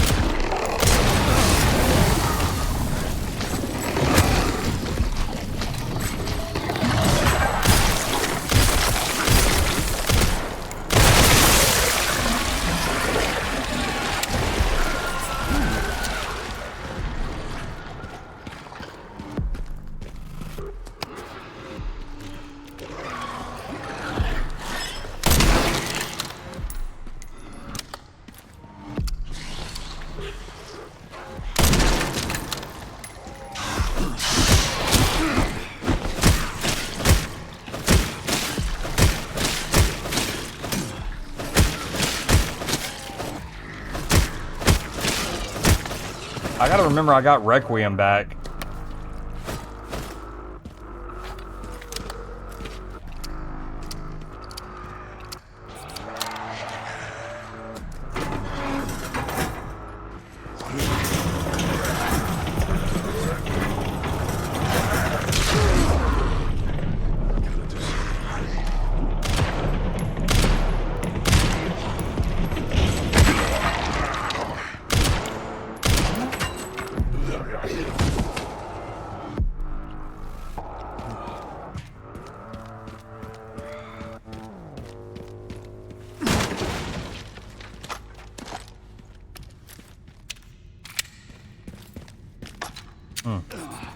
Well, that was epic. Can I get this? Can I get the valve back, I hope?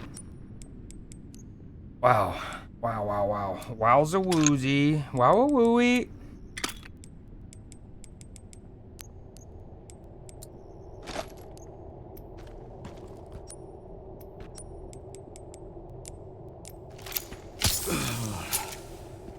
There we go.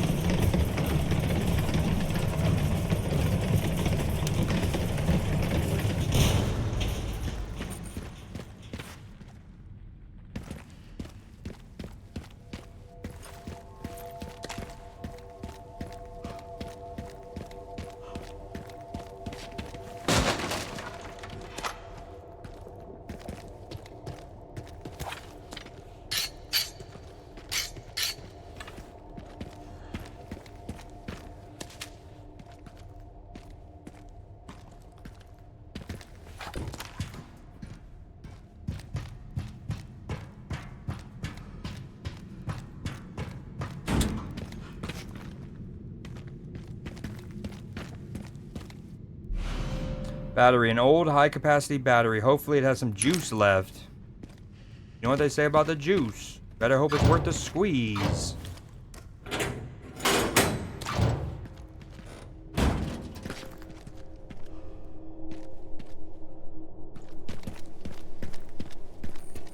I feel like this is the hallway. Yeah, we were in earlier. Yes, yes, yes, yes.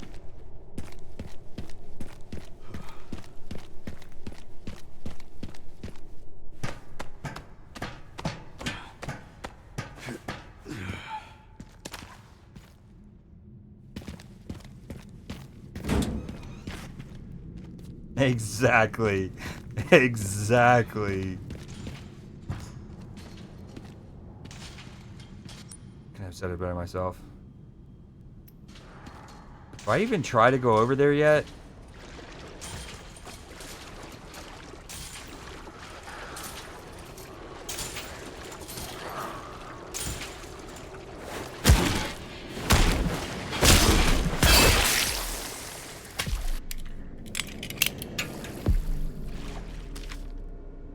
Battery storage locations. All staff. When a battery dies, you'll need to get a new one from either the sewage facility, which we've gotten, or the underground parking garage. Ah.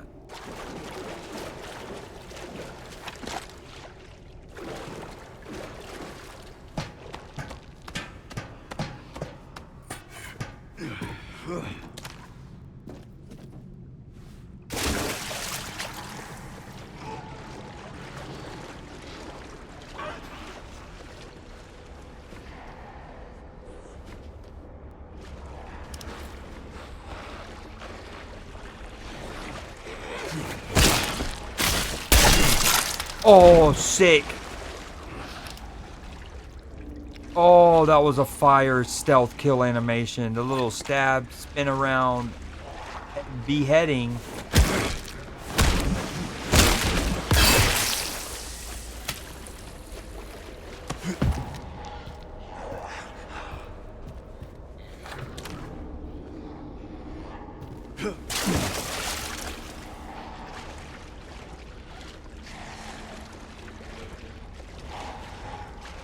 Glad they don't see the flashlight.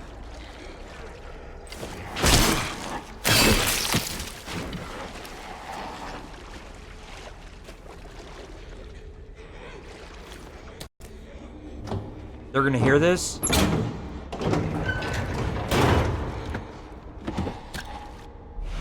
Machine gun ammo. Compact and highly portable machine gun ammo. Its comparatively low recoil results in high accuracy. Great for suppressive fire tactics.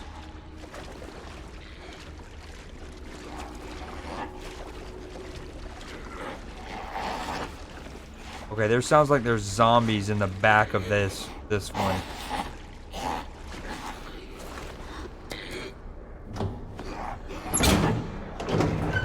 Oh yeah.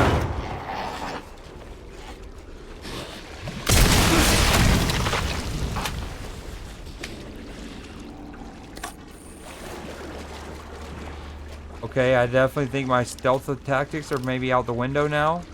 Oh, no, maybe not. They don't know about me.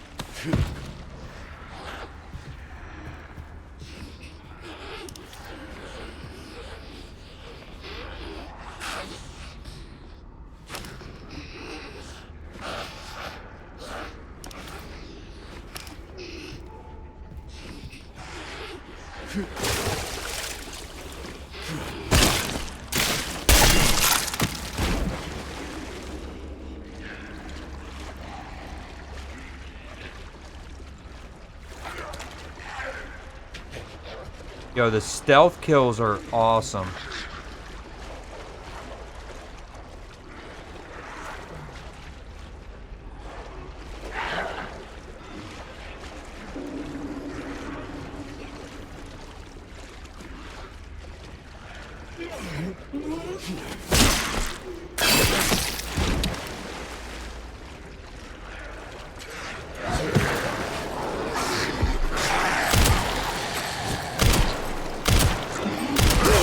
Ow.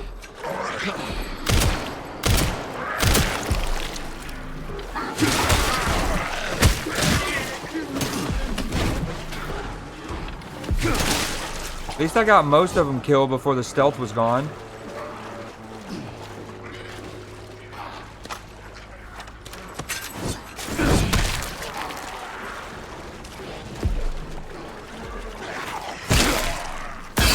Oh, the uppercut? That was sick.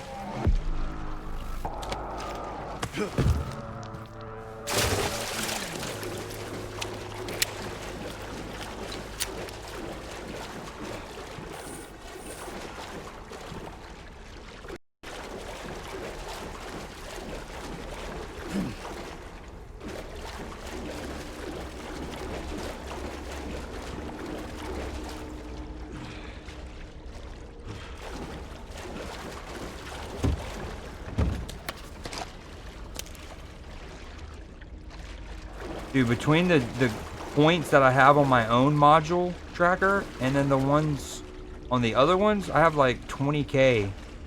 We're gonna have a huge come up when we get back to base.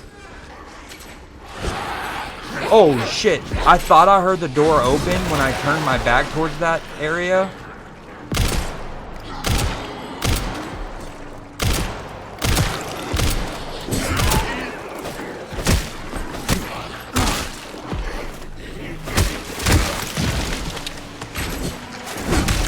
That's so satisfying.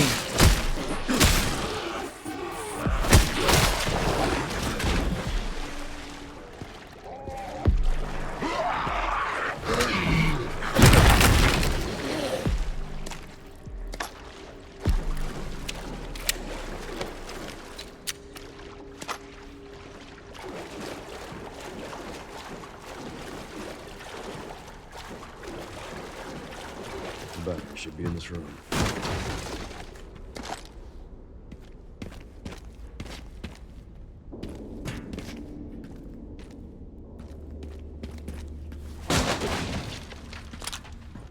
I was about to say... Hold on. Okay, Gal, a submachine gun developed in the 1950s, lacks accuracy but has a large ammo capacity suitable for bursts of sustained fire. The simple structure makes it less likely to malfunction in sand or mud. Several key components are stamped to facilitate mass production and highly durable. We got the Gal. Weapons that don't fit into your attaché case can be sold at the supply box. They can be bought back for the same amount, so just consider them on hold for safekeeping. Oh, that's nice. But also, can I just like Tetris some stuff here?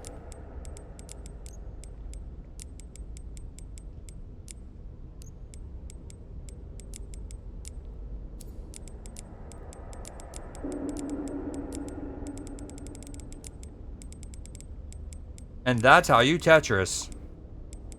Okay, we that's fine to be on the bottom button. Okay, what I was gonna say was, while I was out in the water out here, I noticed that plank, right? So it got me thinking, and it's why I tried to jump up here, because I was like, you're gonna eventually need to be on the top of those, I feel like. And now I see that that's how you're gonna do it.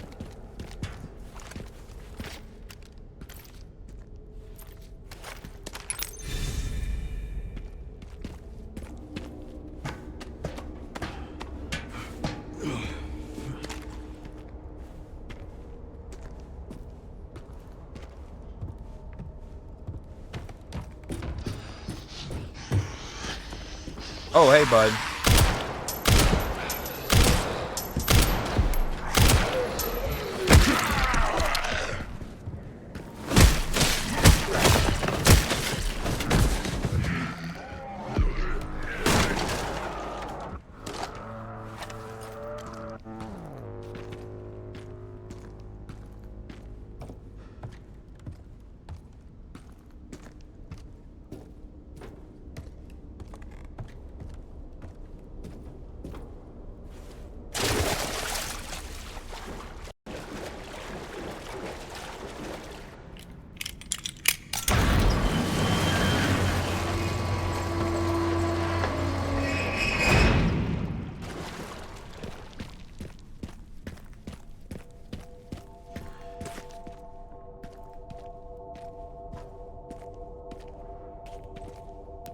That we saw zombies at that gas station earlier when we were looking at our scope.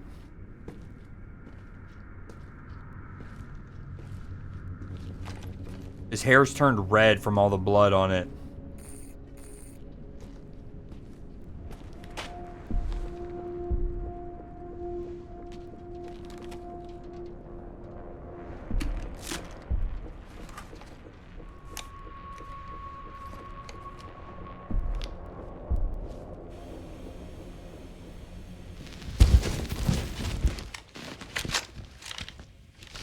Encountered 3 infected and eliminated them.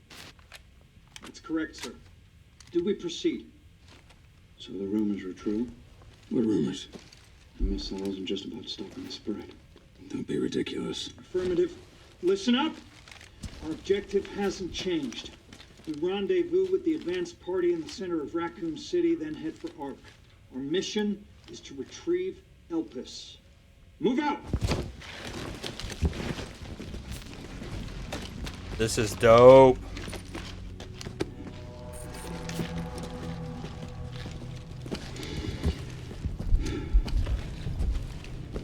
Well, we know he dies like right here.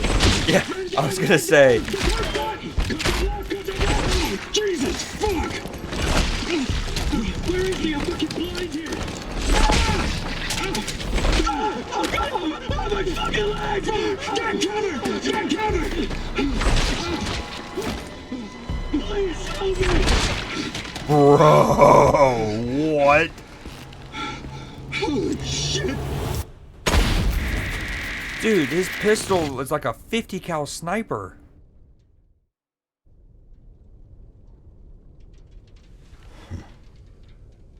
I thought I had a short fuse.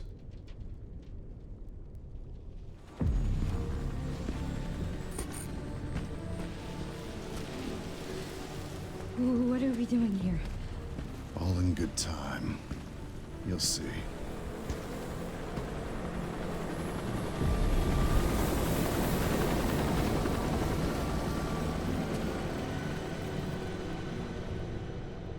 Cinema, dude. Oh my god, this is so dope.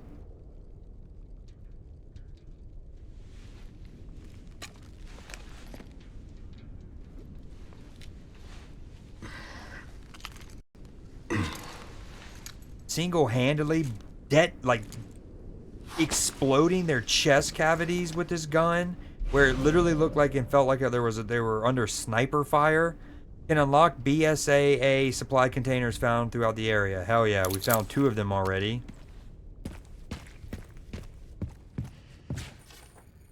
Container 1, medical supplies, consumables, motorcycle repair kit, sniper rifle attachment. Okay, so, you know, I had mentioned when I was at the shop last time, I was like, oh, look, it doesn't look like you can get another sniper, so that's what I'm going to upgrade, because I didn't want to waste my points upgrading a gun that I was going to get replaced. I think the reason you don't buy a new sniper is because you find one in one of those crates. Send some footage your way, Sherry. What the hell? The guy at the end. White suit. Can you find anything on him? Yeah, hold on. The database is coming up empty. So there are ghosts involved with Elpis, too.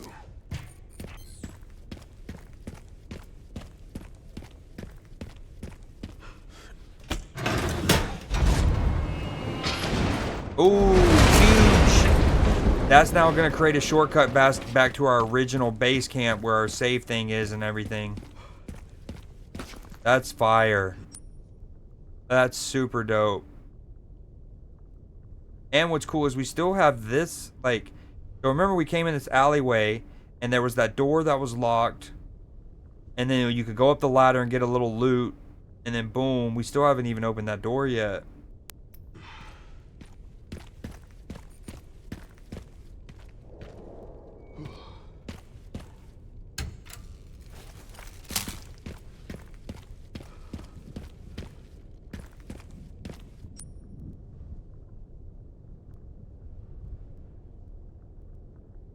Apparently I haven't gotten everything. I still need to get the signal receiver in there.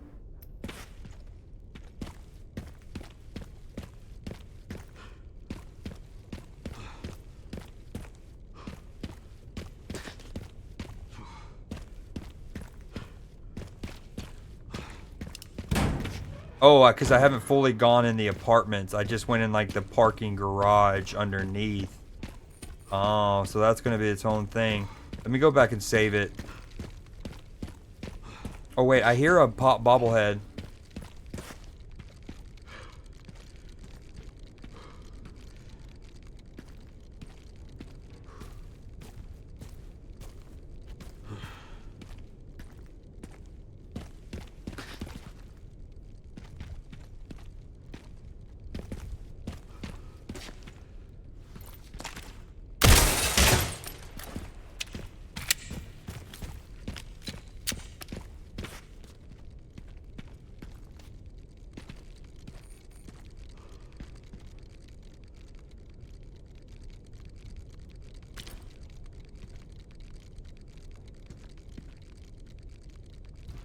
Bruh.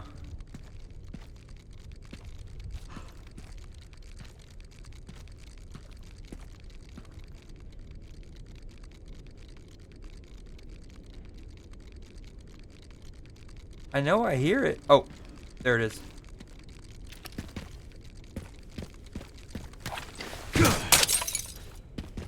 Nailed it.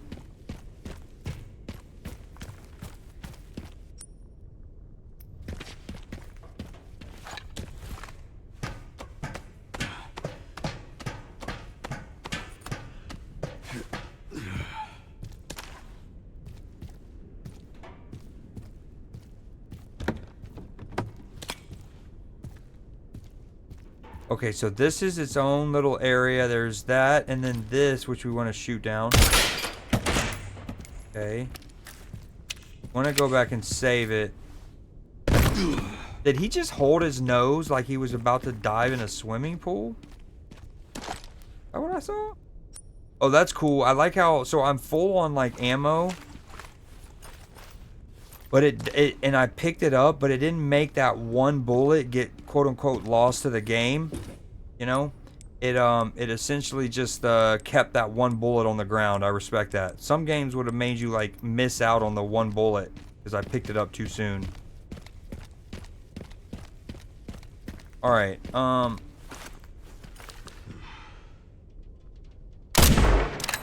and that's how we use the one bullet. Boom. Alright, as much as I want to keep going, it is 2 in the morning.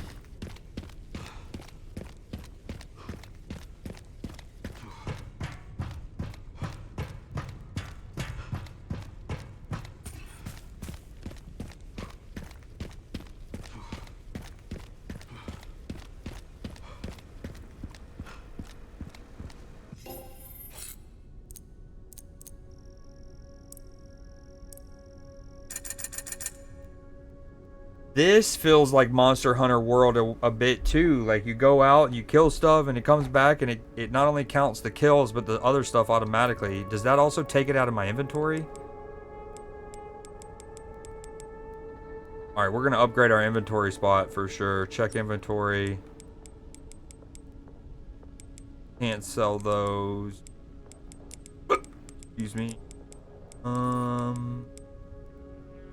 It does take those little other trackers out of your inventory automatically.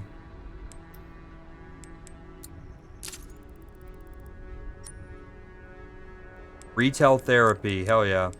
Purchase an item from the supply box.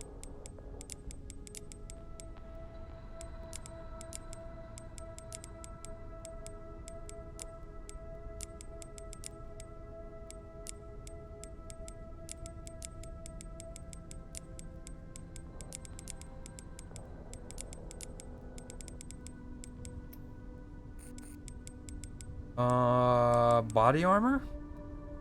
Can be repaired. Ineffective when durability hits 0.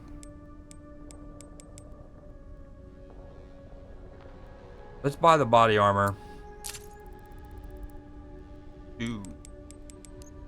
And then upgrade to the base pistol. No, the hatchet.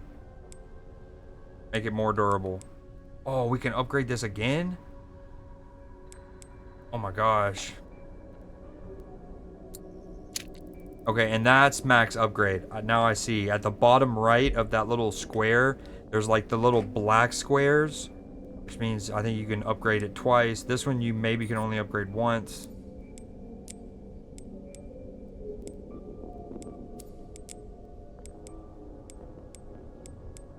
See, these you can, maybe each one you can upgrade twice. I'm not sure, because they have the little black square as well.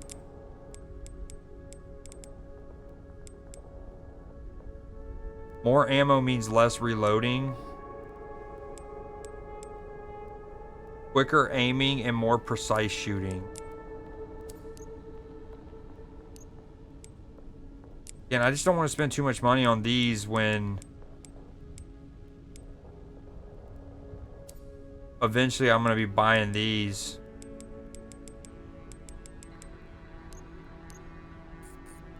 Guess I can always sell eventually.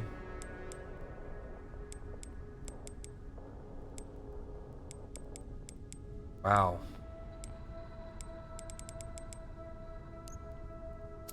Alright, we're gonna keep that 2,700.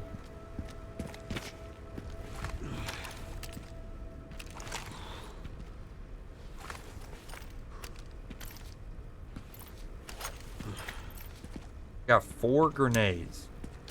All kinds of ammo. 2,700 of the currency left. Gunpowder to craft more stuff.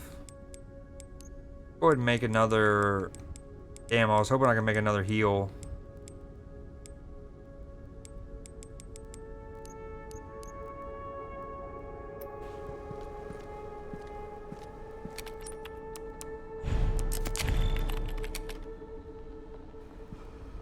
Okay, this has been great progress. We're here. We'll go back into the Cedarbrook apartment and get that signal receiver, and then presumably that'll open that door.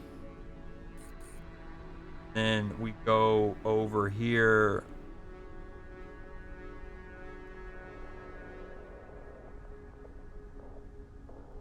There's a container. Oh, okay, that's something else. When we play again, I also want to come back and try to open up. Oh, I can go and do that here. W chill late night stream. I started to as well. And part of me wonders, like, again, I don't know what time's the best time to do it. Like, well, if I was trying to like min-max viewership, what would be the best time to do Newsday? I'm not sure, but I know that I'm glad that I still I still did it on Tuesday.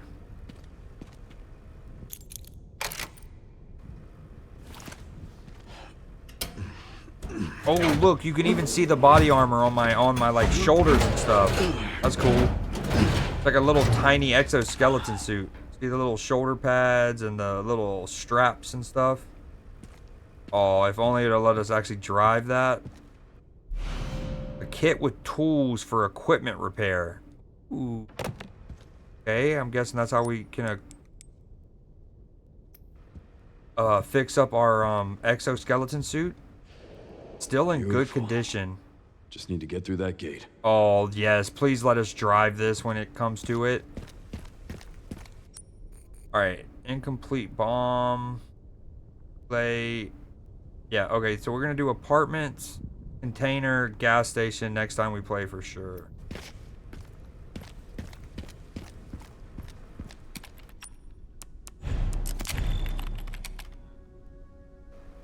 Alright, man. I appreciate you being here. Everyone who was here for Newsday, lurking or otherwise. It means the world. I love Resident Evil. If it wasn't 2 in the morning, I'd keep playing, especially since we have dropped literally 0 frames. I've been going almost 5 hours. And not just 5 hours. I've been 5 hours at 1080p, 60 frames per second, and 5,000 bitrate, which isn't 6K, but it is better than the 3,000 that I was having to use for a little while there. So we're also doing it at like a pretty solid visual quality too, and it's still, oh, I was just showing, and it's still not, I haven't dropped a single frame. I love that. Yo, I was just showing all of the incredible games that are on Game Pass to Clipper. Like specifically games that have recently hit Game Pass. So we were talking about Final Fantasy, the original 2. Like the original 2, but kind of like pixel remastered. And I want to play both. And they've now added the 3rd one and Kingdom Come Deliverance, which I own on PlayStation, but still. Dude, there's so many games we want to play. Ooh. But first we beat Resident Evil. So many games.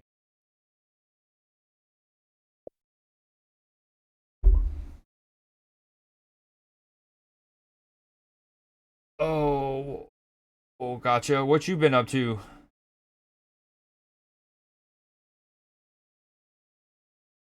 Matchy match.